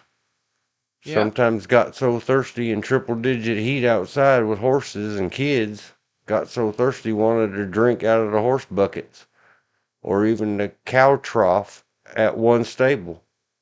True story. When we were out making let me put them up on screen. And where's my channels? Where's my channels?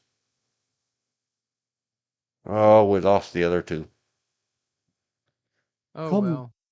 come back, other two. 3 and 4. Instead of preacher, the wind called viewers. It was just meant to be. And I got distracted by the spandex bums of the 1970s. See what you did to me, YouTube? It's got the lady from Buck Rogers and some other ones. It says she wanted to burn down her iconic spandex from Buck Rogers until you can't. You can't take back the films and photos and memories out of little noggins like mine. Beauty, beauty, but. What'd that thing say? Beady, beady, beady, beady. Exactly. Buddy, buddy, buddy, buddy. What did I go here looking for? I forgot what I was looking for. I saw spandex butts and said, what was I looking for? Oh, YouTube, my channel. Go my channels. View your channels. Videos. And there's photos of it. Links to the Flickr. This was June of 2014. We had super record heat. And these knuckleheads picked, of course, 2 p.m. to 5 p.m. maybe. 1:30ish to 4:30ish. Extreme headache if you go just looking at the photo that I use, and it's my photo for there's red at the edges of my face. There is dark, that's not dark hair around the ears of that horse. That is horse sweat. But the face looks pale face because I was so overheated and dehydrated. And the photos are up on the Flickr, and I think the Flickr link is in the description of every one of those horse clinic videos. There's Yeah. photos of me and that horse with our faces in the same water bucket. And there was all kinds of green junk and stuff that horse had, they washed their mouth out in their water bucket. Yeah. When they chew on stuff, I said but Elizabeth knows. George may not know. When they chew on stuff, like they pull some grass up and then they get dirt and grass roots in their teeth, they Okay. don't swallow it if they don't have to. They'll go find a puddle of water and rinse their mouth out and spit all that junk into the water puddle. Oh, okay. This one had spit plenty of rocks and sand and dirt and stuff into its water bucket. I didn't care. I was cooked and overheating. Well, when I was traveling across the country and it was summertime, we were driving a van, no AC. We would not empty the water out of our coolers until the next day for when we put new ice in, because at a certain point that all that melted ice was nice cool water. You just dip your rag in there and wash your face off and put it on the back of your neck Yep. to cool off. Because in the early 90s, traveling from Atlanta, Georgia to Denver, Colorado, those high plains get hot, especially where there are no trees. I don't care if there is a breeze, it's still hot. And then come down from Denver down down the New Mexico spine, cross over to Lubbock, Texas.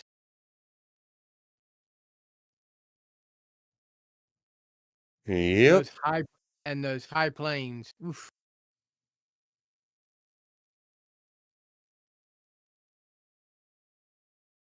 15, 14. There it is. The Horsemanship Clinic.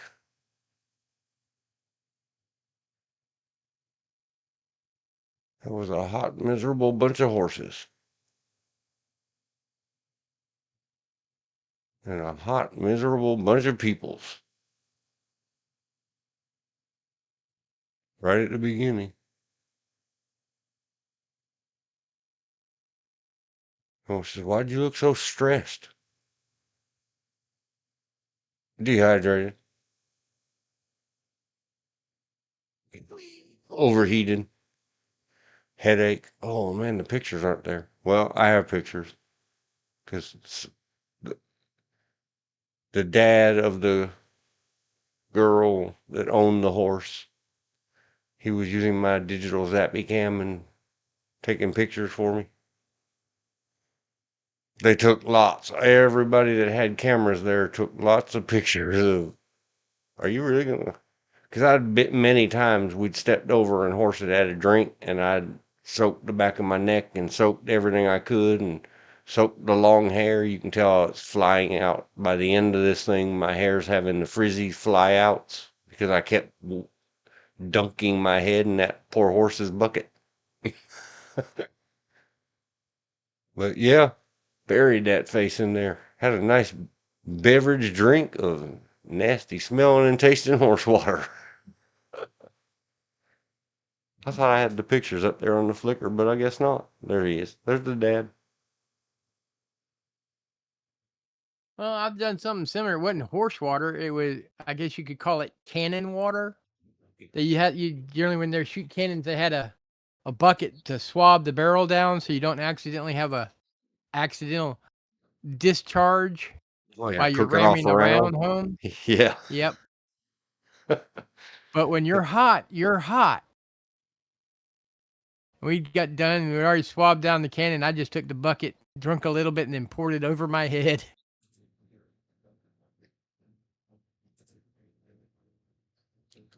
Let's see if I can But find then it. again, Girl, on dog, fool. Search. the complete There are no matches. opposite end of the spectrum, I remember up in the mountains of Tennessee doing a reenactment in February and going over to the water buffalo. If y'all don't know what a water buffalo is, it's a big, huge, round, oval, not round, oval shaped tank that the Army hauls water in. And they have these little spigots on the side. And I was washing my hair and rinsing it off from the water buffalo in February up in the mountains. Oh my gosh. Just wait for it. Wait till you see the. Go look back at the screen. At the Yeah. YouTube feed. Oh yeah. Oh, yeah. Dog looks like, when's my turn? When's my turn? Oh, they're both having a great old time.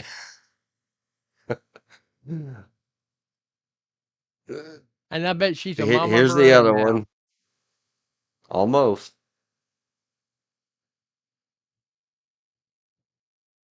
This is the the next. Just hang on just a sec. Well, there was two of Yeah. them. Oh my gosh. Dog's is bigger than she is. Oh yes, a lot bigger. Yeah. Uh, the young lady I call my baby sister, I gave them to her parents. There's some pictures of her in their little 18th century dress playing in a mud puddle. And I had a roll of film and I just click, click, click, click, click, click. I'm halfway tempted to get those and put them up, scan them and put them in on my Facebook page.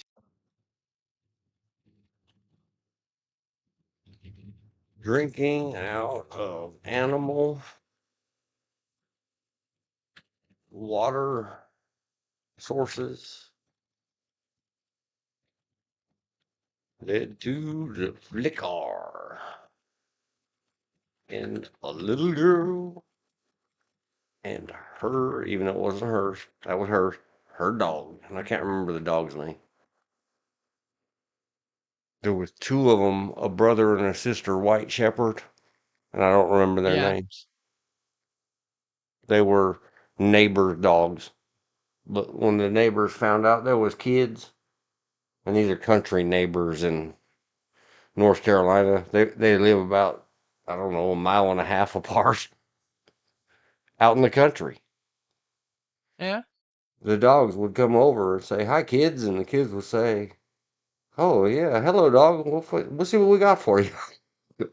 Feeding the dogs everything. Well, it's not just, that far out in the country. My dad lived in a little town called Richlands, North Carolina, and I do mean it's a small town. His his woodworking shop was right on the edge of town. You went past it, you were in farmland. I mean, as soon as you got past it, his property, boop. And the neighbors across the street had a husky, and the husky would come and when my dad had the shop open, would come spend the days over at the shop, laying in front of the door. So dad put water out and food. And one day, someone tried to break into my dad's, basically walk in behind my dad to rob him. And all of a sudden, here comes this 120-pound husky. Yep. Boy, did that guy take off like a scalded cat. Elizabeth said, "Never ever give up. Let's bring God back into our lives." Trump said today at the new National Heroes Park dedication. Sorry, seculars, it's what he said. Define G word. Just call it Well, morals. If it hurts your feelings, oh well, vote him out next time. Ha ha ha. I meant that. I said that on purpose. I'm being very smarmy. Good job. When given a platform and allowed to say something, with the world as your audience, what did he say? Well, apparently that. There's nothing wrong with that. To me, in my humble opinion, probably wrong. I'll go to sensitivity class online to California. Oh, no, I won't. I'll say, Orange Man good. Haha. See? Another example. Orange Man good. Change my mind. Eastern, let's take a break. We got talking about hydrate, unhydrate so much. Now I got to unhydrate again. When we get back, we're going to talk about the moral of all the story is our.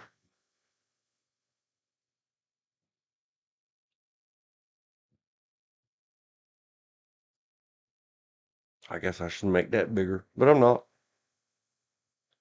Go up there, brick girl, skirty. Save the file, and I shall return.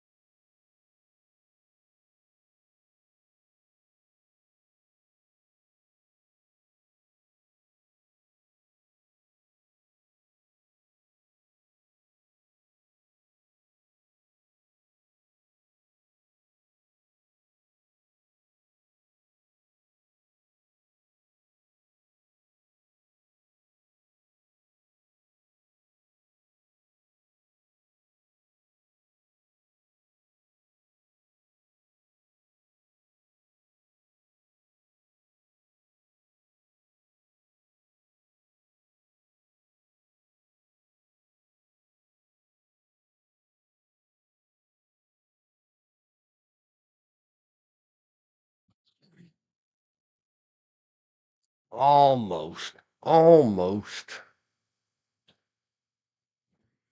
And of course, I make the loud hacking cough 20 seconds after I turn the microphone back on.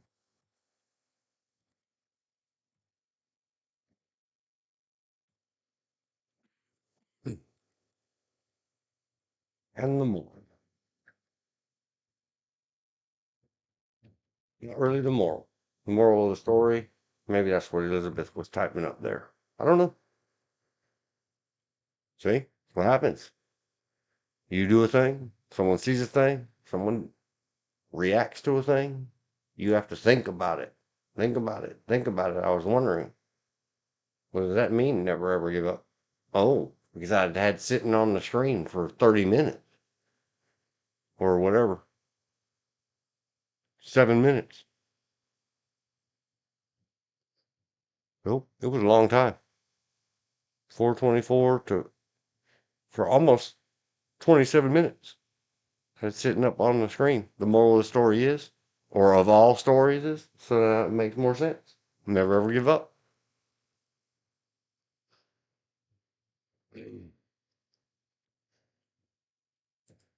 I'm like the tortoise and the hare. I might move slow, but slow and steady wins the race, according to that story. Otherwise, you're a sprinter and you'll burn yourself out. I just read a headline. I would like some help trying to back up the headline about the U.S. judge blocking or moving the deadline for the federal employees to be accept their payout or quit or get fired till Monday. I'm looking at one news article and there's no mention of it. It was one of On them. paper, it's not a get bought out or get fired threat. But everybody's been let know, let go. Or you should say return to work or get fired. Yeah, that's a separate order. The Anyhow, in office some stuff. some about giving it till Monday so that uh labor unions can file suit. How is a labor union going to file suit for federal employees when it's against the law for federal employees to join unions? Oh no, it's not. Oh, yeah, it is. They're not allowed to walk out. They can quit, but they can't strike. Oh, they federal employees union. There's many of them. The American Federation of Government Employees is the largest federal employee union representing 800,000 federal and DC government workers. Uh, There's other ones. I saw other initials. National Federation of Federal Employees, 110,000. well, then they better get their dues worth because they're not allowed. I'm just saying they're not allowed to strike. They can't do a call out sick, blue flu as they used to call it.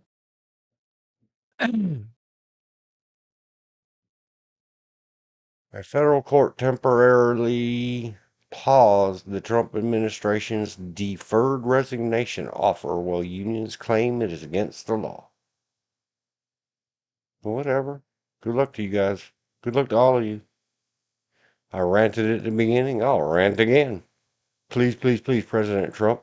Don't do anything about them. Just let them stand around or sit around on the steps wondering what the heck Lock the and doors. lock the buildings. Get the fire marshals to go say these buildings are not safe for occupation and lock them up. And that's a tangent I didn't want to go on, but Oh, it sorry. is. Oh no, I mean, don't please, George. I know.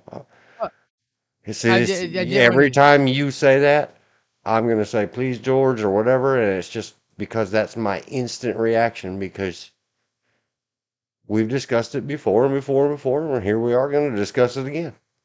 This is yeah, I what just don't want to go somewhere society you has do. taught us in polite society to always apologize, demur, Or disqualify, qualify, uh, efface, self-defacing, self-effacing. Yeah, I hate it. It just, I'm not like, I'm not gonna cuss and swear and jump up and down, but it frustrates and angers me that our world has done that to you, sir. And if we don't ever get yeah, over it, we don't get over it. You'll say something, I'll say between me and you, something, you'll say I'm sorry, and I'll say please don't. okay. I apologize if you didn't want to go down this rabbit hole for bringing it up. No, it's the thought process. Go back and listen to what I said earlier. We react, we act, we react, and we're Well, I free to just saw the speak. headline So, and right. I couldn't find it anywhere else. So, you find one headline and no one else reports on it. It's like, is that just clickbait or what? Oh no, it appears that it's all over the place. And all the unions are ready now. I got NPR, CBS News, and I heard this morning that NPR is they only warned you for 6 months, NPR, that they're next. Yeah. But what it goes to, and it is in the theme, how many times do you people got to be told? And where I didn't want to go down because I haven't finished my thoughts about it entirely enough that I 100% feel like, all right, let's go. Because I don't know, by me not saying it well thought out and maybe typed up into a plan and all that, Okay. is this. It is sort of above. What the hell is your plan B? Government and workers? This ain't all about Orange Man Bad.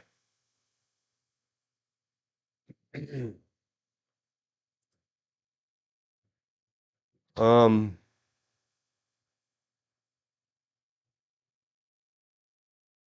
Besides, what is plan B? And, we all kind of said earlier, and Elizabeth said several times, I laugh. Me too. Uh, why? Because it ain't hurting us directly. And yep. Is it a bully mean thing to say? Sure.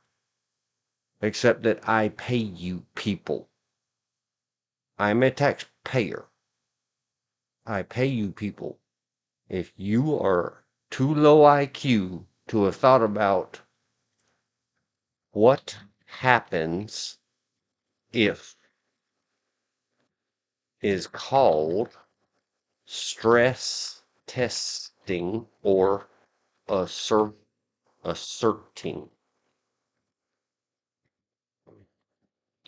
What would happen if a commercial airliner flew into your building where you work? I don't know. Why don't you go ask the damn Pentagon? They know. So you lose part of access to your building, right? Couldn't it Yep. happen? What would happen if the guy who's been promising you, not threatening, promising you, not that he was going to get rid of you or he knows he doesn't have the power. Why do you think Donald Trump said September 30th? That he would just pay him till September 30th? Besides the fact, I really truly hope so that they'd all go, wow, all the way till September and take it. And then he would go to his majority Republican Congress and tell them, when you go for the continuing resolutions in March, don't include that. If they took my word for it, hell with them. They didn't get it in writing.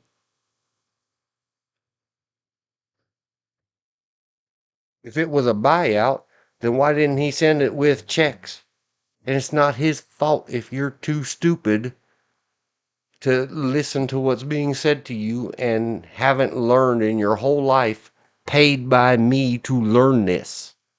If it isn't written down, it didn't happen. If there isn't money with the offer is useless. Get it through your noggin. And you're the government who's supposed to make me feel safe from terrorists. You're not safe from yourselves. Do you hear me, government? I love it.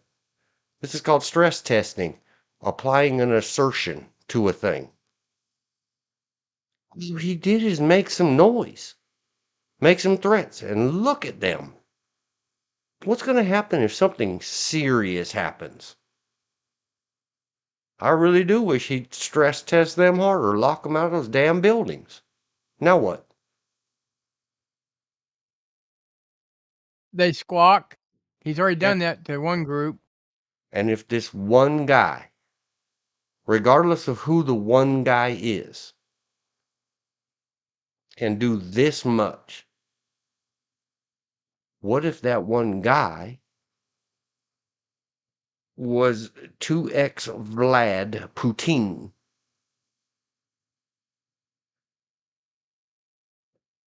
That dude could really do some one guy work. Evil intent, like Mike Tyson used to say. What if a determined enemy did something to you? All this guy is doing, and here's why he said September 30. Because he's an old fart who works in private business,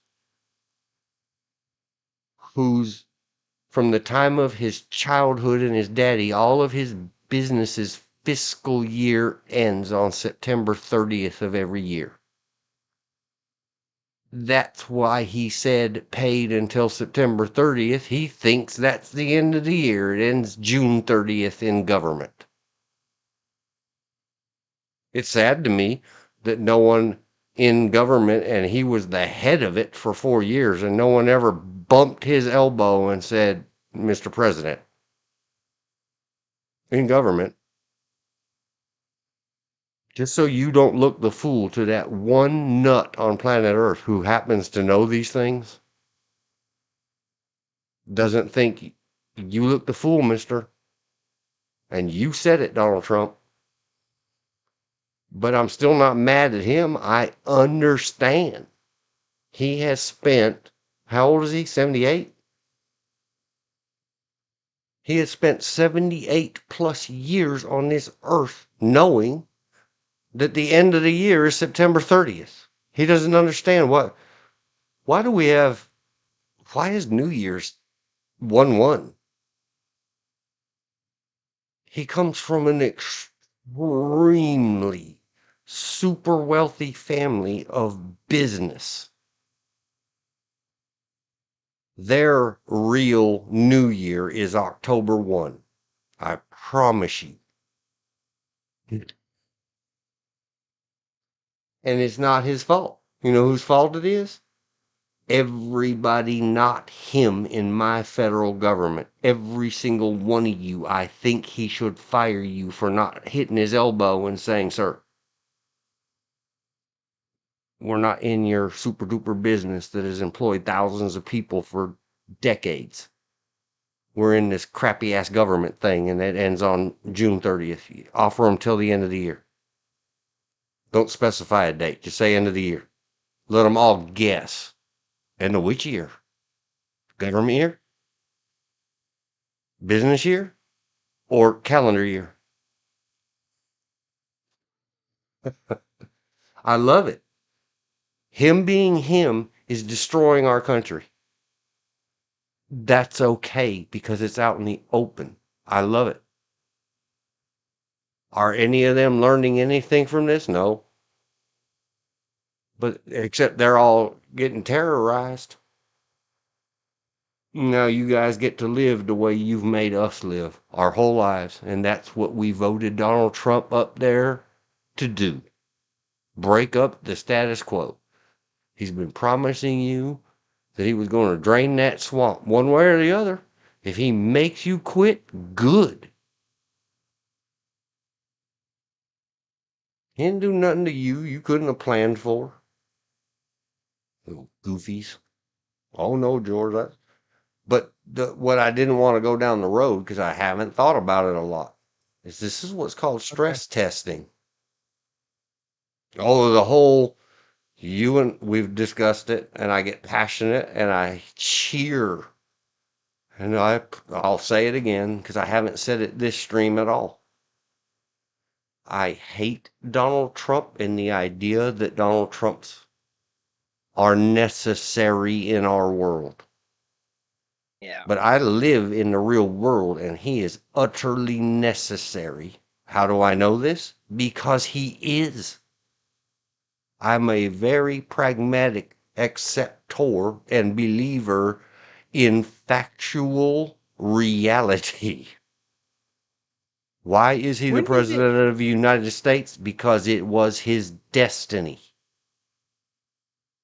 What gets me is they've also changed since he's been elected. They changed the what DEI stands for. It originally was diverse, equity, and inclusion. Now it's diverse, equality, and inclusion. Like because they're trying to claim that equal pay amendment is DEI. Oh, It was before DEI was even an initial. Because when they first did it, it was supposed to be diversity, equity, not equality, and inclusion. Now they're saying to make it, they're trying to get rid of equality. No, they want merit based. Going into something, everybody's equal. You have an equal chance to become the person that they need. They become the best person they need for that job. Even if you have to work your way up to it. that's Just like they don't understand what equality means. yeah. I don't know where to sit on that fence. I could go down. Yeah, these are all, and I would love to. I'm not in any hurry. Yeah, I'm just saying it's one of those things. And I'm gonna put a pin in from George. DEIs, DEI, and I saw a new one today. What the hell is a DEAI or a DEIA? Have you seen that in the last couple of days? no, I haven't seen that one. They're talking about the same thing but giving it a new name. DEI and DEIA. Just like USAID, And here, USAID. Well, I guess is that USAID or US or is it yeah, some initial? that's the acronym. Yes, it's US something or other. Yes, it's US aid. Because when I Ending think of aid, is illegal when DEI and DEIA. Well, no, it's a not-for-profit semi-governmental corporation that handles payouts of government money. It's a so it's not US. middleman invented in Reaganomics trickle-down crap. Hand somebody a management fee, let them take some crumbs off your cake. Yeah, is that what USAID is? Hmm. USAID? Yes, USAID is a clearinghouse for payments. I really oversimplified it, but yes. Because when I think of USAID, I think of what we pay out to other countries to help them out. Us being the U.S. On January 20th, 2025, the White House said diversity, equity, and inclusion, DEI. Okay, But but now they're because saying that. The new blonde lady, and I hate that Bondi. Uh-huh. We went over her, the new boss of DOJ, I think it is, and how incredibly smart she is and experienced and all that stuff.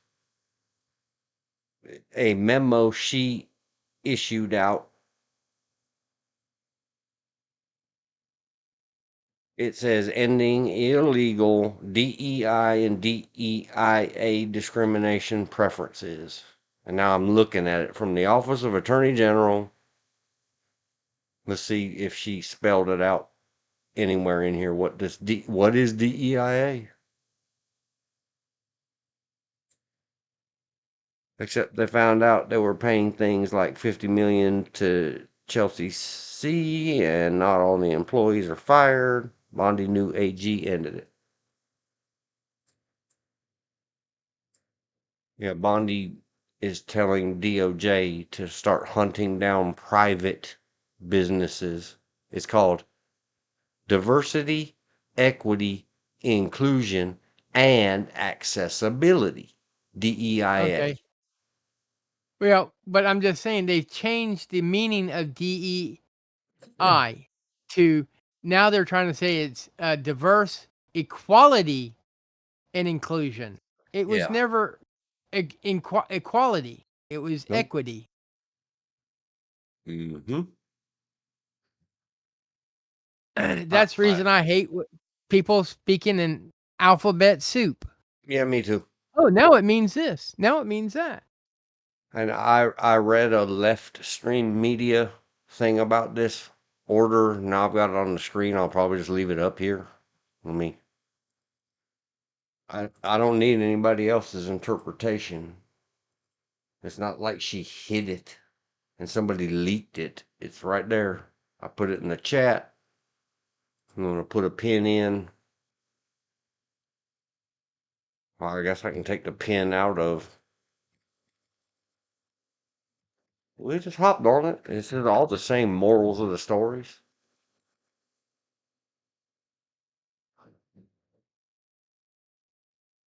But I'm not going to sit here and read this whole thing on screen. It's only a page and a third ish.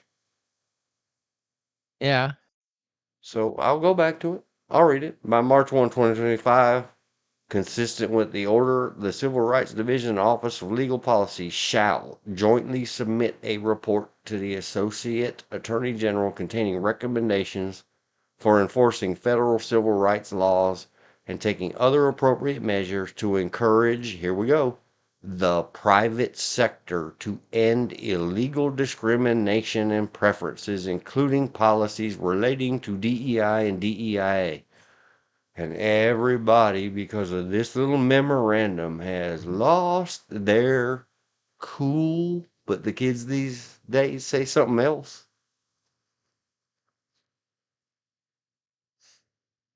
And it's one, I don't know if I still have energy to think about it later. We'll talk about it later. Again, I call this stress testing. This memo to me, that one paragraph I just read, all she did was ask for a report. Holy cow, you should see the left or main media response that I saw this morning. They're coming for the private. They're gonna put you in jail, Mark Zuckerberg, and yada yada yada. You poor little mom and pops. You voted for him, and look what they're doing.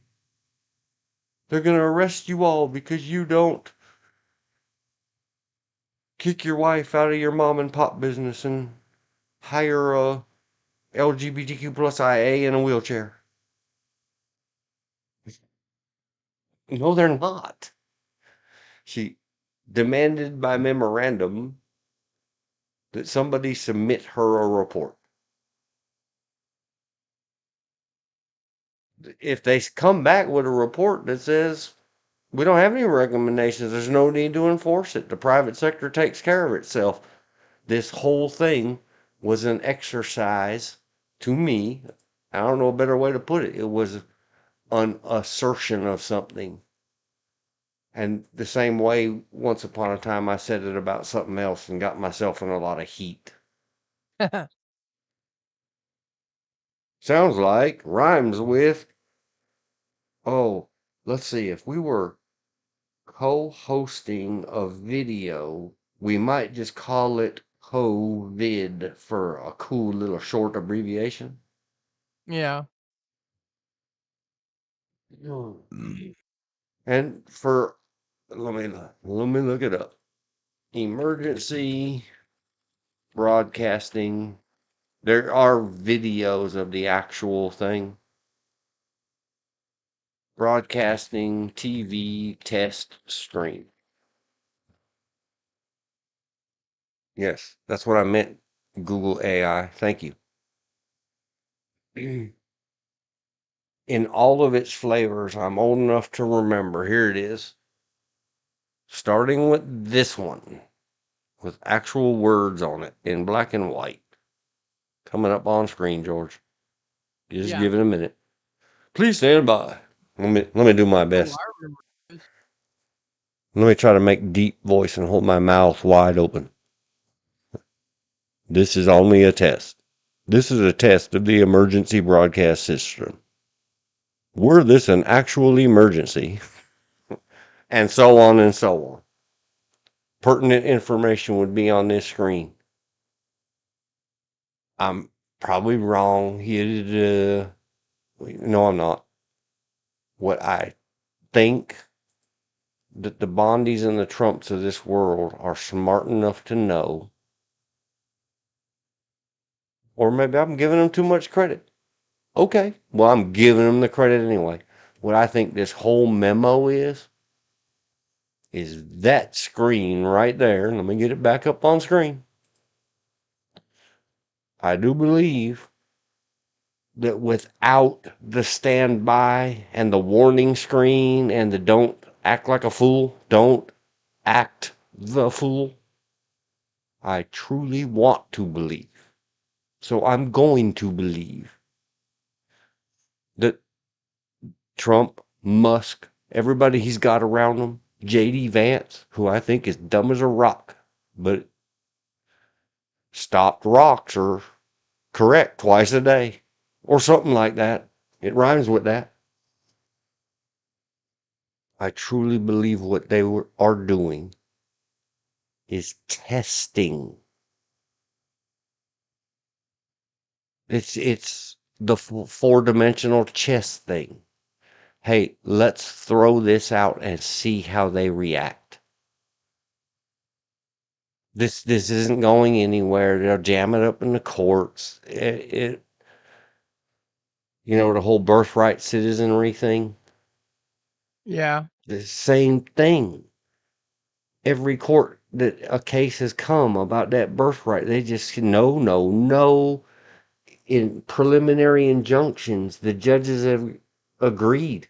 This is on its face, outright, in every way unconstitutional. It will not stand. And they're still filing papers and moving on with it because everybody else is filing lawsuits and freaking out. Like I Bravo. said, they Bravo, would President they Trump. would they would not like my answer. I wouldn't have signed that executive order. I would have signed something slightly different. It'd have been parents that have come to this country and had a child will be given a choice. They can take their child back home to their country and let the child come back to the United States because it is a U.S. citizen, or hold dual citizenship until it's 18. Then it can choose, or the parents can give that child up for adoption to stay here. But the parents that are illegal immigrants are not staying in this country. Right. So you can either take the child with And you. the DACA stuff. And you're nicer than me, George. We discussed this on previous streams, but maybe people didn't hear it. So I'm going to say my piece again because George is nicer than me. If you're illegal, and I disagree with that order 100% about people here on visas, I know, and it really affects people I know for 5 years. These people have been renewing their visa and cannot get their application processed. Cannot to get their green card. So I disagree with that. And what I do agree with is don't even give them the choice. Order the hospital that if the parents show up and give birth in a hospital in America, the child is an American. Get immigrations and customs over there and snatch up those parents or parent or whatever you've got. If they are truly illegal, no visa, no nothing. And tell them the choice George just said. You and the kid leave together, or you're going, and we're going to put your kid in American foster care. One and done. An infant won't be in foster care very long because there's too many people in the United States and the rest of the world, definitely in the United States, that would want a baby and cannot have a baby for whatever reason. I said foster care, but I meant into the adoption system, the Child Protective Services pipeline, which hopefully ends in adoption. And for a newborn infant, absolutely ends in adoption. 14-year-old with a smoking and drinking habit, not likely going to happen.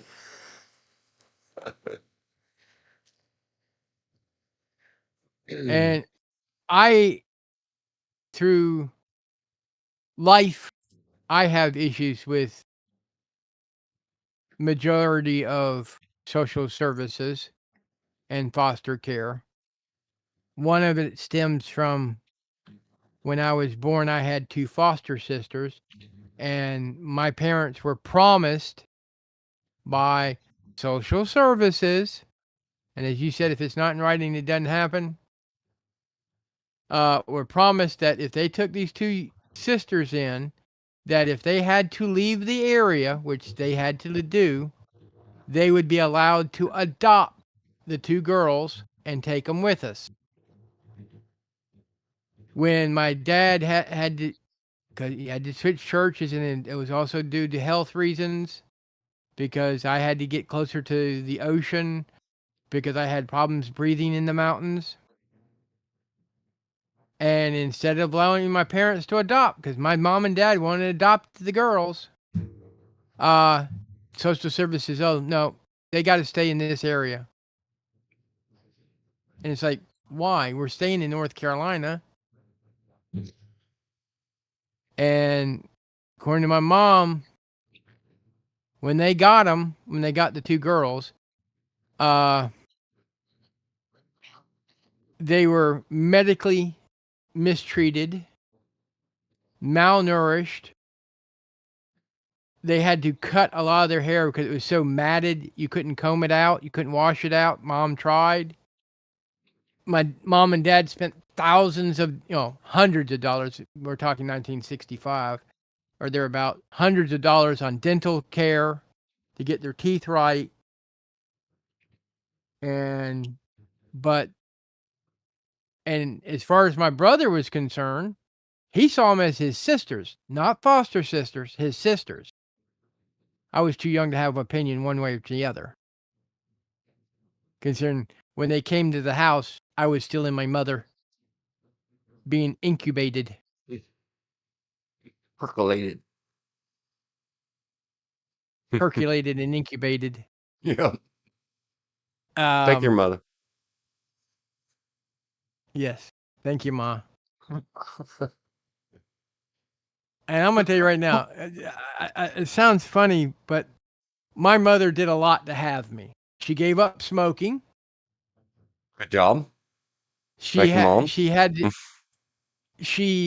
had to do without pain meds after dislocating a shoulder.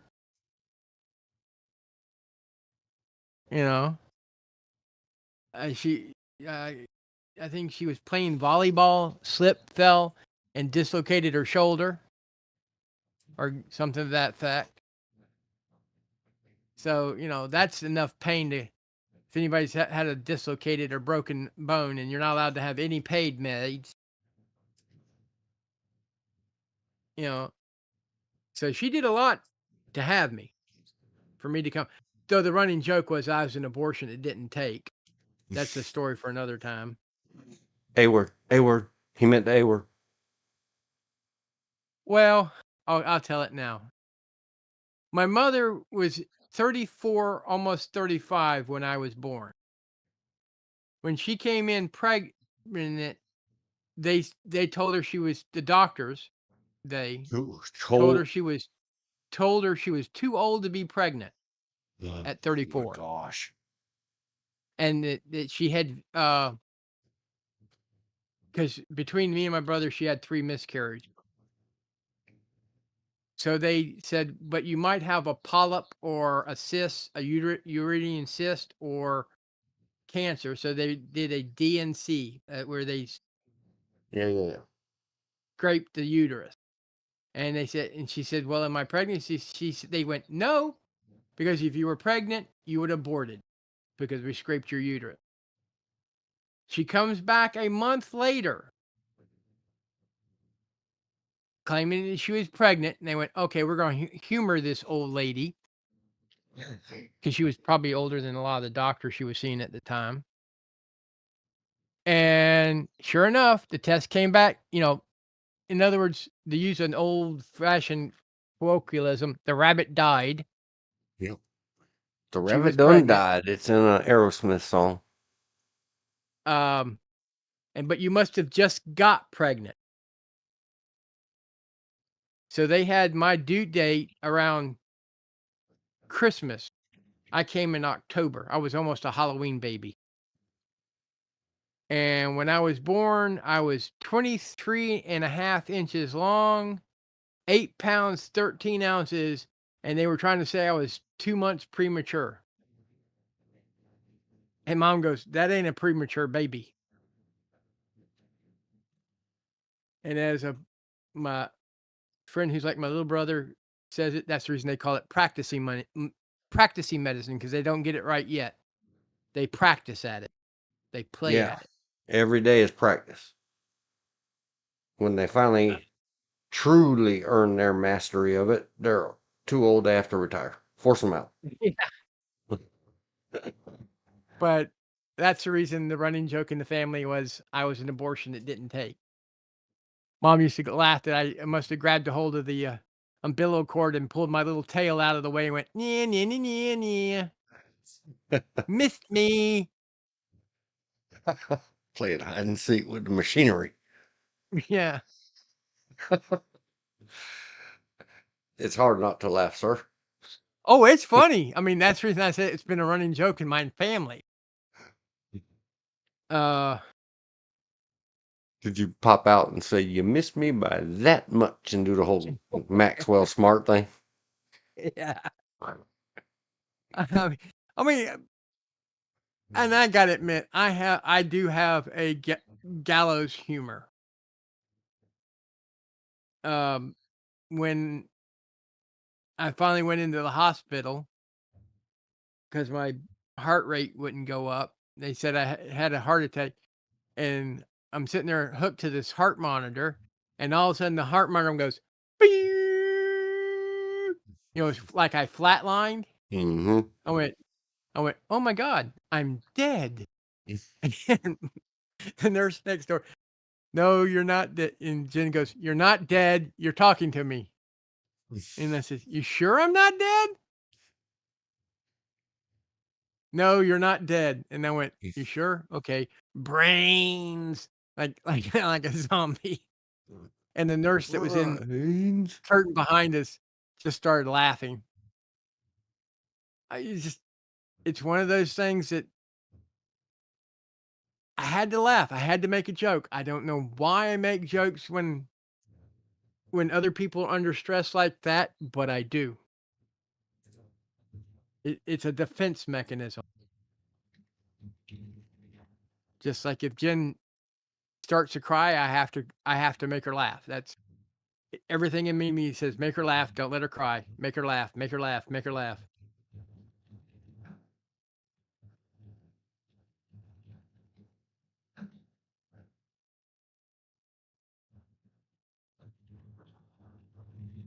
Sorry, I was typing, That's fine. thinking out loud through my fingers. So it does, even though I said I don't want to go down that hole today, only because I hadn't prepared enough, like have the emergency thing ready. That's fine. We can also cover it again when you are It ready. all works back around to one, just the way we've done it. The themes of No, today and many days. The first question I have is, how do they, and I don't care who they is, any of them, how do they react yeah, to, I guess, to any stress, let alone what I would call a real emergency? yeah. And Talking then about the question part two is, were they prepared for any stress or emergency? The answer is no. one To of the the second question, yeah. I was gonna say one of the politicians when protesting said a truthism, even though it was kind of a Freudian slip. He said Trump is trying to kill our bureaucracy when he meant to say democracy. Yes, we need to woo, get rid of a lot of the bureaucracy. yep. Let's kill bureaucracy. Streamline it. And that's And what I people, mean in every level. E pluribus unum, of many one. If not any one of you up there were prepared for anything, how could a collective of you be prepared for anything? yeah. And we're not a democracy. We were a representative republic. You know, you can take that democracy stuff to your city hall. That's your Yeah. nearest true democracy. And even in a little poop burg like Dunn, North Carolina, guess what we have? Districts for our council. Yeah. The only You can't just bureaucracy. live anywhere in the city. Yeah. You have to represent. You have to live in the little district in little old Dunn, Norfolk, Kakalaki, in order to The be only the city council for that area of the city. It's a right. And the only representative democracy or a representative republic by democratic means. yes, democratic, not democracy. Democratic means. In fact, the only democracy we have is when we vote for our mayors. Yep. And in some states, this one, governors. Those are the ones that are by popular vote or mob rule. Yeah, most states. I don't know if we have any district governor votes. Probably not. We need them. Yeah, and it might turn out to be exactly what it is here in North Carolina. There's no need in asking in a place like California. That's always been and always will be. And somehow, once upon a time, they've ended up several times with Republican governors. Didn't last, but they had them for a minute. I guess us two here, but I would be curious to know in North Carolina if we could divide the place up into districts or whatever and have electoral college in state for our governor. Or a electoral college-esque form of voting. Yeah, Each county gets one vote, and you take the popular vote in that county, okay? Whoever wins that majority of that county gets that vote. that sounds fair. And because we have we have an even number of counties, all you got to have is a little catch in that law that says, should there be a tie, this is what breaks it. And Or a runoff. Just have a runoff. Wait a week and have a runoff. Everybody cries about that, how difficult and unfair that is, and makes people take a day off of work to go vote again. And it's just build it in. Which you and I know is horseshit Yeah. because in this state, if you early vote, you can even vote on Saturday. Not Sunday, but Saturday. Well, hey, everybody's going to make excuses. That's why I say just build it in first. I don't care. Yeah. Let the existing governor cast the tie-breaking vote, or lieutenant governor, or I don't care. Make our legislator drag its representative self up there and they vote. Mm. I would have been done by they have to win by a majority of +1. In other words, if it's 50-50, no, they don't win. They have to have a runoff. If he wins by 41, the other person wins by 49, he wins the vote. It would stop these big cities from winning everything. Or yeah, there you go. Just take the popular vote. If the counties tie, popular vote wins. That works. Fair enough. Good enough. There. See, we solved it, and I didn't even want to. Yeah. Somebody write the state legislature, and But the likelihood of I'll hear them laughing all the way from Raleigh. Oh yeah. And the likelihood of actually having a 50-50 tie Very is unlikely. very, very slim.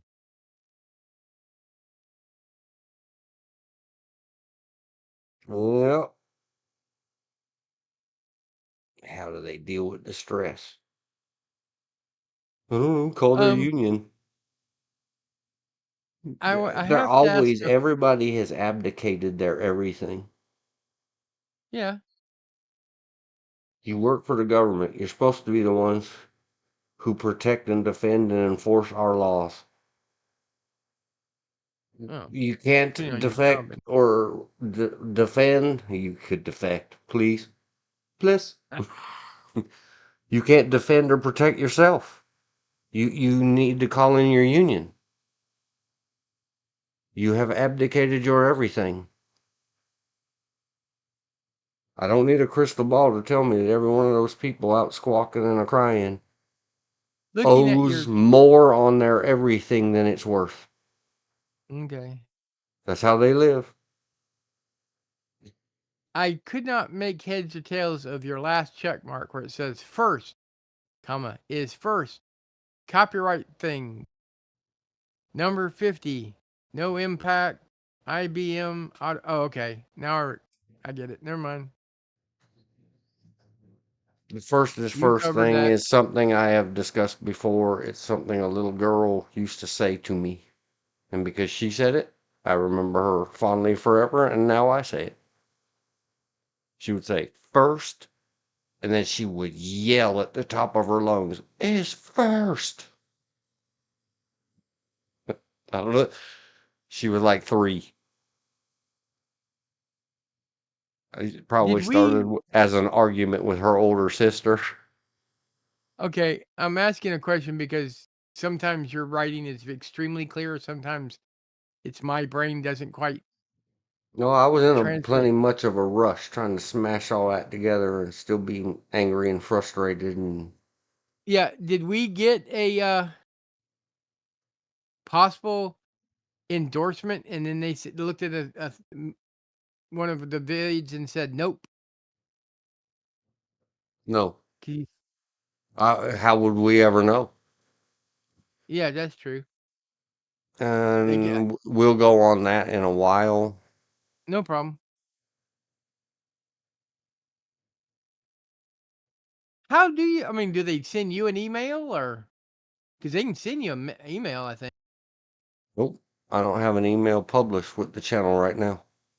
or send you a message I don't have via. any I don't have any online social medias. The only online social media I had got erased for me. No, I'm talking about if they put send. We'd like to talk to you. Send us your email. This is Joe Bob's trailer park. Yeah, they'd have to type it in a comment or go to the community page.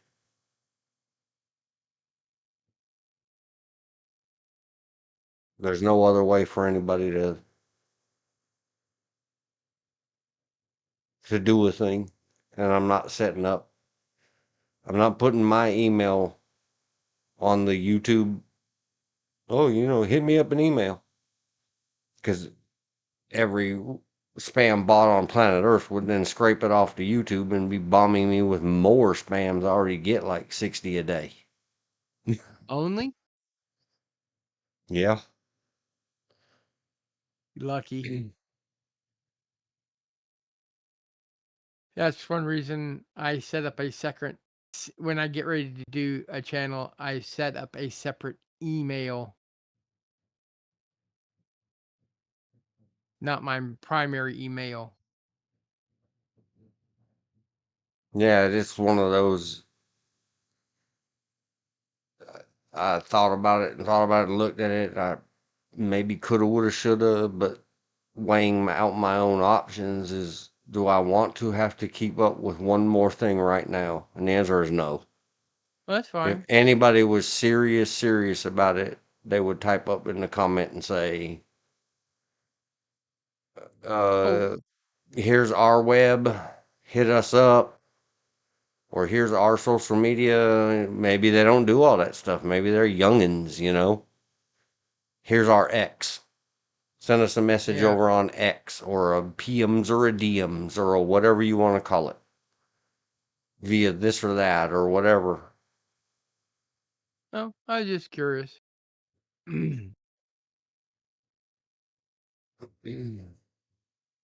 For those that are looking for a good Warhammer game in the Fayetteville area, go check out the Green Dragon. Bunch of friendly people. And if you need hobby supplies, go check out The Hobbit, which is right next door to the Green Dragon. Hobbit's been in business since 1975. 46. Oh, George recommends in That's the my commercial break. Fayetteville, NC. There's a lot of Fayettevilles in this country area. Yeah, Fayetteville, North Carolina. Sorry, people. Or if you're stationed at Fort Bragg and listening to this because you like Dean's gun channels, or you're a horse person and you like Dean's horse channels, or you happen to catch us. Recommended. And if you All right. like comic books, Who'd you say the first one was? the Green Dragon, The Green Dragon. which is a And what place to play, to buy a your hobby needs and place. models and stuff, is The Hobbit, which Wait, is it's a next door place to to the play Green what?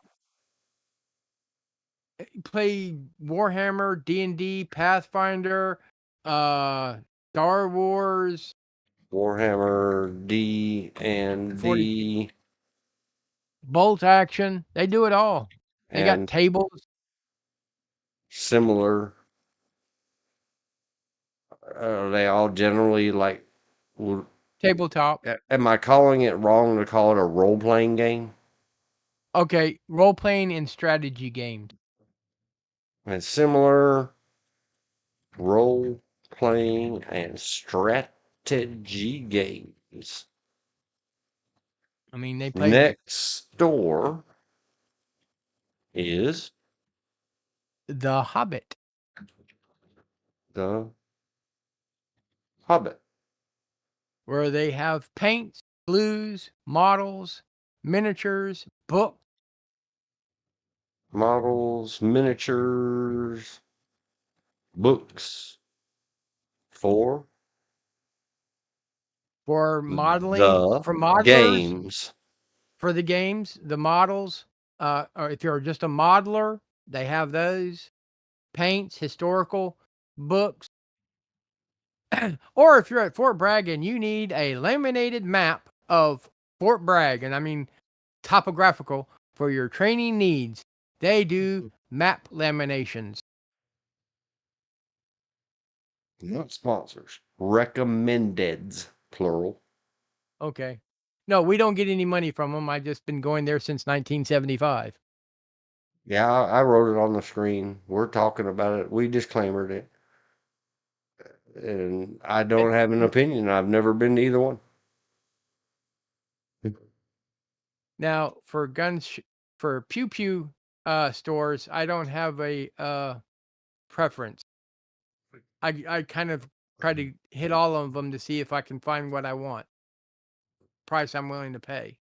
Yeah, I'm not getting into that. I shop at one place and that's how I roll. And I'm not even gonna until I I'm just get saying, I A-OK from don't. them. If you're interested, you can Well, go look at my G word videos and they I are already have listed there. I already have the permission of both the Hobbit and the Green Dragon. And if you happen to be downtown, the other person I was given permission from off of Bragg Boulevard is Hobbytown, USA, for And your hobby needs, as well as if you're a kid and in high school, well, or your child is in high school, because I think child might be able to watch this. If your child's in school and they need a science project, go there. They have your science project needs. If you're okay. looking for, Hang on those are just a the three second. people.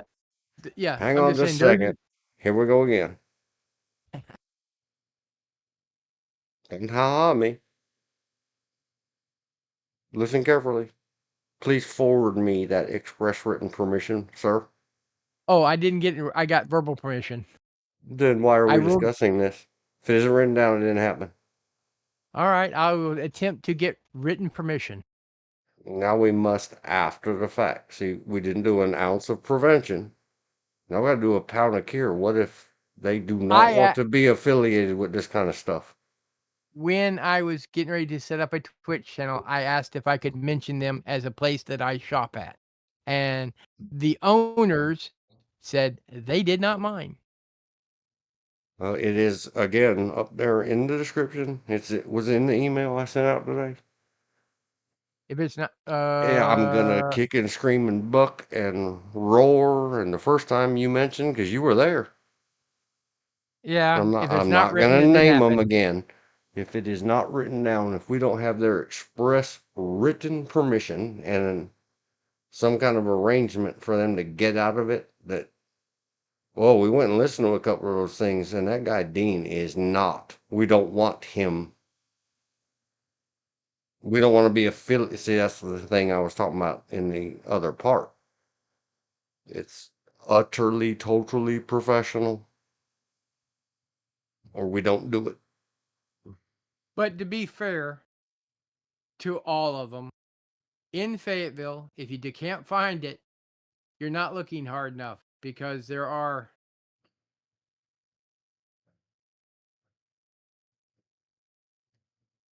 4 or 5 gaming hobby shops in Fayetteville. You can find, I well, slash we will seek they don't make they there. don't make they don't make or it should say in the Fayetteville area. They don't make yellow pages anymore. I can tell you the one I've been the oldest one is the Hobbit.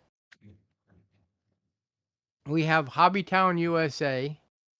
We have a Warhammer store over next to BJ's wholesale behind what I don't know what it's behind really, but it's back there. We have the Gamers Guild in Spring Lake off of 210. And there's another one that I've never been to.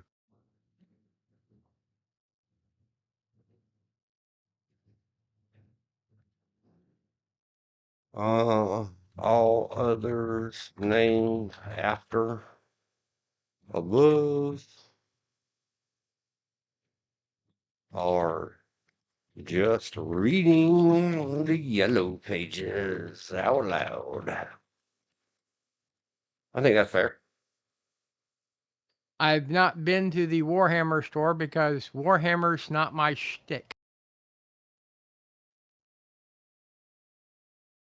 and that's a tabletop strategy game company. It's one of their official stores. I've been to the Gamers Guild, the Hobbit, and Hobbytown, USA.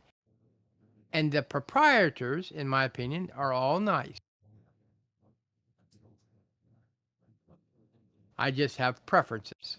Generally, it's my preferences, and my preferences only, is first the Hobbit, and then Hobbytown, USA.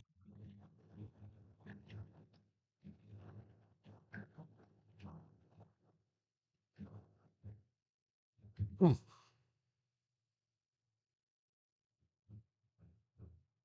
And I will also attempt to get written permission from other hobbies in other towns.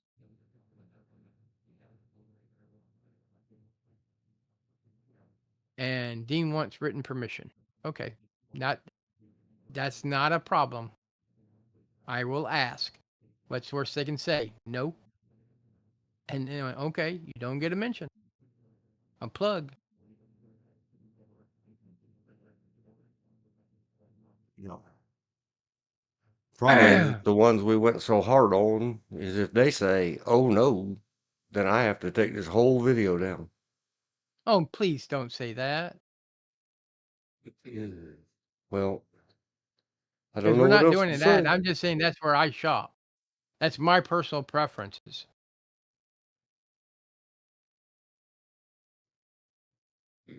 These are the parts of living and learning and doing these things, and And to cover us, I mentioned all the ones I know of.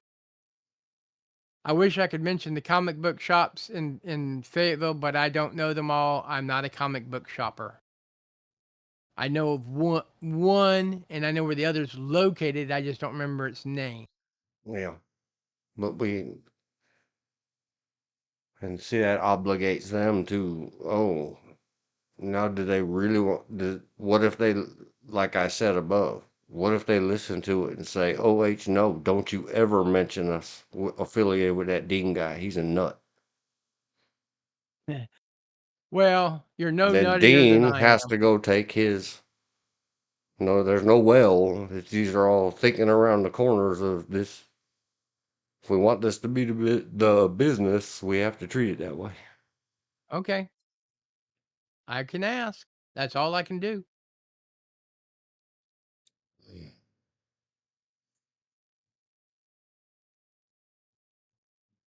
Yeah. Because in the early days of the podcast, when I was actually at the Green Dragon and we gave him a plug, I got a thank you when on my way out. They actually thanked me for mentioning them. Yeah, and I tried to say then, get the name of the person and take their photo. Because if it's just an employee and they say, "Sure, sounds good, it's great," and then their boss gets pissed off, Well, I still have to mess with my stream. Or what if they complain to YouTube and I get a strike? oh no. Well, since I know the owners of those two shops I had mentioned in the beginning, I will ask them personally. In right, Ask them if they wouldn't mind putting it in writing. no, we have to have, I have to have in writing. I guess I'll have Okay, to figure out how to contact them and write it myself. I'll ask if they'll put it in writing.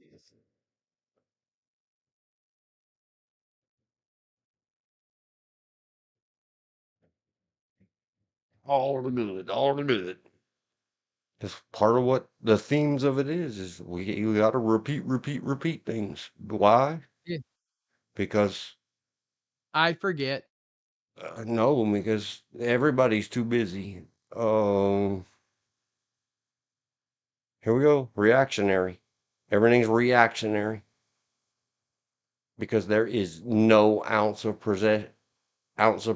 I'm back in the checklist or the description, Yes. and I wrote self kicking. That's me kicking myself, screaming into the void again, and howling at the moon again.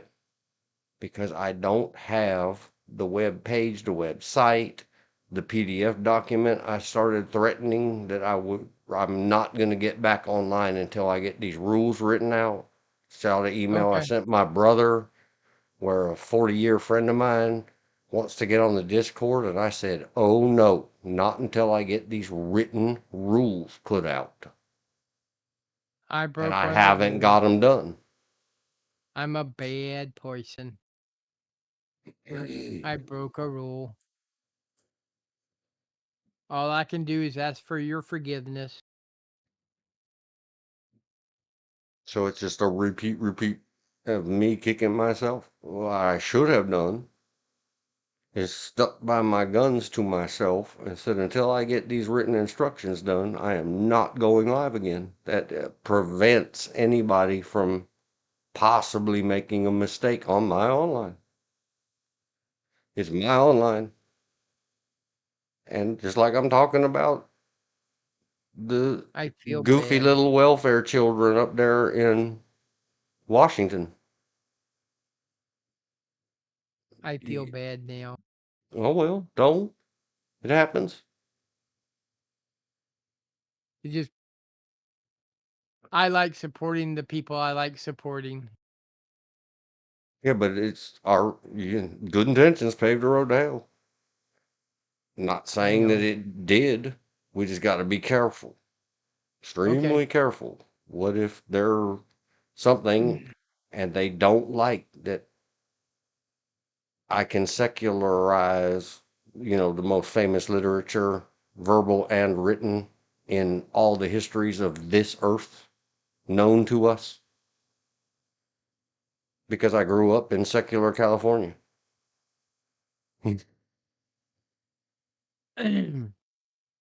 Yeah. And that's part of what we do. No, it's good to talk about, sir. It's fine. Apparently, if I do get a knock or a strike from that screen, it'll let me clip out that section of a live feed without tearing the video down, editing it myself, and then waiting there 16 hours while it grinds itself through, turning itself back into one video file with the middle cut out of it. Yep. Rendering. No matter what you do, it re-renders itself. And Oh then yeah. re-uploading it. Rendering, from my understanding, I haven't tried it yet. Rendering a video really takes a lot of computer power. Yeah. Much. And this all goes to extreme high speed mental conditioning. I kind of talked about it already. Speaking of computers and technology and so forth, could we take some of those HPs that we got and kind of link them together to help with the rendering and stuff? Turn 4 computers into one big computer, so to speak. Just the software, and then especially trying to find software that doesn't require you to have new hardware. Digging up an old version of software that does what they call distributed computing, where Yeah. it'll send equal chunks to equal CPUs and GPUs and let each hunk render it and then combine them back into one file later, is extremely expensive software. Okay. It I just defeats the remember entire purpose. You can buy whatever $600 off the counter gaming box that will render the heck out of some stuff. the reason I was asking back in the early days of the internet, I signed up to be for when my computer wasn't active with me. It was allowed. NASA used it to help run math problems in a countrywide collection of PCs Yeah, it for was called computing power. some kind of distributed computing project. Because I had a computer shop and we had 5 or 6 or 7 computers running all the time, 24/7. Yeah. And so, like, the game server was for Friday nights only. We did a Friday night online gaming with the TeamSpeak and all that other stuff. Oh yeah. But the rest of the week, it was just sitting there because it was invite only. It wasn't an open to the public server. So we Yeah. signed that thing up that from Saturday noon until Friday noon, it could be a part of the distributed computing for some giant thing. Well, the one I signed up for was with NASA at the time. Ours might have been too. I don't know. Some of the employees and contractors handled some of that. And I just thought to me, it was just a neat concept. And we're talking back in the 90s, early to mid 90s. Considering my first modem was 14 baud. 14.4K. Then I got a 28. And because I would be, at first it wasn't a big deal because I was on my computer when everybody else was asleep. But when I was having to use it for college as well, and I was on during the, I went and got a dedicated phone line for my computer.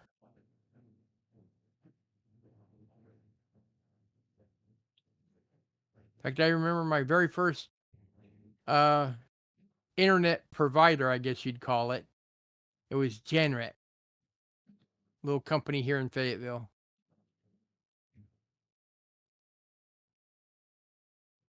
You'd have to call them up and go through their server, and then I got Roadrunner, which became Time Warner, which is now Spectrum.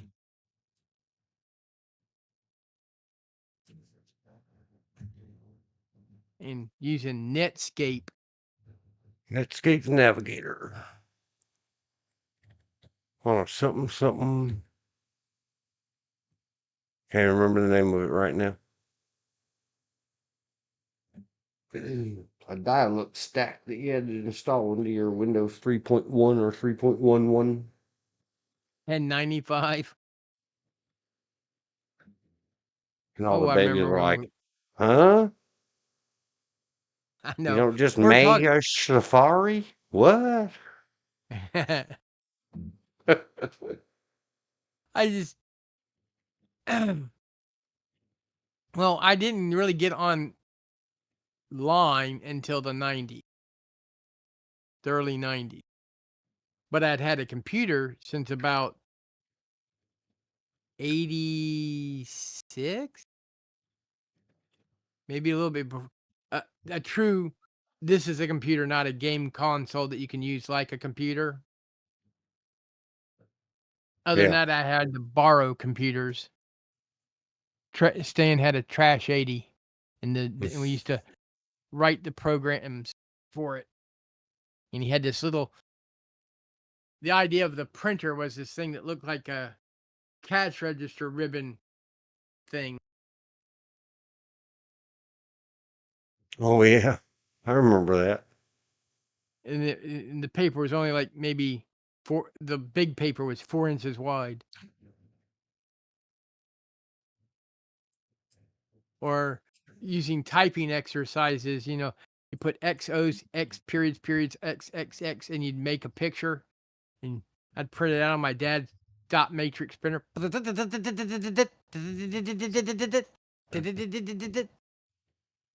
Well, you just made the noise of all computer screens in all movies. Not printers, the screens themselves. First And then, screen, green with green lights. and then we got paper white, is what they called those. Paper white displays were so much better on your eyes. Or the orange ones.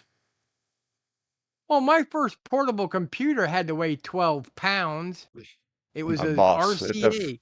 Yep, my boss at the first computer shop I worked at, he called those original compact laptops. Luggables. Not portable. Yeah, Luggable. luggable. But it had the keyboard. I mean, you'd fold it up, the keyboard would come down, and you had this big box that had a little about maybe a 6-inch by 6-inch screen if you were lucky. Oh yeah, it's tiny. I still remember getting in the 80s, late 80s, when I got my first color monitor. Ooh, it was 17 inches. It was a 17-inch CRT color monitor. Man, that's giant. I went all the way to the new millennium working on my old 14-inch. Through learning computer repair, one came, 6 of them came in the shop, and I repaired 5 of them. So the instructor said I could have one. It was a 22 inch CRT. That thing had to monitor had to weigh about 50 or 60 pounds. Holy heck yeah, 2-man lift. Flat screen versus the bubbled like of a TV CRT. Yep. Man, one time, and Compaq bought them before HP bought Compaq and put them in a bunch of filed papers in the cellar. And I had my There was a first company called Digital, I think. DEC, Digital Electronics Corporation. yeah. And they were the only ones. What's that what it was called? DEC Wiki. Digital Go. Digital Equipment Corporation, not electronics. I spoke wrong. Digital Equipment. My first He had a digital 21-inch monitor, and true story, it took 2 of us to get that thing in his house. my first computer with a hard drive was a 386, and then I kind of outgrew it, as in I kept tinkering with it till it ran out of blue smoke, and I got a Cyrix 486,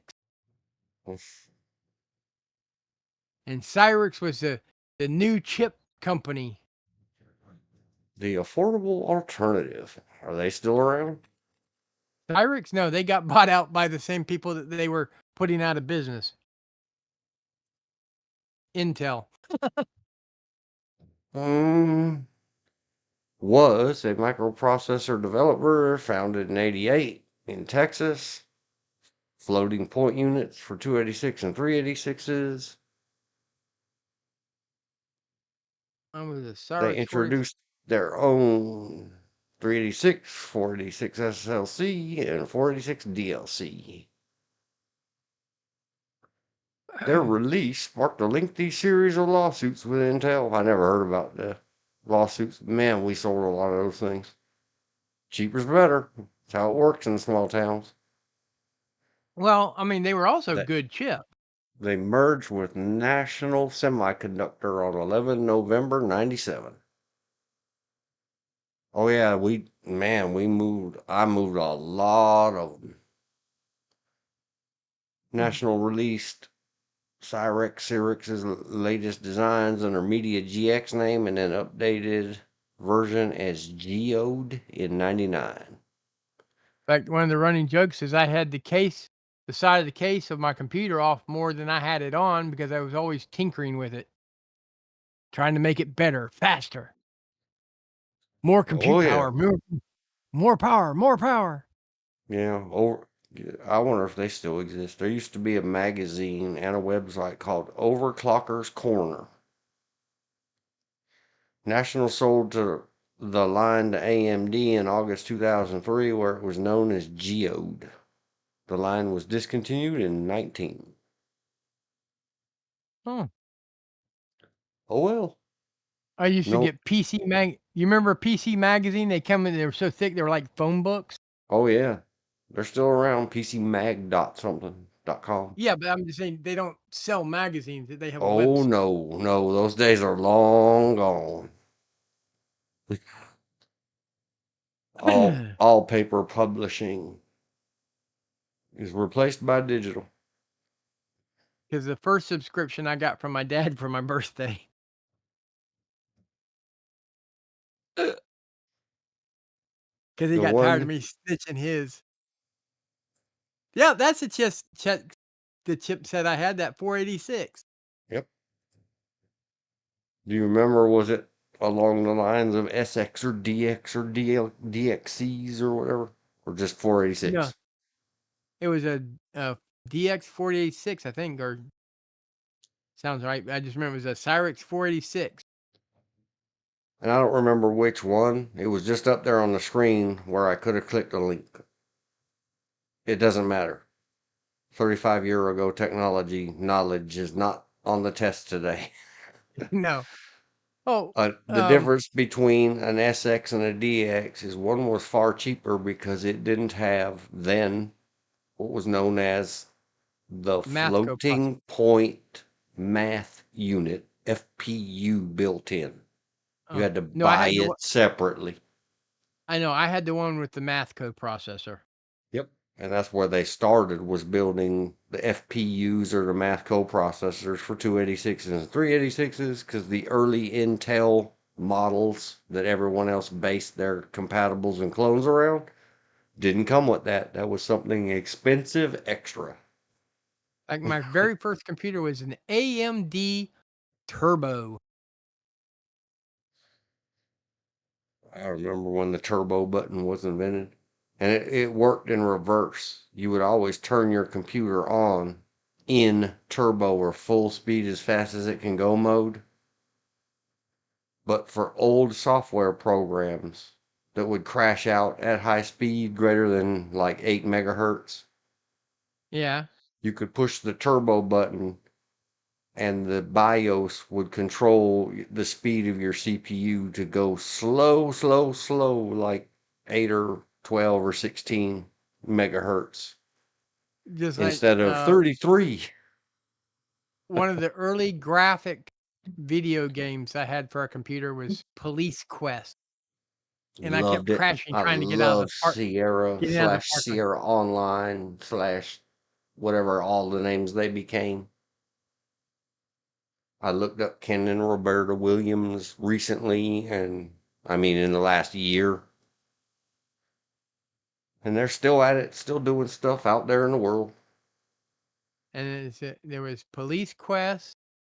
I had my Black's Law Dictionary on disc.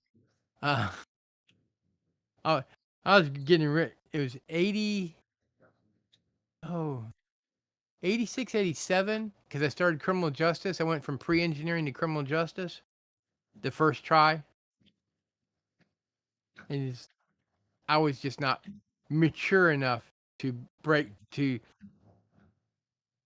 hold my feet to the fire to study. You like Police Quest? I They had had, it. I had a hard time getting out of the parking lot. yeah. Let's see, the was it was oh, and me and my dad loved the Carmen San Diego games. Mm-hmm. Where in the world? Well, the first one was where in the U.S. is Carmen San Diego. Then there was where in Europe is Carmen San Diego. Then there's where in world is Carmen San Diego, and the last one I remember buying was where in time is Yeah. Carmen San Diego. The problem was I completed where in time is Carmen San Diego in a day. They Went just all the way don't through it. make games like they used to. No. Well, I mean, the Carmen Sandiego games was a game that I and my dad could play together, answering the trivia stuff. And that's one reason I love trivia games and history trivia games. It's like because it exercises the mind. My dad could always beat me in where in the U.S. is Carmen San Diego.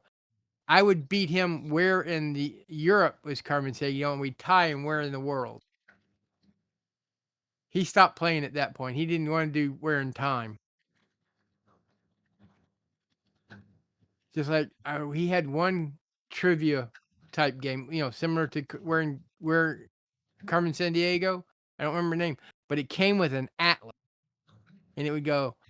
It'd ask you a question. The one I can remember was, what year was Geronimo born? And it gave you a page number in the atlas to go turn to give it to you. And the reason that was the answer stuck in my brain. 1829. I'm like, wow. So every time that question of their bank of security question would come up, I'd just type it in. For some oddball reason, that question stuck in my head even to this day. I remember in '85 when the first time I ever worked on a mainframe, trying to learn computer language, we had to set up our own accounts on it and our passwords. And I got called back to college to give them my password so they could get my account off the computer. That's cool. Well, because they went to the obvious, no, it's not his birthday, it's not this, it's not Social Security, no. And what's your password? 1313 Mockingbird Lane. Where's that? On the Adams, on the Munsters. It's on It's television. Yeah, it was the street address for the Munsters.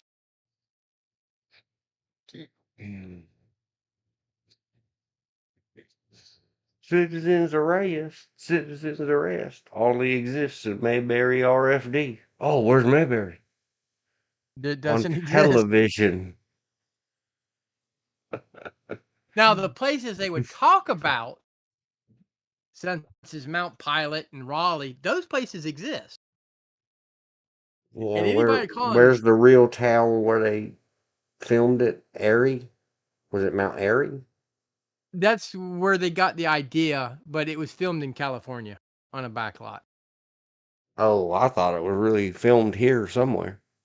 No, it was based on Andy Griffin's hometown, which is Mount Airy. Oh, okay.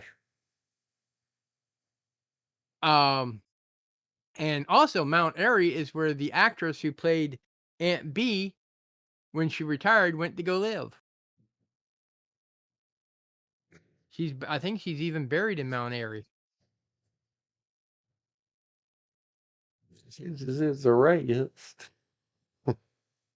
Just north of you is a museum to an actress, who's from North Carolina. Yeah, we just talked about her yesterday or the day before, I think. Okay. Can't think of her name right now. It's up in Smithfield. Big stuff. Yeah. Is it, no, it's not Audrey. Smithfield Actress Museum. It's the Ava Gardner Museum. Yeah. That one. Ava Gardner. One day we'll have to do long form. Hello photo, Ava Gardner. That's a museum I haven't been to yet. Haven't either.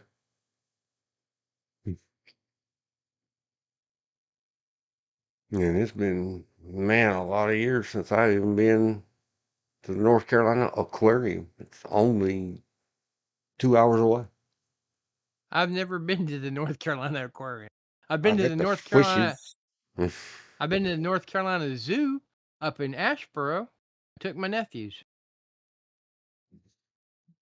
because I had to point out the animals to them.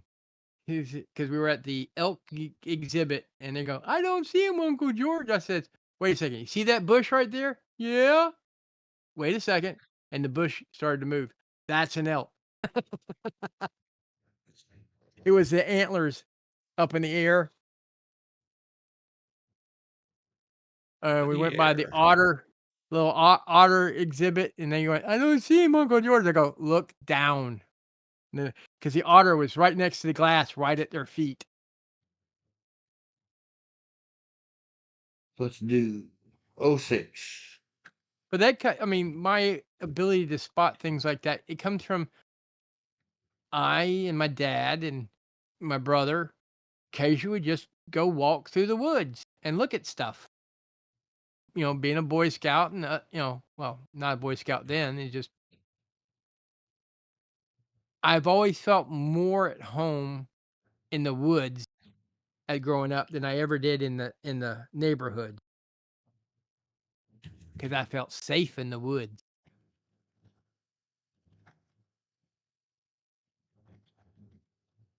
I was a swamp rat.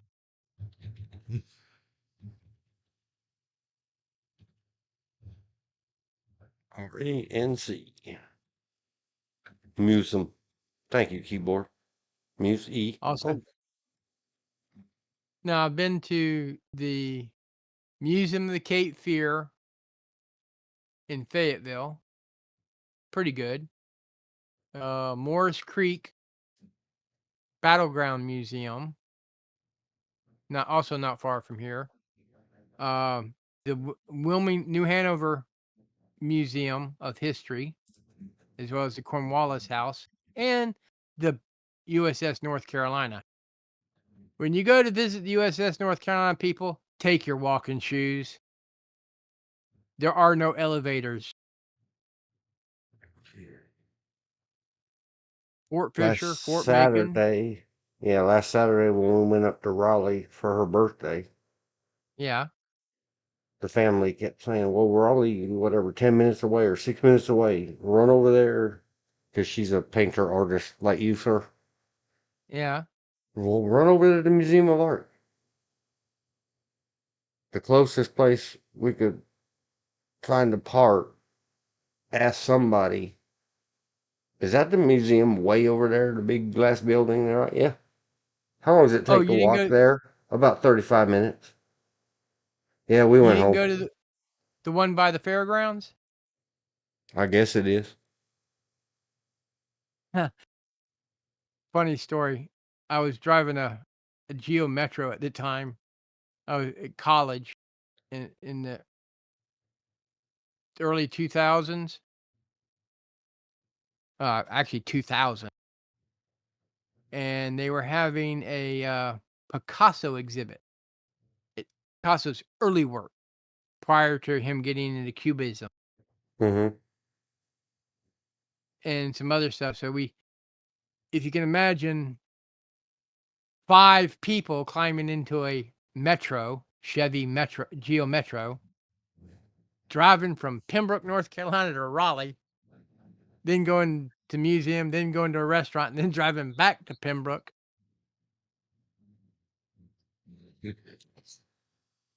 Because we're just a group of art students who wanted to go see it. Okay. Now I had been there other times with my aunt. Just like I think it's now called the North Carolina Museum of Arts and not of Life and Science, Museum of Arts and Science, Life and Science in Durham. When I was growing up, it was just called the Children's Museum. And they had this nature walk where they had these great big huge life-size statues of dinosaurs. And they had a caboose you could go play on, and an artillery piece, a tracked World War II artillery piece, and they had animals, monkeys, and it said, "Do not feed the animals. Do not lean in." And all of a sudden, this lady would lean in and give this monkeys peanuts, and all of a sudden had the curlers in her hair snatched out, along with the hair that the curlers were attached to. Sitting there screaming, "Oh, the sign says, do not feed the monkeys." Shit. Oh my gosh.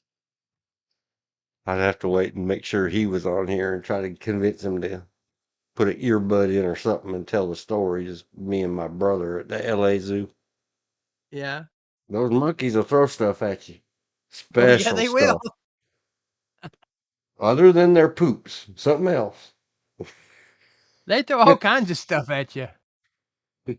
So, see multiple MIGs in the Silence of the Lambs. Yeah. Oh my gosh. I gotta The tinkle these her. one of the early curators of the Children's Museum had come from NASA. So North Carolina is lucky enough to have a lot of the early NASA stuff, like the original capsule that the monkey went up in. I mean, the pod that was inside the capsule that Mm-hmm. the monkey flew in, as well as the capsule itself that the monkey flew in. They're still there. Now they also have what they I don't know how often it's up. It's called a butterfly house. They have all kinds of butterflies that you can walk in and they flutter around this little enclosure. Well, I can't And I get it took to scroll correctly. I gotta take a break. I gotta pee. all right. Be right back.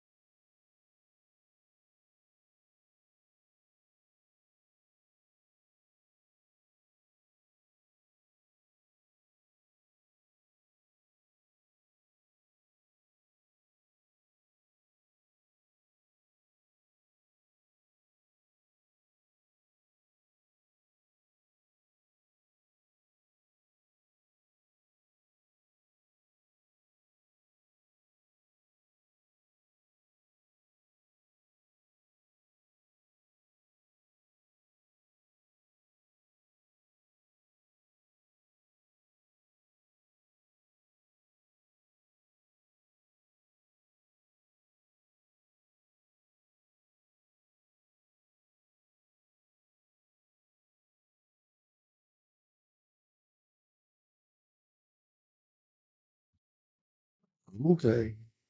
Sort of starting to get back. Man, I felt like I was gone forever. I did the union 5 minutes.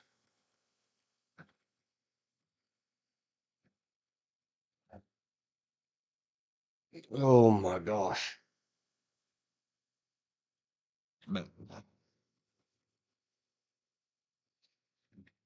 Kinda, sorta, wanting to movie madness, comma, hello, photo, Ava Gardner. I am gonna kind of, sort of, just flammy around this old clicky clacky until George gets back. I think I'm gonna be I'm done back. with. Oh, okay. I think I'm just gonna be done with my Pale Rider thing. No, maybe not.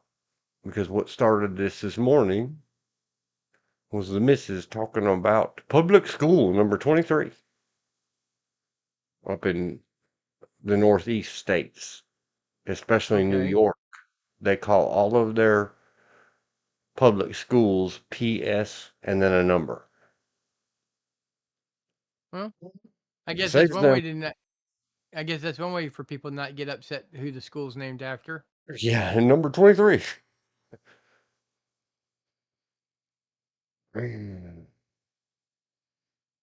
So should we go back to that conversations of 13 hours ago, or I think I want to look at Ava Gardner. Or maybe George and Elizabeth. Maybe this is up your league. She might have been a little before your time. I don't know. I don't know when Ava Gardner was. Let's look her up first. Ava Gardner I've seen some of her movies, at and the I've saw wiki. some stuff about her. I mean, Just I by know who she is. name, I don't remember. Man, 41. She first signed a contract. She was born.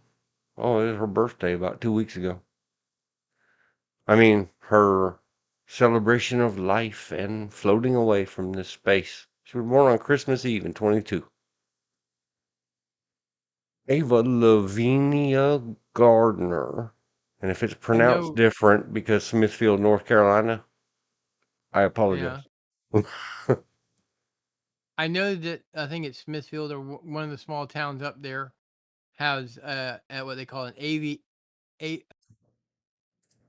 Ava Gardner Day. Yeah, it's the early life in Grabtown, North Carolina. I don't even know where that is. Never heard of it. It's a very small town. It's like Turkey, North Carolina, or I like, Lizard Lick. yeah, I like Turkey. Unincorporated community in Johnson County, 9 miles southeast of Smithfield. Yeah, it is. Like I said, It's a lot like it Turkey, or there's another one. We have a Lebanon. That's another one. We have big Lebanon. famous named places that There there's a was whole county named Transylvania. Shannon, North Carolina, which is literally a crossroad. The only reason it's incorporated is they do have a post office there. Yeah. They have the fire department and the police department and the rescue squad all share one building, or at least that they used to. They had is exactly one police officer, and that was the police chief. Man, she signed to, I think it said MGM when she was 18 or Yeah. 19. Very young. The only thing I was going to ask, whether Elizabeth or before we get into it, was she like one of the famous dancing stars, like Mm, Grace Kelly? more like more like a sex symbol. Oh, okay. I remember the night of the iguana. I love 55 Days in Peking. She's opposite one of my favorite actors, former president of the NRA. Heston. Yep. Let's look her Because up at Charlton the Heston, David IMDb. Niven, and her had the Ava top billing. Gardner at the IMDb. We got enough of the bio or background. All I care about. At the wiki. So we go there and we scroll so the little video box doesn't get us in trouble again. One of these black and white photos, my wife has a very large, it's either a painting or a really good print of a painting made style. Lady Iguana, Mogambo Jeez. or Mogambo, Pandora and the Flying Dutchman, Oh, Mongambo's good. On the Beach. If I've seen them, I just don't remember them. I apologize, Ava. They're all movies. They're all movies. I don't remember On the Beach or the Pandora and the Flying Dutchman. I don't remember that one. Well, she was in the Not TV Iguana. I kind of miniseries, The Long Hot Summer in '85. She would have been all, what did it say she was born in? 22? yeah, Yeah, 62 years old, 63 years old. 64. Oh, the long hot summer. Yeah, Yeah. 63. Knots Landing, 7 episodes.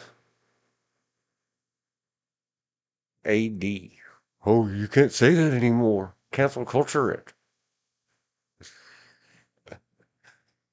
No, thank you. The kidnapping of the president. That'd be one to look up. I've never heard of it. You ever heard of that? Nope. City on fire. What? Wait, what is this talking about? A pyromaniac, ex-employee of a city oil refinery, creates an explosion at the facility, which starts a chain reaction of fires that engulf the entire city.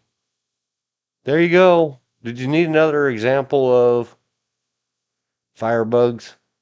Oh, Los Angeles. Remember we talked about that? Oh, yeah, earlier today. Of course it has Shelley Winters in it. She was in all the good disaster movies. Shelley Oh Winters. yeah. Yep. In fact, she showed her swimming paralysis in the one where it's about the ship that flipped upside down. Poseidon Adventure. Yeah, Yeah, because that where they was. show her jumping in the water and swimming that long, she did that. She did. She didn't have a stunt double. She did it. Yep. Well, there. Hey, LA. Going all the way back to 1979. Somebody starts a fire and it burns the whole city. Imagine. Someone had thought of this before now. Where were your planners and your thinkers and your whatever? Oh, yeah, that's right. Yada, yada, yada. The Sentinel. That was a good movie. 77. I didn't know that was her in it. I gotta wait for the YouTube to catch up. Yeah. The Cassandra Crossing, the Bluebird, the Oh, Executioner. Bluebird. If you're into art stuff, I think Priscilla would like the Bluebird. We've probably seen it. I've not together. I know I've seen the Bluebird. It's just, I don't know why. Well, there you Ava go. Life and Gardner's, Time. Deja vu. They're right below Earthquake. The Life and Times of Judge Roy Bean. yep. You just mentioned that a while ago Yeah. for somebody else. We'll go look at it in just a second. But Earthquake, it's another. Can disasters happen, especially in California? Apparently so. They call it shake and bake for a reason. Let's go look at the life and times of Judge Roy Bean. Scroll. Get off my screen, you moving picture show. Paul Newman, Ava Gardner, Roy Jensen, Gary Combs. I don't even remember who it was we were looking at earlier. We said, oh, yeah, that. Or you said. No, we were talking about bears. Oh, yeah. There's Richard Farnsworth. Paul Newman Man, paid Judge Roy Bean. Richard Farnsworth was the outlaw. Or just outlaw. No, the. There was a lot of outlaw. Yeah. Dean Smith, but not the one from the college recently.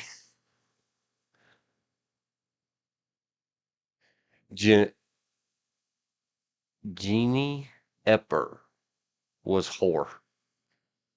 Stephanie Epper, probably related to Margot Epper, all three were whore. Oh, Victoria Principal was in it. Yeah. Anthony Perkins. That's another guy. Did he survive his famous psycho role and move on to bigger and better things? Not so much. It's like, oh, you're a Well, psycho guy. Poor Anthony Perkins. when he was in his Typecast. 20s, he was very popular in his 20s and 30s. When he started to get a little older, he lost some of the popularity Yep. because he But was in, I think it was Gentle Hand or Gentle Persuasion.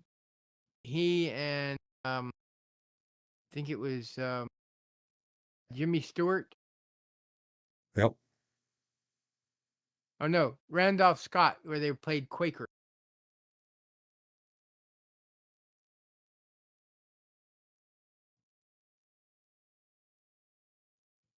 Man. The good old days. Richard Farnsworth. If we didn't happen across him before and say, wow, you could do all day on that. I can't even You could think do all right day on now. Paul Newman. Oh, yeah.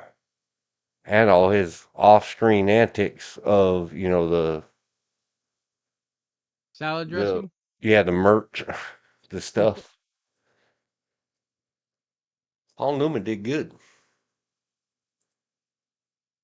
He did. Richard Farnsworth did a movie about a horse trainer Oh, yeah. who kind of adopted these two orphan girls, and one of them went to and to train a horse to do corsage, however you say Dressage, it. yes.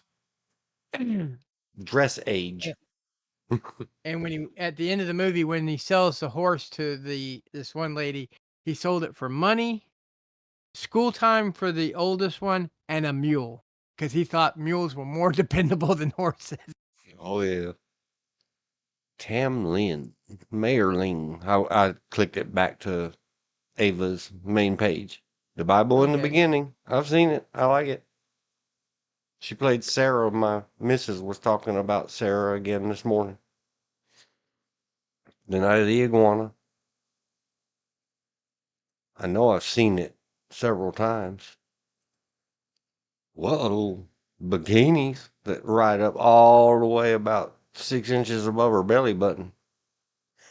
How, how, risque. That's the word. Richard Burton, Deborah Kerr or Carr, depending on who says it from where. Skip Ward, Sue Lyon, Grayson Hall. Man, that everything Ava Gardner was in had everybody else in it all at once.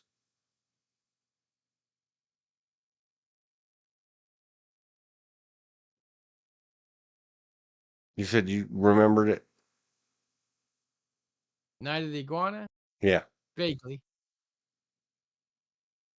None of the immediate pictures shows off that. I'm making a huge joke. I'll let it sit for a second.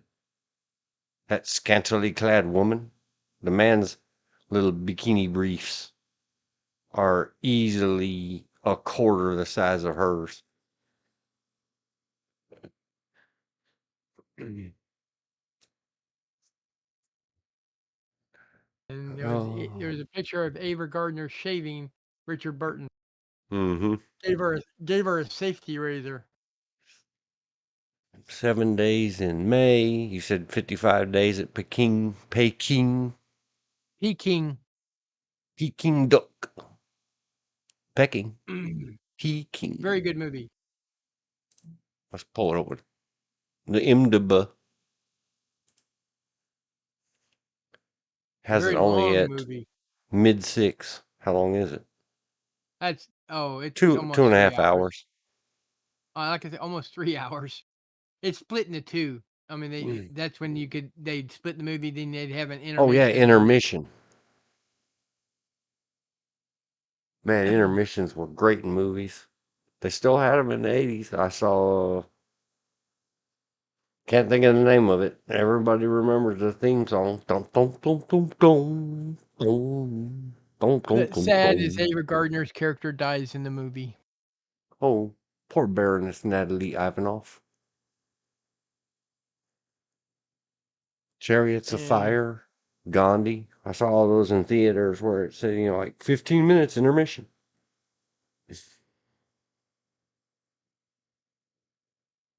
I wonder if they still do that these days. No. See Lord of the Rings, there was no intermission for any of those. And those were long movies. Those Then were if you very get long movies. if And you then get the they sent out extended the version, director cut or the real cuts or whatever, and they were like 5.5 hours each. not quite that long, but yeah. In fact, one New Year's Eve / New Year's, we did a Lord of the Rings marathon.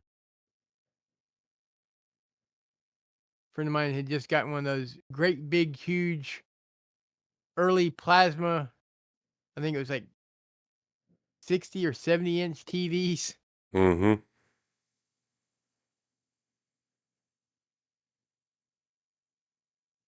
I don't remember it.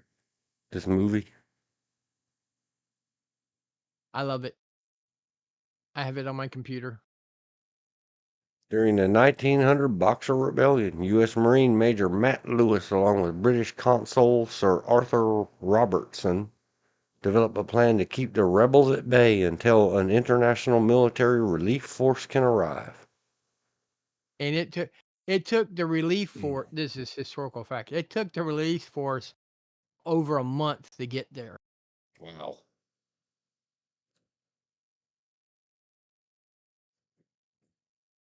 In fact, one of the Marine. This is this is history, not movie. One of the Marines who won a Congressional Medal of Honor there. They estimated that he KIA'd something like 250 boxers by himself. Because every now and then they thought the Marines in the main compound, because he was up on the up on the wall where the wall between him and where he could get off had collapsed. They thought he was dead, and all of a sudden they start hearing gunfire from up there, and then they stopped hearing gunfire. And when they finally got to where it was, they found out why. He ran out of ammo, and he was having to use. And his rifle had been broken in half. He was at one point using it as a club.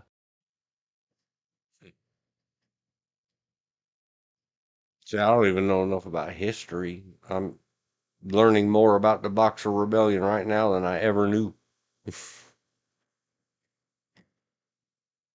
See, Well, movies can be good. yeah. I I mean, might could go look it up at the wiki page, but without this, I'd have never really thought about it. I've heard you say it several times. well, the Boxer Rebellion, there's a lot of good historical videos on YouTube about the Boxer Rebellion. You know, I think the longest one's about 30 minutes. But it's a time period that a lot of people don't know about. In fact,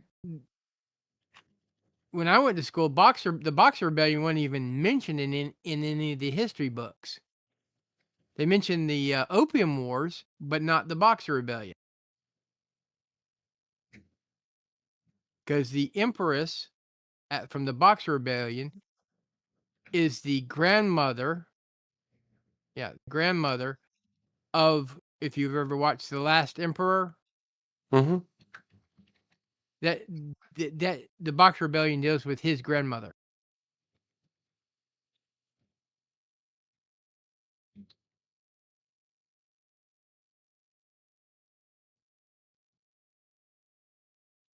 Ooh. Fend off the siege of the international, and this is just something a user at whatever wrote. So if it's wrong, George, correct me. Correct them.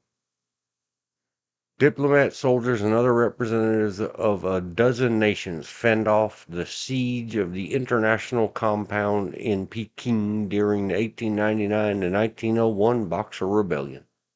Yes. Okay, that's a good Dozen is a synopsis. bit dozen is a bit strong because it was the Russians, the Germans, the French, the Italian, the Japanese, the American, and there was a couple that had smaller contingencies, but those are the big ones because you Yeah, know how embassies have different, like American embassies is traditionally Marines, uh, British embassies it tends to be Marines.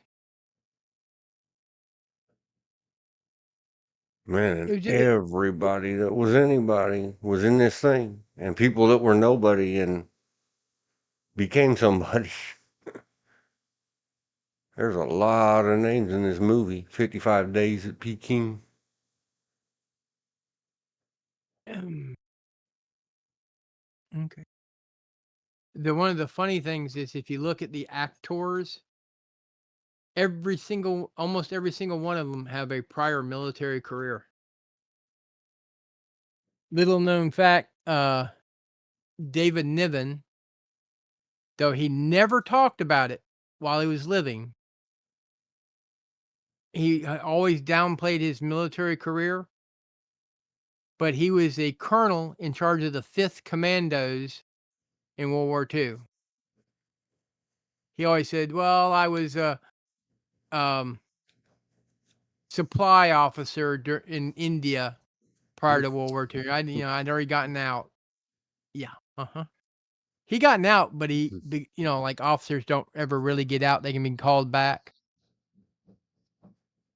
Yeah. And if And that's again, I guess, had we had this discussion or happened across this yesterday, it would have fit into yesterday's first couple of hours with Bill's generations, even multiple ago generations, the differences. Yeah. Yes, we had a draft in case of emergency. Most people didn't wait for it. Of Not during course World you War would II. go, of course you would go sign up for your services, That's just what mostly young men, but a lot of women did it too. Oh, yeah. My You know, grandmother be a prime example. and then 15 to 18 years later, this is how old this welfare mentality of America is. You can go look up John Fitzgerald Kennedy's, whatever it was, speech. Ask what you can do for your country, not what your country can do for you. Yep. That was a daggone long time ago now. Well, It I was mean, a very short time after the time of World War II. but then again, we're also a friend of mine named, I'm just going to use his nickname, Moofy. That was his nickname. Uh, he was drafted. I mean, he was in like one of the last drafts during the latter part of Vietnam, Mm-hmm. but he wound up staying in till he retired. So he was and he retired in the late '80s, early 90s, he was in for over 24 years. In fact, the only thing he ever volunteered for in his life, and he didn't know what he was volunteering at first, is because they were the DIs were treating the draftees like crap and the volunteers real good. So he and a friend of his decided that the next time next time they asked for volunteers, he was going to volunteer for it, and it was airborne school.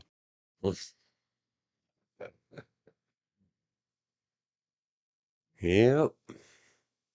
In fact, my brother missed going to Vietnam by 3 months. Well, good. Because he I went in think. I 70. hope. Yeah, well, yeah. The likelihood after his training, he wouldn't have gone anyhow because they didn't need a lot of nuclear weapons technicians in Vietnam. Mm. He was a nuclear weapons specialist. Yeah, I know lots of people that, they barely didn't have to go over there.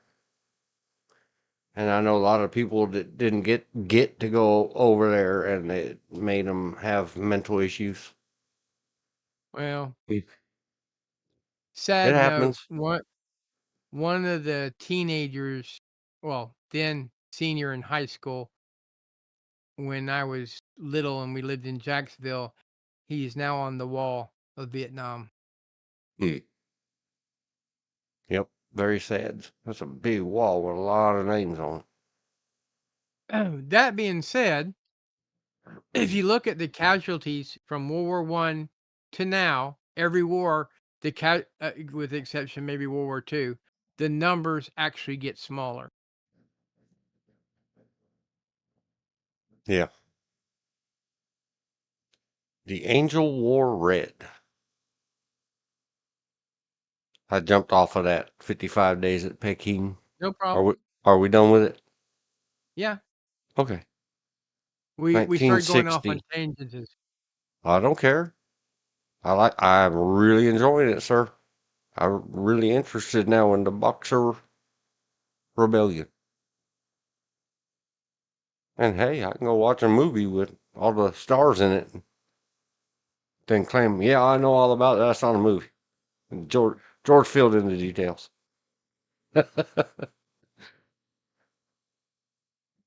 On the beach.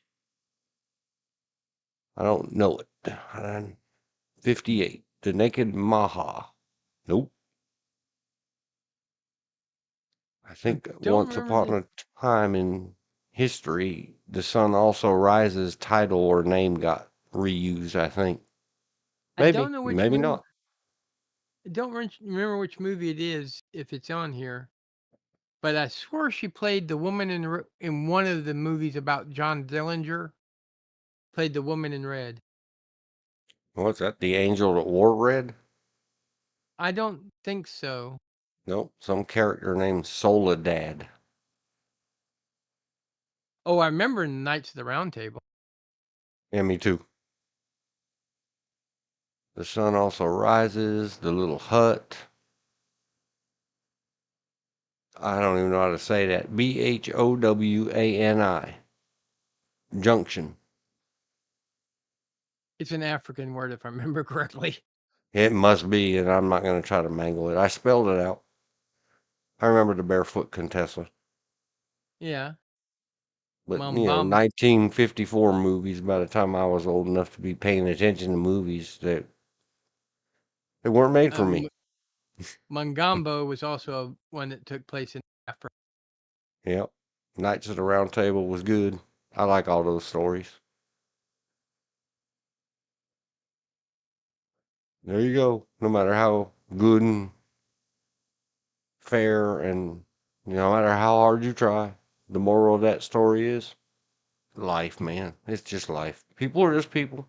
Don't set your expectations too high. They can still be heroes and make mistakes.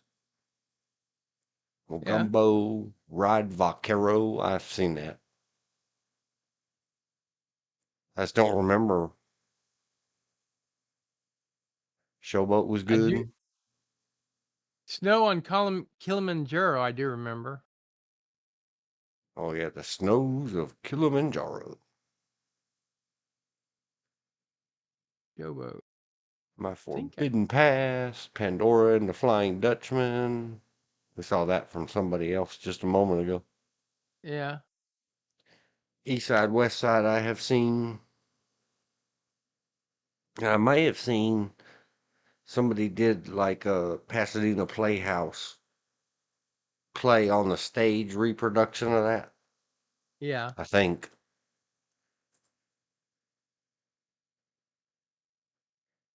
A vain businessman puts a strain on happy marriage to a rich, beautiful socialite by allowing himself to be seduced by a former girlfriend. See how they blame the woman? He was Yeah. tricked. He was seduced. He was beguiled and bewitched. The poor man. What is a poor man to do? Did that have Barbara? the one that played Ma Barkley? I don't know. The names will be up there in a second, and I'm gonna start reading them out. Barbara Stanwyck. Yep, that's the one I was thinking about. Barbara Yep. Stanwyck played Big Valley. Yep. She sure did. Speaking of westerns, of the Clint Eastwood era when Clint Eastwood was just cutting teeth. Oh, William Conrad. Guess who else was Very in it? young William Conrad. Oh, guess who else was in it? A very young Nancy Davis. And then she married another famous actor and became Nancy Reagan. Yep. I completely forgot. She was an actress. Yeah, pretty much. Oh, You know, it well, she was. stopped when she married Ronald. She stopped acting, Oh yeah, and then became a full-time mother. there was probably nothing. You know, her career. She wasn't, as far as I know, as Nancy Davis. She was no Ava Gardner. No, she No had mostly Grace bit Kelly. parts. No, yeah, William Conrad. Man, he's another one I could seeing his name and seeing his face. Wow. One day we're going to dedicate a whole stream to William Conrad. Vance Helfling, I've seen him in a lot of stuff. Douglas Kennedy, very, very much so in westerns. Yep. William Frawley. Yeah, William Frawley. Frawley. We saw him the other day. I think he was the uncle in My Three Sons. Also played the neighbors in Oh, the dang. Is that Lucy the and guy on I Love Lucy? Sure is. yeah, Fred. I think that's his name like, on. the Lucy and Desi show. Or the, yeah. Fred and Ethel Mertz. Yep. Now here's a little piece of trivia for you. Talking about movie trivia, TV trivia. The first ones to film TV shows on film was Lucy and Desi. And when they got the money together, they bought all her shows from, and that's how we got things into syndication. But they're the one that started that allowed shows to be shown in syndication. Because they How were the cool is first ones that? that Lucy and Desi were the first from Lucy and Desi Studios. First ones to film Desilu. all Desi film all their shows on film versus just showing them out live. See, I didn't know that either. Little piece of trivia. Trivia. Desilu. That's all I'm putting there. Productions. I think her kids are still living.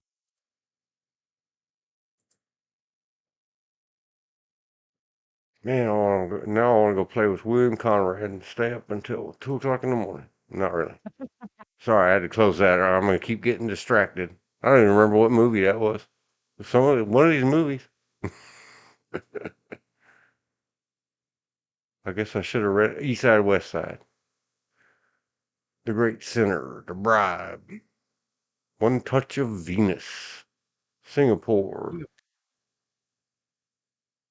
The Hucksters, The Killers, Whistle Stop, I'm a Civilian Here Myself, Short, Dream Girl, uncredited. She went to the Burt races. Lancaster, The Killers, I believe she starred opposite Burt Lancaster. We'll take a quick look. Get off my screen, you bad videos getting me in trouble. Yep, Burt Lancaster. Oh, he's an interesting character. If you delve into his pre-Hollywood stuff, he was he's literally an actor who ran away from home to join the circus. He did an acrobat act. He was an acrobatic. Burt Lancaster was? Yeah. And it was due to an accident, he had to give it up. But he still kept himself in shape. And his trapeze partner, he actually did quite a few movies with him. There's They William basically went Conrad into again. Hollywood together. That's cool. See? Coming up with all kinds of stuff for future. I still like him as Go ahead. You still like him as what? canon. Oh, yeah. Yeah, just like Barnaby Jones is an offshoot of the Canon Yep. TV show. Blonde I always Fever. like I like Minor this type of role. Uncredited.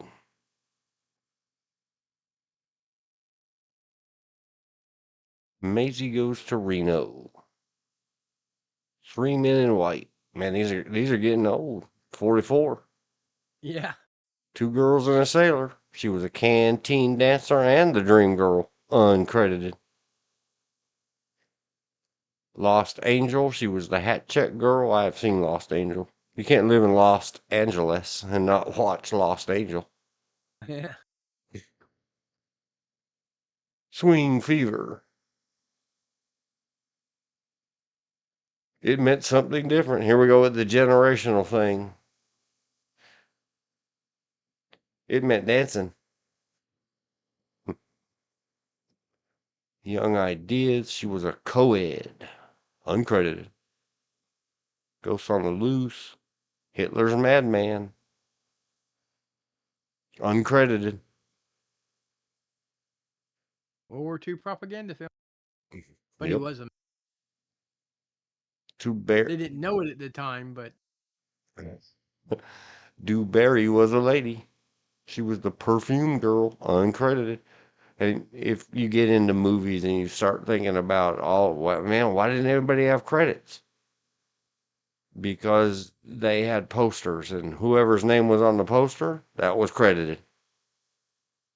or You couldn't spend and all it that got more money they had on to all they that had film on 15 minutes of 7 million names of credit scrolling by because it's digital now. yeah, and they had to pay them more. They Yep. put them on the And nobody cared. They got the credit they needed. It's called money. And they could write it on their resume, and it was a much smaller world back then, less populated. Mighty like a goat. Calling Dr. Gillespie. Man, I don't recognize any of these, but she was doing, 8, 9, 10 movies, films, whatever you call them, a year because you had Oh to yeah, work. and you realize this at this time, she was also probably working at the what is it, the Theodore Cantina, where they used to entertain troops. Yeah. She was probably Sunday working there as Punch. well. Kid Glove The- Killer. This time for keeps. Joe Smith, American.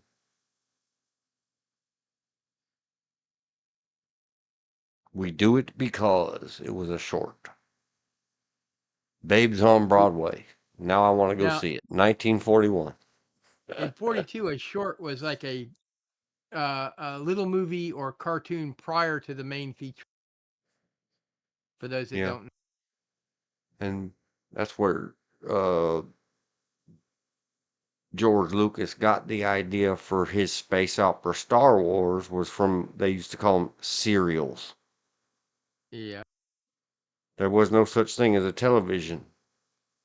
What made the serials famous that turned into series on later TV was that you would go see Every Buck week. Rogers in the 21st century, and it would be, I don't know, 4 or 5 minutes long. Something like that. Maybe a little long. Maybe 10 minutes. Okay, yes. And that's what a short. And it was just something that happened before your feature film. Now you get 2 hours and 75 minutes, which 3 hours, 15 minutes Now of they got previews ads, and and you advertisements. And go since we shop ran here. these Go. since we ran these ads so long that you now have to go pee, well, we put the bathrooms on the other side of the popcorn place. So get some more popcorn. I Hey, mean, Tim. Tugboat Willie was a short, Disney short. Yep. No, so I don't recognize any of Now the I do shorts. know, Shadow of the Thin Man. Oh, that one. how That one could I you know. possibly use that word? That's body shaming. Well, the Thin Man was a character. Yeah, I know. Uh, I was just thinking he, in terms of kids these days. How? Oh, you can't point that out. in fact, I love that whole series. What's hilarious is the author of the Thin Man books is French. It's actually supposed to be a French detective. And like I said the other day, that I met a little child named after a character in a video game. Uh-huh. It was, how these things always happen in threes. Well, no, mine happened in twos. Many, many years later, because parents being or grandparents being fans of motion picture shows, Yeah. I knew two Myrnas at the same time. Well, uh, Myrna Lloyd, the picture they're showing is from a movie barely in the talkies called The Black Watch. Yep. And it has nothing to do with black people. It was a name of a regiment that uh, m- Captain King, that's the name of the character, belonged to World War One. In fact, if you get a good copy of it and you look real close, you get to see John Wayne in a kilt. He's one of the extras.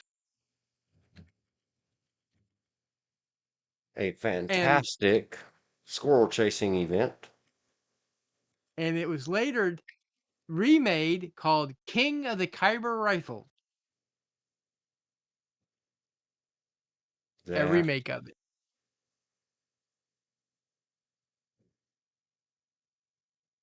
ends with MYRNA Lloyd and John Wayne in a kill. Yep. You got to look real hard though. You I've had it have blown up to so bad. listen to this to find out what that means. Smiley face, winky. Uh, Donna Reed. oh, very, very young Donna Reed at this Yeah. point. All these people are Sam Levine.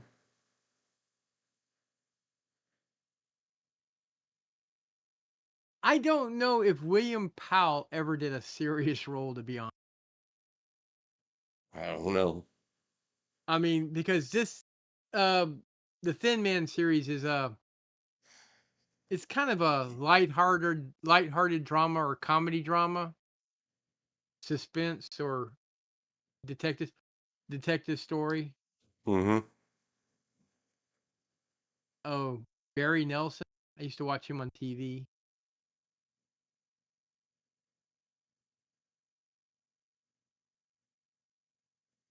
Alex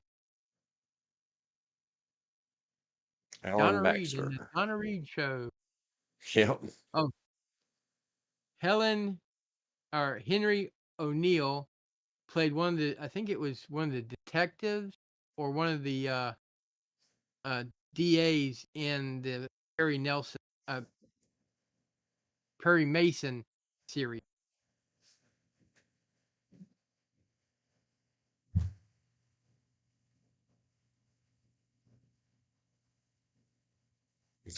Asta the dog.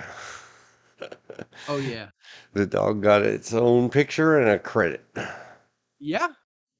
And every single it was a major character. The dog was a major character.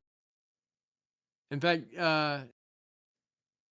the original dog was supposed to be a Scott Scottish Terrier, but the one that Powell wanted to use died, so they got Asta.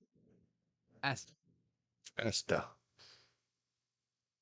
Though in the movie it sounds like they say Asta.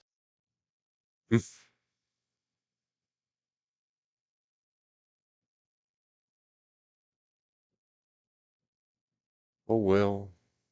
We'll Louis hop off of Beaver, that. very famous black actress, did a Yep. lot.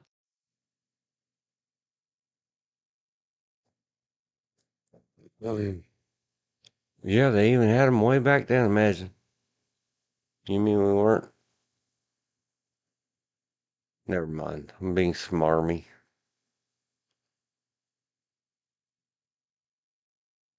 Yep, even back then. People try to erase the history. Like the person who was a stand-in for Aunt Jemima syrup and Aunt Jemima pancakes was the first female black millionaire. Yep. And that, I don't know exactly how that whole episode, whenever that was, 17, 18, 19, something like that, Yeah. ended. I know I was on the side of leave it alone. Yeah. Well, they're talking about bringing her back because the family's put up a big enough stink. The company's thinking, and other people who had respect for her, because one of the things she used to do to help advertise the pancake mix is she would go around the United States and cooking and giving away pancakes. They used to have pancake dinner, pancake, Yep. and she was very big into feeding hungry kids. I guess I recognize Ava Gardner from stuff. Man, she has a very pronounced chin with a big. Is it called a dimple when it's in a chin? Or does it have a different name? No, that's a dimple, like Kirk Douglas. Yep. You notice none of his kids or grandkids got that dimple because Michael Douglas doesn't have that dimple chin.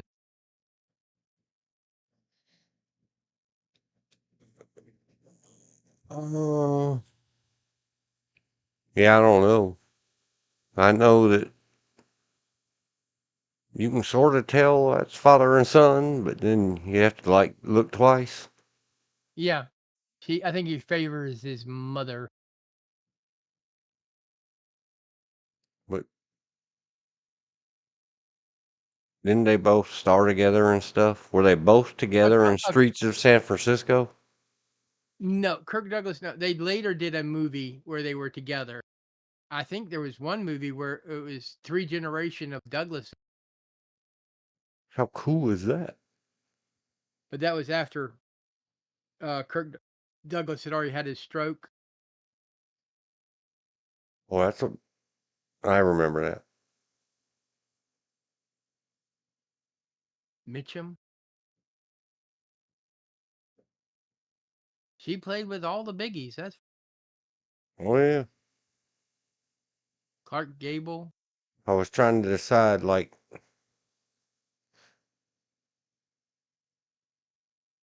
man, That was, he's got the bad husband hold on her arm. I think the one with was Mangumbo. Oh yeah,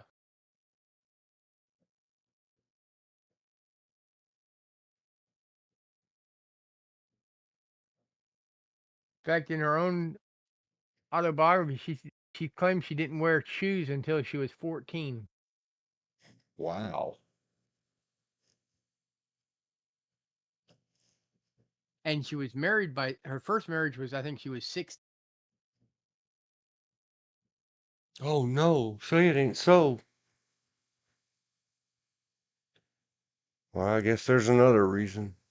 She wasn't she was the thin man herself. She has that inward curve, front side.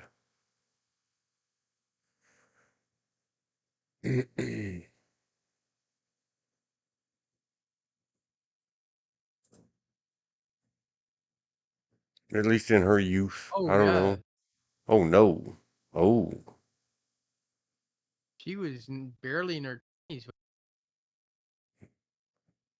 look at those skimpy little bathing suit tops. You can't even call that a bikini top. Except that I guess it is a two-piece. Toga, toga, toga. Oh no. You might could if you zoomed it in really close. Note that she has little dots on her chest. But that's the cut of the suit. That just means that she's a human. It doesn't have to be a thing. Silky satiny sheets and silky satiny gowns. It's not risque.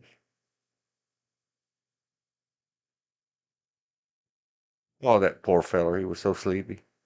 It's a good thing he found a pillow.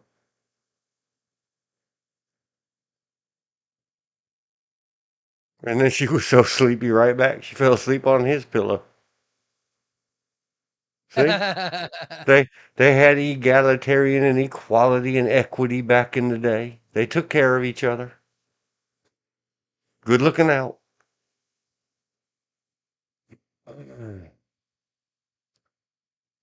Well, it was back in the 80s, I think it was, when they were really trying to push equal pay in Hollywood, and the females in the porn industry went, "Shut up! We don't want to lower our paycheck." Yeah. Because in Yeah. that film industry, the women get paid more than That's the adult romances for you young kids who don't like the P word. Gregory Peck. With some very touchy-feely romance. That's faux show. Oh man, come on, heavy hitter.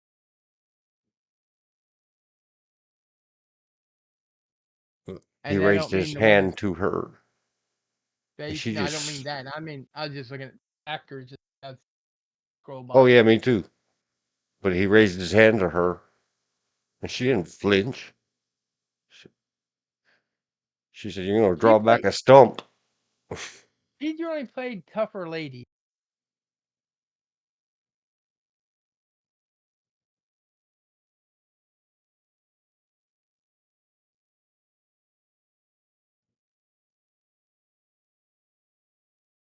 Man. Earthquake. I really liked Earthquake. But the story and everybody did such a good job in Earthquake. Tyrone Powell. And, by then, in the 70s, it Oh, wasn't that's funny. the end-all, catch-all that, oh, Ava Gardner, that wasn't. You saw her earlier with Kirk Douglas. Isn't that Michael Douglas? Yep, sure is. A very young one where can you tell that that's Charlie Sheen's father? And Emilio. You can really, really tell.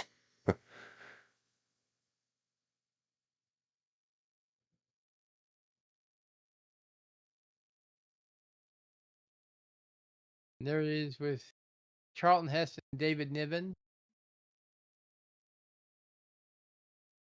And he's another one that, a lot of these that we've looked at, oh, that's why I didn't know it was them. They're so different between, when they were in their 50s and 60s and when they were in their 19s and 20s. Yeah. Man, there's just I don't. no denying in any way, profile or face on. Charlton Heston has always been an ageless, timeless. That's Charlton Heston. Yeah.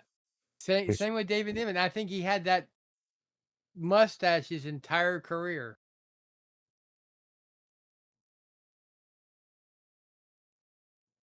If you ask me, how old was Charlton Heston in this photo, I would say adult years old. That's how old. I think he was in his 30s. He really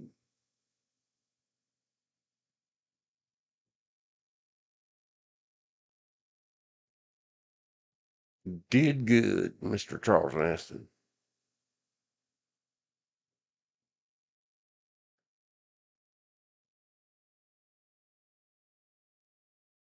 And again, this is all stuff. There's some dude all lathered up for a shaving.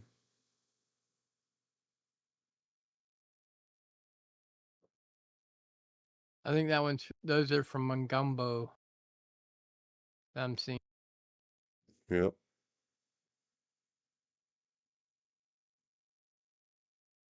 Hello. You can see her right at the edge of the photo. You can see her. No, she wasn't a nude. Even though there was no rating system, no laws or rules.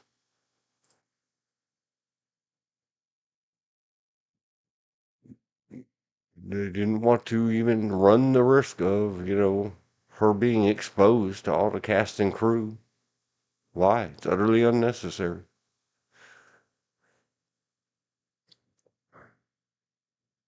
Would she have cared? Obviously not. Go look at the TODO photos.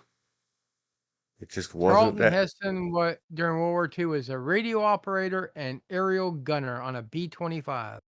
Oh, that's scary. He spent 2 years from 44 to 47 in the Air Force. Mm-mm. And I don't know what he B didn't. number aircraft. The good friend of mine. If you troll back in my stuff and go to my Flickr, look at the powwows. The main reason I went to those powwows was to take a very old man to those powwows. Let's see. The first one I went because I was invited, and then the second one I took Jen because she had never been to one. And I'm gonna pull out my whiteness here. When I took Jen to the powwow, the Cumberland County powwow, and they started beating on the big drum, Mm-hmm. my first reaction was to reach for a sidearm that wasn't there and look around, going, "Where's Bill? We'll fight these Indians." Yeah. And then they went and got singing, and you were like, oh, that's an acquired taste. Well, no, it's just it was that one. I've been to other things where they had the big tom drum, or I guess that's what you call it, and it's never bothered me. It's just that one time incident, and it came out of the clear blue, and Made I you guess jump. it's yeah, and I reached for a sidearm. It's like, what the? I'm not packing. We are at war. I guess you could almost call it genetic memory. Yep. It's a conditioned practice, train, conditioned. I really like, even though it's blurry and it's tiny. This one lovely lady on the banister or the rail or the board. against ocean photo. Yep. Got a little bit of the gams showing off. 1940. I'm sorry, what? I was reading something. Wow. Charlton Heston got his start in Asheville, North Carolina in 1947, making $100 a week. Holy smokes. That's big bucks, man. Yeah. If I As can an make actor. $100 a week right now, I'd be in like Flynn. Well, I mean, as a stage actor. Elizabeth said one of our veterans from equine therapy drives jet fueler trucks. He is also native and drives those trucks with windows open, and his powwow music takes blasting away. He does the same in his dad vehicle. Yep. One of the guys I have had the pleasure to meet and work with, and I've got him registered as a trainer under my company. He's a powwow drummer. I have a record of in Indian dance music / powwow music. Old 33. Yep. And I bought a CD once at the powwow and can't find any of the people in it in any of the Google searches and stuff. Yeah. Because I was going to try to get their permission, express written. I don't want to just do it. Somebody with the okay to say so, I will, rip it and I'll scan the cover and use that as the still frame like I did with the Blackjacks. Uh-huh. And, upload it to the tube. Let the rest of the earth have it. Well, yeah, but the If, record I have, it was my dad's because he got while in Boy Scouts and a Scoutmaster that him and my brother really got big into doing the dances, the eagle dance, the hoop dance. I think that's what it's called. Where the 5 hoops, 5 rings, yeah. and things of that nature. Is that Frank Sinatra? Who is this? It'll be up on the screen in a while. Oh, what I was going to say about my powwow man. He was a mechanic on the big planes, Yeah.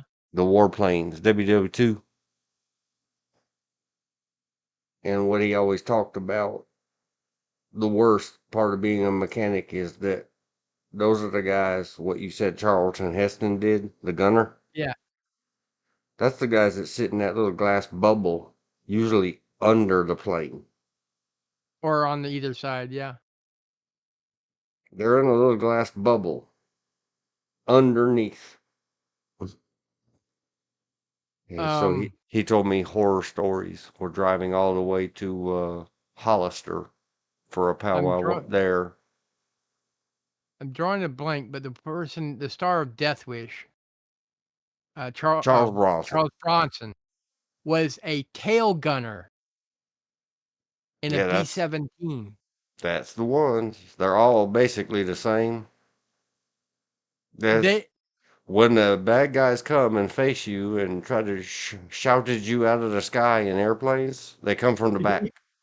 Yeah, and all you got between you and them is plexiglass, 1/4-inch plexiglass. Mm-hmm. And the skins of aircraft aren't all that either. No. What was that? It's a mini series or a series. HBO, I think. Band of Brothers about the paratroopers. Yeah. It gives some really good recreative movie magic of, Yeah. do you think you're safe in that little metal canister? No. No, you are not. Or the ones that were in the gliders. I mean, that was canvas. There was Mm-hmm. no metal.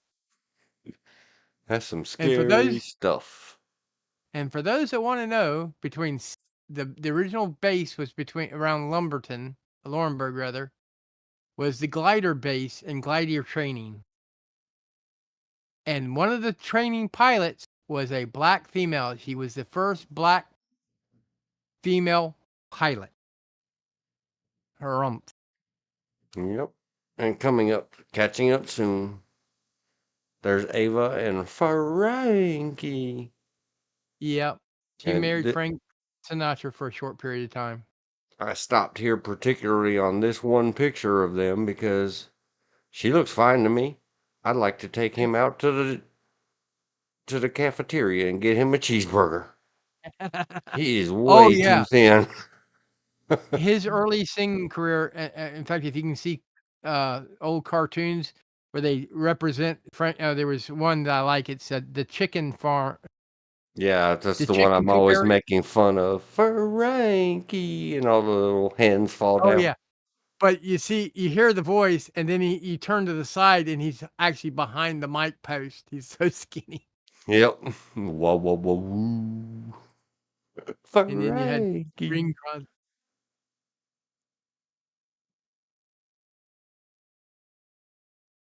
He got a little thicker after his accident. The good and the He bad. The yin and the yang of having to have something where you have the old mean nurses standing over you telling you, drink that, drink, you're dehydrated. You're going to eat something well, off that plate or we'll stick a tube in your they, snoot from my and feed you the hard way. if I remember correctly, they didn't even know if he was going to live or not, and it ruined his voice. I mean, he couldn't sing for a while. That's when I mean, because that's one reason he was almost willing to do the story of Jack the Knife for free, because he actually did lose his voice. Yeah. I mean, he got it back. It was deeper than it was originally.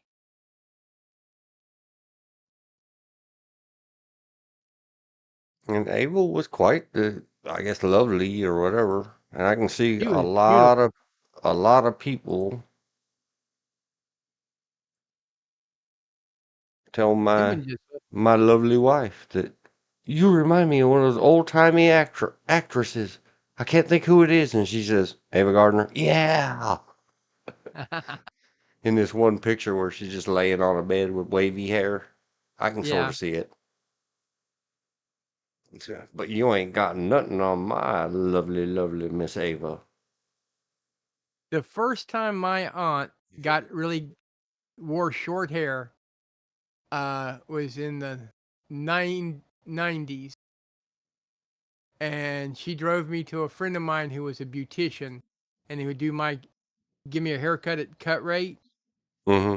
and she talked my aunt into giving her cutting her hair, shampooing and cutting it short, and she went, "Oh, I'll give it a try. Why not?"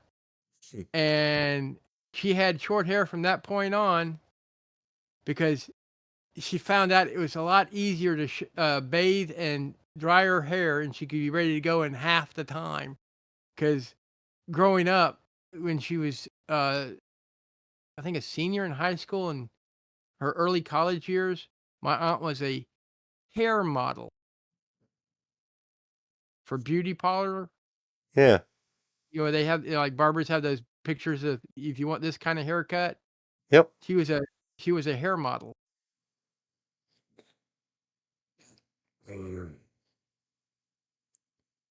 Who's that super tall guy?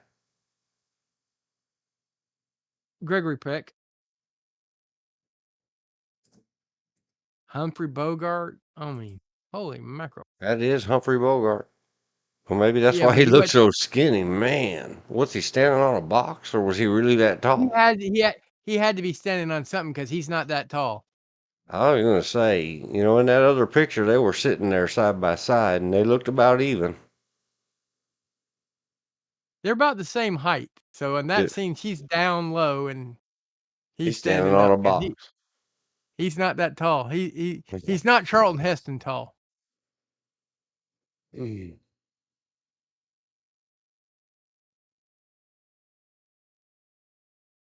I've seen a few pictures where I can say, I kind of get it in that picture where people tell my lovely, lovely. if they would say something like, when we say resemble or remind me of out west, down here they say favor. Yeah. Resemble or favor. But they don't say it. You look just like her. Okay. She just doesn't fight with them anymore. Oh, thank you. Surely you jest. Gregory Peck again. Different movie. Yep. That's more of a historical piece. But those mutton chops. Long before the 1970s, eh? Yep. That's about between 1860 and 1870 time period, I'm willing to bet. Looking at the clothes Yep. and this hairstyle.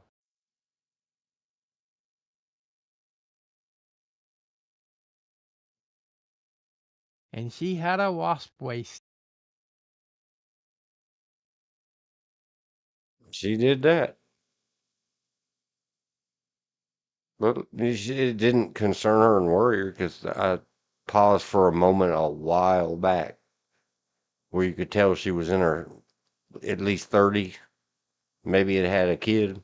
I don't know. I don't know if she had any children. I don't think so.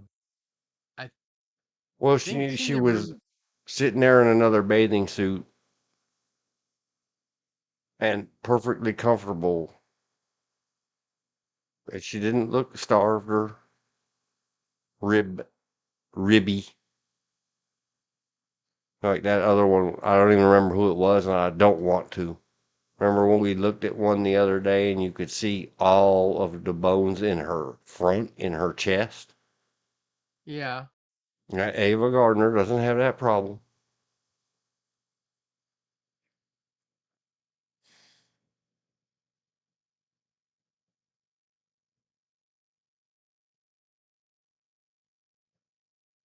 Who's this guy? Who are you, guy?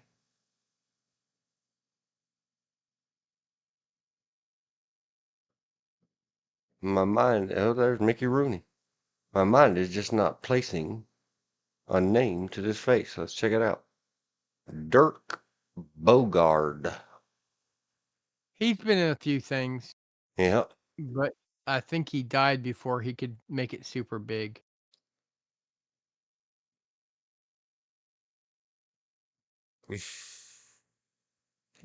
He was a tiny little guy. Mickey Rooney. Yes. And he's another one that was acting from a kid all the way into his death. Yep.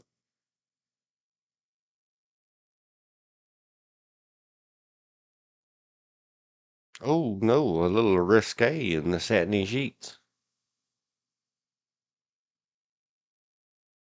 Wow. Okay, they don't. Okay, Wikipedia doesn't mention her first marriage, but it mentions her first marriage when after reaching Hollywood, which was Mickey Rooney. Second marriage was to an Artie Shaw. For those that are in the big band or jazz. Hmm. Third marriage was Frank Sinatra.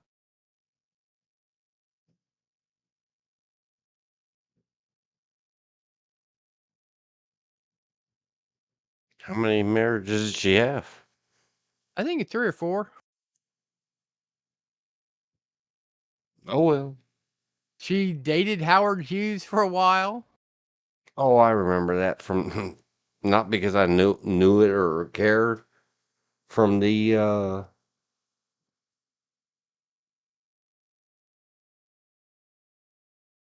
I can't think of his name. She had quite a few boyfriends too. Fred McMurray. Some matador. I'm not going to pronounce his name. George C. Scott. Oh, I didn't know that. Ernest Hemingway.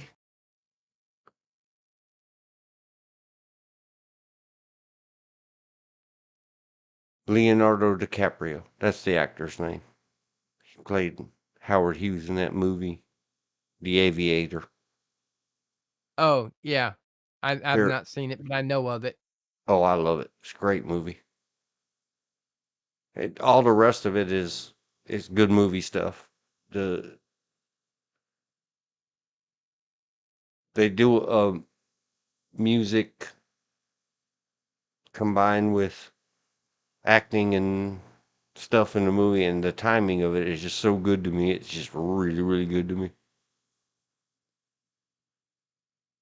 They did a lot of good stuff in that movie, but in that movie, they have her come rescue him from his own insanity. When she passed away, she was about broke.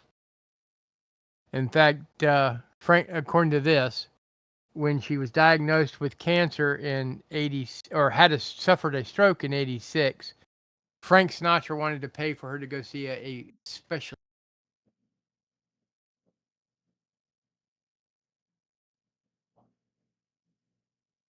So for why ever they got a divorce, he still felt for her.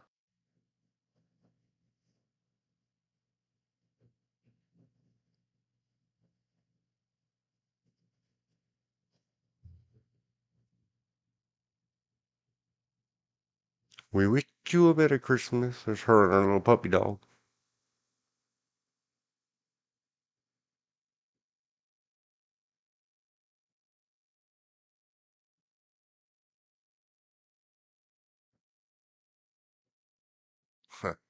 Cool little photos. Man, Frank Sinatra was skinny. Did he get that way from an accident? No, he was skinny. Then he had an accident. Oh, Then okay. after recovering from the accident, he thickened up, and then he thickened up a little bit with age. He never was what I would call fat. Oh, no. He was never what anybody would call, like, heavy, anything. But man, he was skinny. I want to feed him cheeseburgers. Frankie, let's go get a burger together, bruh. Stop drinking that liquor and have a beer. The one of my favorite songs of Frank Sinatra is he is performing with his daughter. Did their boots get made for walking? Yeah. Also another one of my favorite songs. These Yep. boots are made for walking. I can't remember right now. I know it. Frank and Nancy doing their little number. Yeah. I just can't think of it right now. My mind's full of all these photos and oh, cool car. And I Ooh, don't like what a cars. look at the tennis sweater. Isn't that a neat tennis sweater? You Wait, see the person where I the missed it. person is actually okay. You see, I don't know if you see it with her leaning out the convertible, the person taking the picture. Yeah, That's her longtime friend and secretary. In fact, man. How do you she keep all was that stuff in your head, sir? I don't know. It's just I remember the interview with the It's, person taking the picture. they don't have that person's name at the IMDb.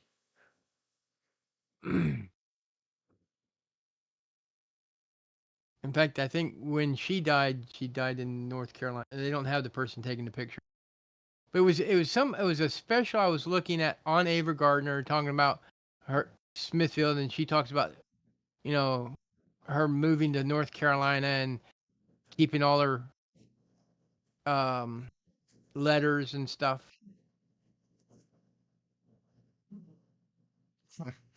There's that guy's name, I think.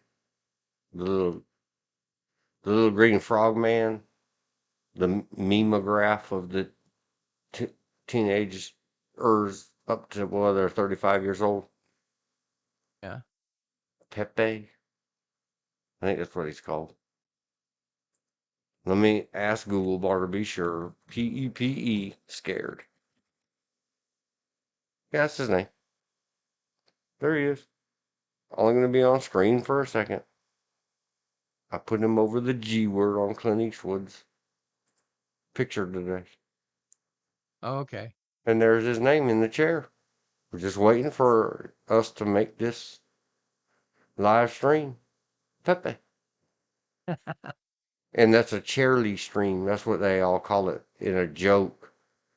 When mostly the rhymes with witch streamers just Yeah. put on someone else's content or put autoplay. Well, a famous one is somebody turned on like a season of Gordon Is Ramsay's it? Hell's Is that? Kitchen on a Twitch stream and got up and left. And just left their chair there and their stream running. Is that her with Fred Astaire and Gregory Peck? The left one from the Pepe chair? Yes. I don't know, man. You got good eyes. That is Fred Astaire, Gregory Peck, Ava Gardner, and Stanley Kramer. I don't know who Stanley Kramer is. I know. I recognize the other three. Yeah. And you recognize her, and she's incognito. Well, she was kind of easy to recognize because we're on her page. Mm-hmm. And no matter how she hides, if you can see it close enough, that's her chin. It must have been hot where they Frankie. were. Yeah, I'd have to search the internets and find out where did they film on the beach. Obviously on a beach, but I don't know where that is. Pacific Ocean. That's all I can tell you. Yeah, but it's a lot hotter on the sand. It's hot as Hades in California, I mean, it but could have been there's so filmed in much Hawaii. cold wind blows off the ocean at the California coast. Looking at that one building where they're two walking, you're seeing their back. Yeah. Are there any California hotels right on the beach? Yeah, there's tons of them. But it just, Okay. to me, I'm thinking Hawaii. I don't know. Probably wrong. Could be wrong. There's something Well, floating out there in the ocean, too. it could be the Atlantic, and it could be Florida or South Carolina, because they have palm trees. It says know, image courtesy of Getty. Frank and Ava. This one isn't one from when they were shooting that movie, but there is a little something. Let me zoom it, zoom it.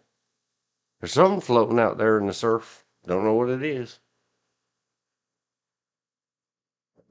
Look, it's credited down at the IMDb.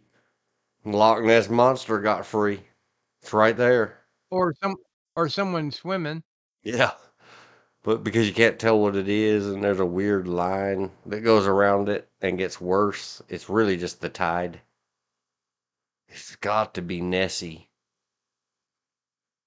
Nessie was like, I'm out of here. I'm going to go see Frank and Ava on the beach. Peace out. That's on the beach, is what that's called.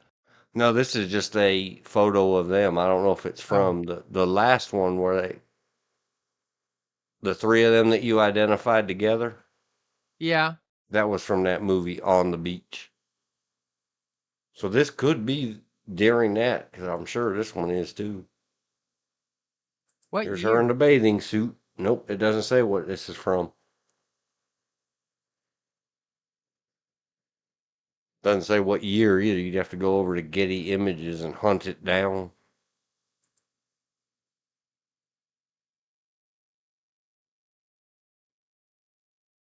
Got to be in the 40s. Yeah, I guess. Whenever she was hanging out with Frank Sinatra. Oh, that makes it the 50s.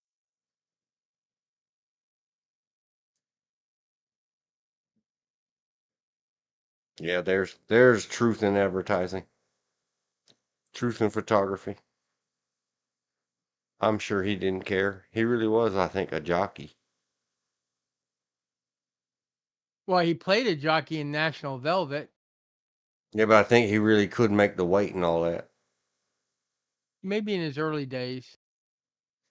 He, or was he a boxer? I don't think Nope. he could find anybody that could fight him if he was a boxer. He was too short. Well, I think he's always been a movie person his But entire life. look at them. sitting side by side, and she slouched down in her chair and bent a little and leaned over. What a nice lady. Because I mean, he was in the movie Little Lord Fauntleroy, which is a Mm-hmm. very old movie from the 30s, which I like. Yep, that's what my mother and aunt would always call the uppity, thought they were rich people. Little Lord Fauntleroy, spoiled brat. Yeah, which is odd because the character Little Lord Fauntleroy wasn't spoiled. Yeah, it was just the way they would always say it. I know, I've heard it before from other people. Terremoto. We made it to the whatever movie boxes and billboards and showboards. One touch of Venus.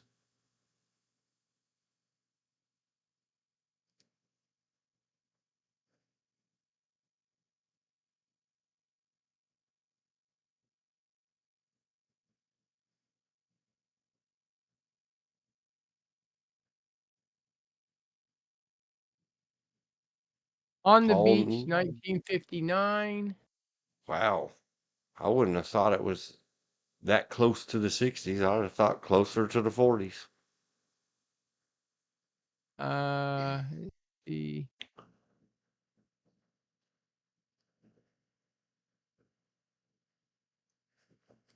Robert It deals Mitchum. with it deals with submarines and a nuclear holocaust. Wow.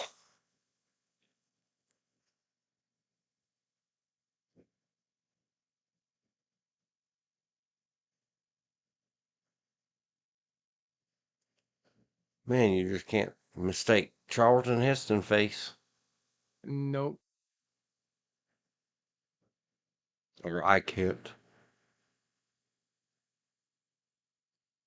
Huh? How weird. They generally, IMB, where it's filmed, something like that's filmed. Yeah.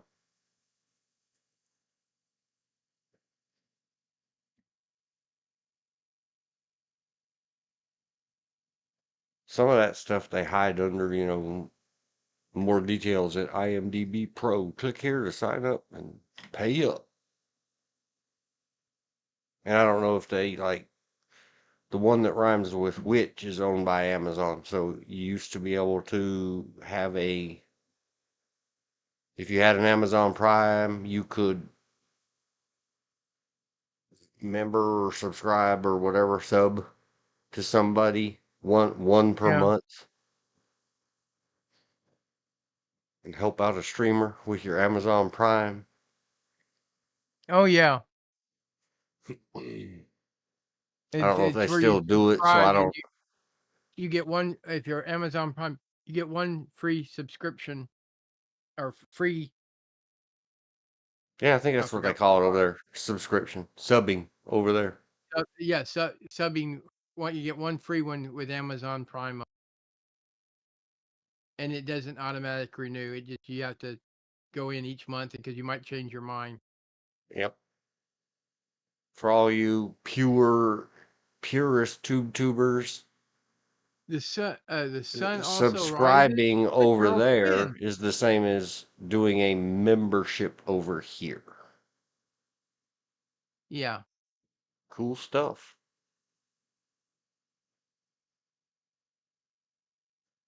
All right, Ava Gardner. Thank you. Thank you, Ava Gardner. That was a good crawl. It might have been filmed in Australia, to be honest. I understand those beaches get quite the hot too. Oh yeah. Um, we went 5 minutes over 8 hours. Oh, 08. Oh yeah, because Anthony Perkins plays a Australian author.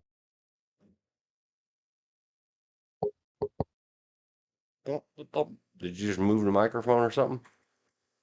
No, I just accidentally tapped it. Oh, okay. I'm a fidget. I had something in my hand, so I was fidgeting. Oh, I don't blame you. 11:44 p.m. Eastern. Thank you, everyone. And for the memories and squirrel chasing, Abel Gardner. For Frankie. Time to say good night. We'll say it proper. Maybe you have to spell it different. Is it Noight? If you try Till to be, we meet again. yep, happy Happy true. Good trails night. to Good night. you. I don't know how you would spell an Australian version. Just like that. Good night. And wind this down.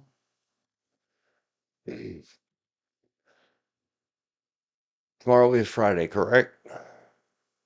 Yes. I don't remember if you said you were not available or whatever, because Friday nights. I will not be.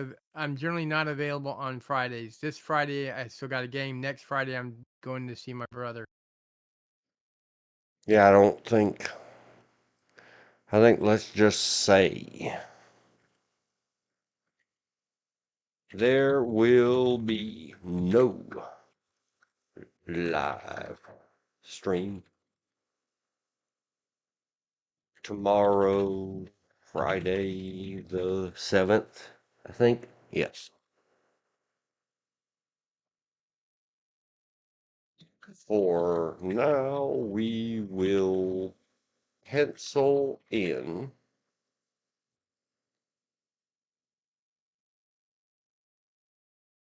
What do you think, Saturday? Okay. Do we dare? Do we dare? Well, if we're Yeah. penciling in, that means we can use an eraser. For now, we will pencil in next time as Saturday, February.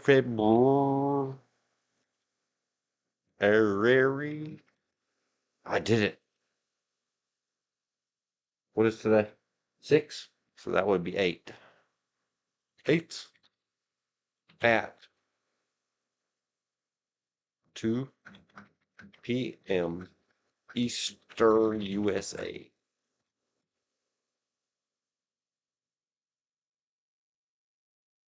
Now I have to go back and go through all of this one and figure out all those names I said.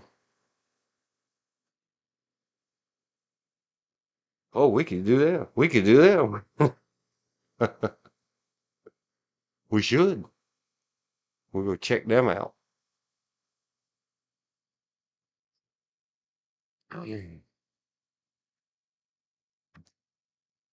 Sounds like good stuff to me. And Elizabeth already said goodnight in the chat. Let's get it up on the screen for a couple of seconds. Swipe that back over there so it can behave itself. And I can see some buttons. And we'll say, thanks again, everyone. I think I already closed the Clint Eastwood, so I'm not going to show that again. And stream will end in 5, 4, 3,